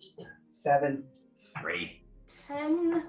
You've seen reference to the name Loviatra once in the entire time you've been traveling. Do you remember the mansion that you went into, the haunted mansion? Yes. And there was a room where the bed was pierced with hooks and chains. Isn't Loviatra Bane's Wife. Oh, shit. Immediately drop the book. In the words of the Church of Bane, Loviatra is his queen. That one's written. Fuck.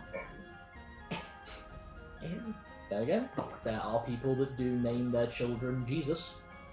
Mhm. Maybe someone just named their daughter after her. The Maiden of Pain is her full title. Okay. Heading northwards is the party.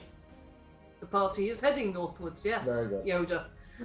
You make it into B2. There you are. Oh, right. Hang on. He's going to be a B1, isn't he? On your way, Mark mentions, no, he is here. We're where this big asterisk is at the bottom, right? Yep. And you've drawn a line thing there to indicate the stream, yeah? Yes.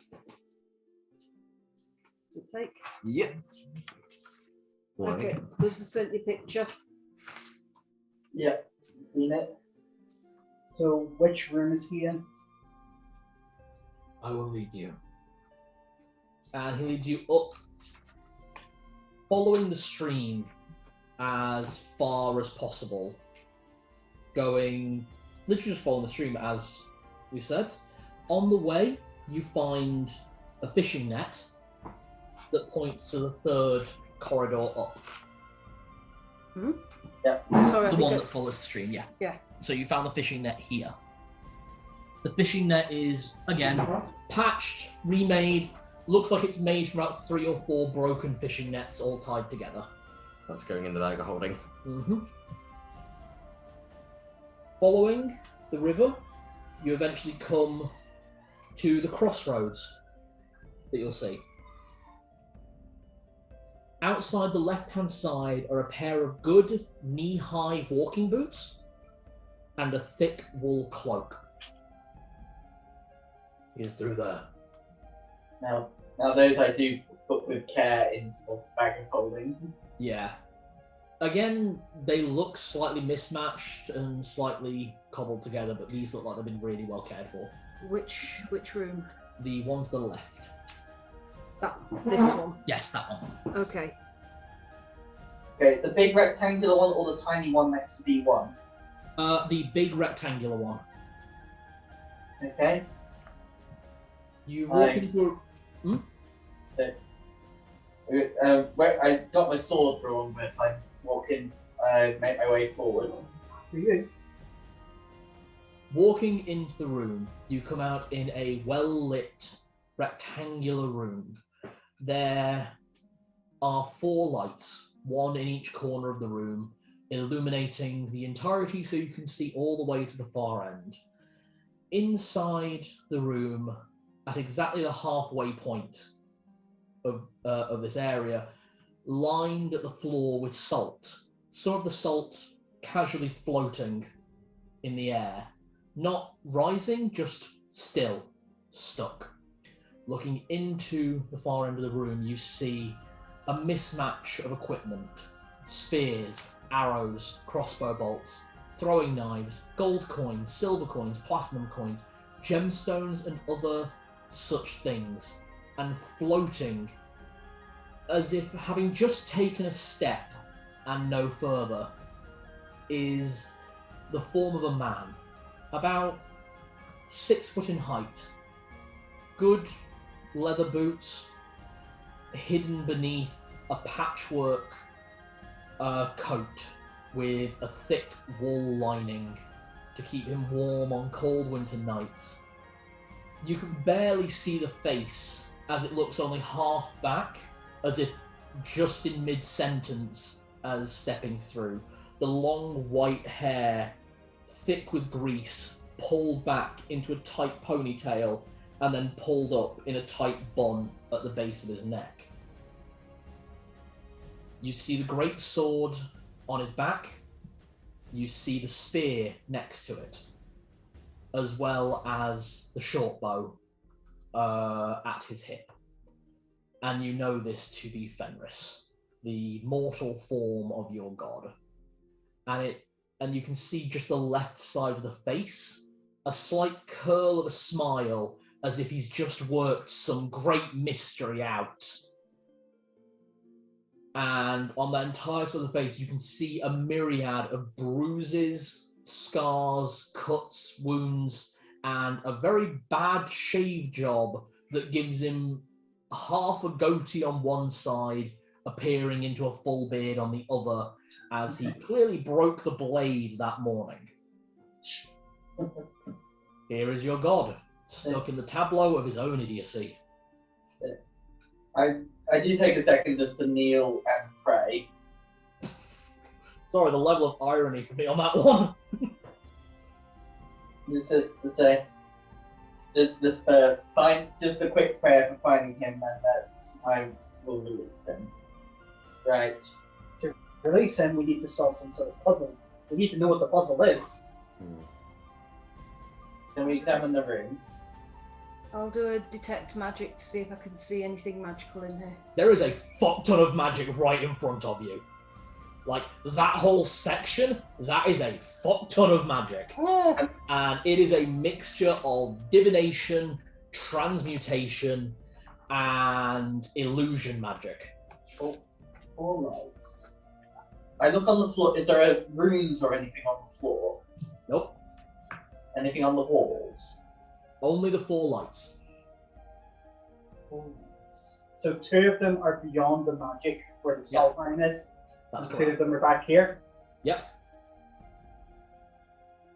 So he took a step to her.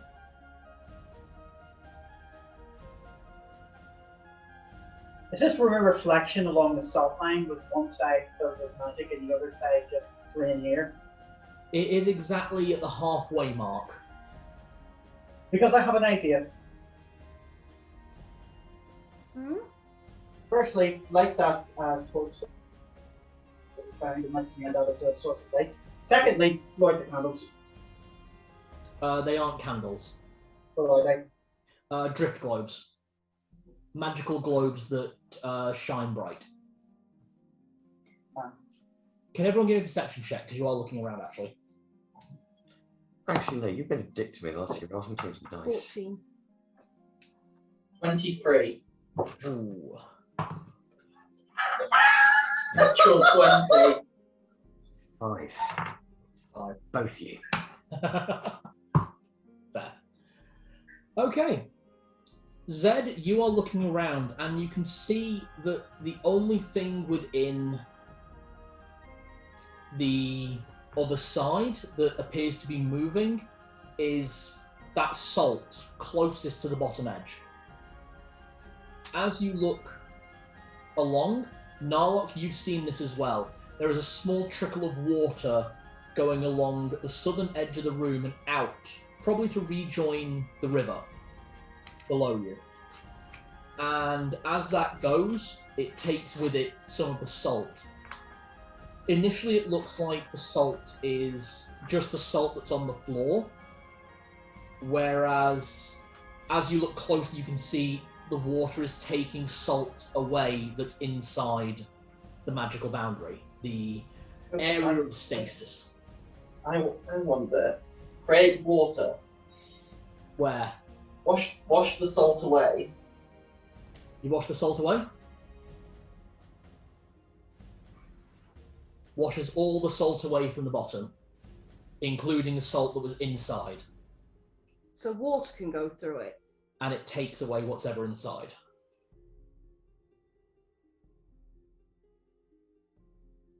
Is it just water? I wonder.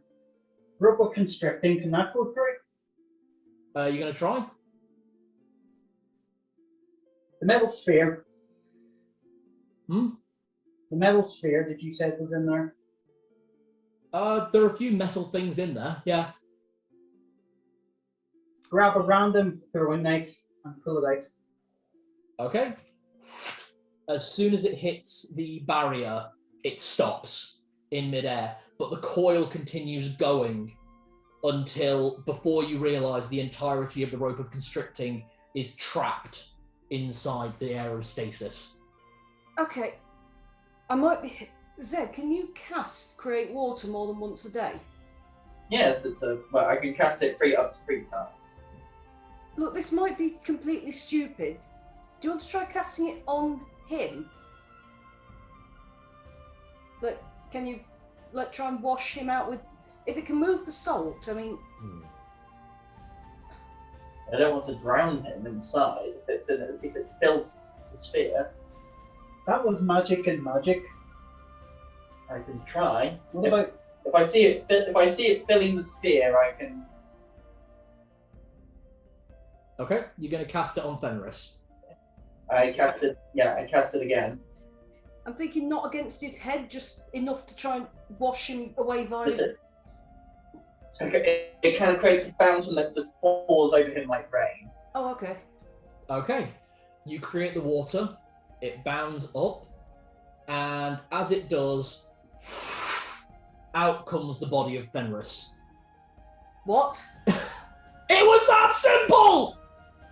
Magic, non-magical things can go through it, but not magical things. Water! The puzzle was water. We had to throw water in there to get the loot. We had to throw water in there to get Fenris out. Oh, for God's sake! Water! Water! And we had a druid! Well, he's free. I just see him come down and literally just go... Great. I just like, that was it. That was it. That was it. So, Fenris was abandoned down here because no one thought to try water. Yep. There was a stream right there. Yeah. To be fair, that stream was not there when I did this dungeon. Oh. Neither was the hint of the salt line. So you've been much fairer to us there. I've actually gone with what the book says to do with that puzzle, whereas my dungeon master didn't. Okay, let's do this scene, and then we'll call it there, ready for next session. As you are all celebrating, all cheering, you see the body of Fenris not even pause, just instantly, and just kind of reach his way up, just kind of motions and said, "Give me a hand." Move forwards and help him to his feet. Grabs your shoulder and kind of pushes himself up. It's like, "Oh, thank Celadine. You're bigger than I remember." Let much as I don't have green skin either. No, that's no. That's no. All right. He must be Fenris. Yes, and you're the one I know things about. Know things about me? The wolves. Yes! Oh. You know what? I just look back to Tibbles. Very douche. All right, give me 10 minutes. I just need to get myself in order. And then, Zedd, you remember what I told you? God. Oh, thank God I can speak. Oh. That voice has been really painful. I'll tell you that right now. Yeah. Oh, right. That's the reason why he had a gritty voice, is because he couldn't physically speak. Yeah, he was trapped and hoarse and dehydrated. I hand in my water skin. Thank you. Oh, actually, yeah. I fill up the chalice of helm with water and just go, healing properties. I'm more than fine. I didn't take a single hit on my way here. That's how humiliating that was. Why did you drink that?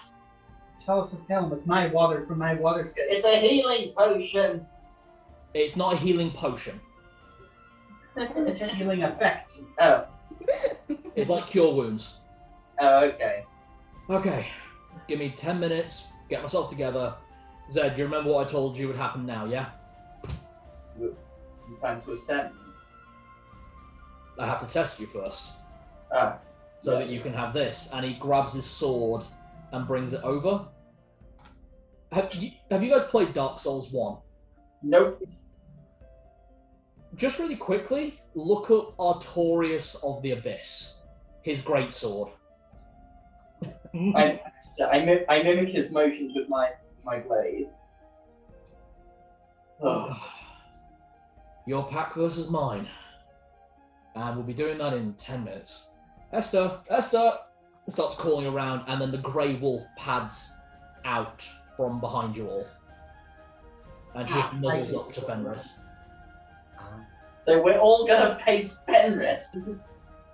May I? Esther Eliestri. Yes. Named for his one true love. Yeah, that's the one. Wait a second. Esther Eliestri. Oh, yeah. I get a bit jealous, especially people better looking than me, which is everyone. Uh, The guy is fucking hideous. come on. I mean, to be fair, you're a lot more powerful than I am, so... Well, we'll see. Alright, we're going to leave that there. All ready for the fight with Fenris next session. How was that? It was great, but it just there was a slight you did warn us it was a slight anti-climax. Yeah, it's such a stupidly simple puzzle. And if any of you guys have read the Grey Hawk novels before this, which Rob knew we had, you'd have actually known it beforehand because this is a puzzle created by Elminster. Oh, that prick. This is lovely. What a cannon of prick. So the thing is, if the salt line hadn't have been there. When I did it, the salt line wasn't there, the river of water wasn't there, none of the hints were there. I can't believe that we just guessed our way to it. Yeah, I can't believe we did it. Well, I thought when I used Crate Water, I doused him, but clearly that wasn't it. But no, You'd said to clear the salt away. Yeah. I will say, in those 10 minutes, I threw water over my rope of constricting. You get it back. So basically, now the line of salt has started, that can attack the activators. Would you like to know what he was saying as he walked into there when I played him? What? He put his hand in already, convinced that he'd be able to move his hand because he's biological. Yeah. And then he held his symbol of Celadine, Lady of the Moon, protect me. Guys, I know what to do. Sit! Wow. I love Fenris. I really do. He's one of the characters I feel most connected to of my four from that era of my gaming life. But fuck did he die stupid. What? Because what? Did the rest of the party just do nothing and left? We tried. Out of game, I was trying to help work out the puzzle. None of us could think of anything, and Rob wasn't giving us anything. Well, I do admit that would have been difficult to discern. Without the hints, it would have been. Yeah, without the water and the salt. Yeah, I don't think we'd have got it without the water and the salt at all. Exactly. But we did it. He's free, and now we've got to fight him. Yep. The question I have to ask about fighting Fenris, is this just a test of strength, or in order to ascend, does he want us to destroy his mortal body? Bit of column A, bit of column B. He can ascend without his body being destroyed, because his soul has already ascended. This is a test for Zedd, and if Zedd wins, he gets Fenris's sword. So it's just him versus... Is it a one-on-one, or...? No, all 4 of you guys and your 2 wolves against him, Esther, and Steak Eater. His pack versus ours. Steak Eater as well. Who's Esther? The Grey Wolf. Steak Eater is the great big white wolf who's been hiding out in the dream world. Yep. Well, she's his embodiment. Basically, all gods. Think of Esther and Steak Eater as Hugin and Mugen from Norse mythology. The 2 ravens that sit on Odin's shoulder. Yeah. They're his messengers. They're his eyes. They're his way into the world. That's Steak Eater and Esther. It's kind of curious on how he made it to godhood after. I'm guessing that's a tale for another time. How he actually attained godhood through his paralysis. Did Saloon take pity on him and give him that power? Would you believe 700 years of complete isolation, where the only thing you can use is your mind? You'll get something. Basically, he's not so much a god at the moment as he is astral projecting. To be honest as well, he did show an act of absolute devotion. He walked straight into a trap saying, I know what to do, the Lady of the Moon will protect me. Yeah. That is absolute devotion. The fact that she didn't doesn't really mean anything. Exactly. But now, once this fight's over, he will be full god. Full god. So at the moment, he's what's referred to as a quasi-deity. After this, he'll be a lesser deity. Yeah, and so they which is the true day. Yep. Lesser deities including Celadine, the Moonweaver. Yeah. Oh, so he's finally going to be able to turn up at the party, isn't he? Oh, yeah. Hey, we have Helm is a lesser deity as well, isn't he? Helm is a lesser deity as well. Helm, I think, might be a greater deity. Is he one of the Pantheon? Hmm? Is he one of the Pantheon? Of the Lunar Pantheon, no. Not the Lunar Pantheon, but of his Pantheon. Helm doesn't have a pantheon. Oh. I mean, technically, you put him with Tyr and I can't remember his name. Tempest, but I personally wouldn't. That's okay. But, You're right. I finally did it. We did. Well done. Read him. Read the word. I don't think it is dirty. Maybe it's broken. Oh, what? Yeah, because there's all these lines down it, and they never used to be that bad only. I thought that was just our end or something. Yeah, same. No, it's not. It's No, it's all these lines down here. Just it might be time to consider getting a new one because I didn't pinch that much work. Ah, don't worry. It might be worth actually investing in a decent webcam. Oh, so what do people think? It was great. No, we finally got to the end. We had a few great battles. Yeah. Killed the Basilisk and some of those really weird ROM things. And to be honest, that was a really good comeback after last time. It really was. I think Zedd's kind of come to terms with it now, but I think the outfit will be sent once we have to get out of this place. Yeah. This is going to be fun. Now it's just. The thing is, he should know what happened to me because he was one of the ones who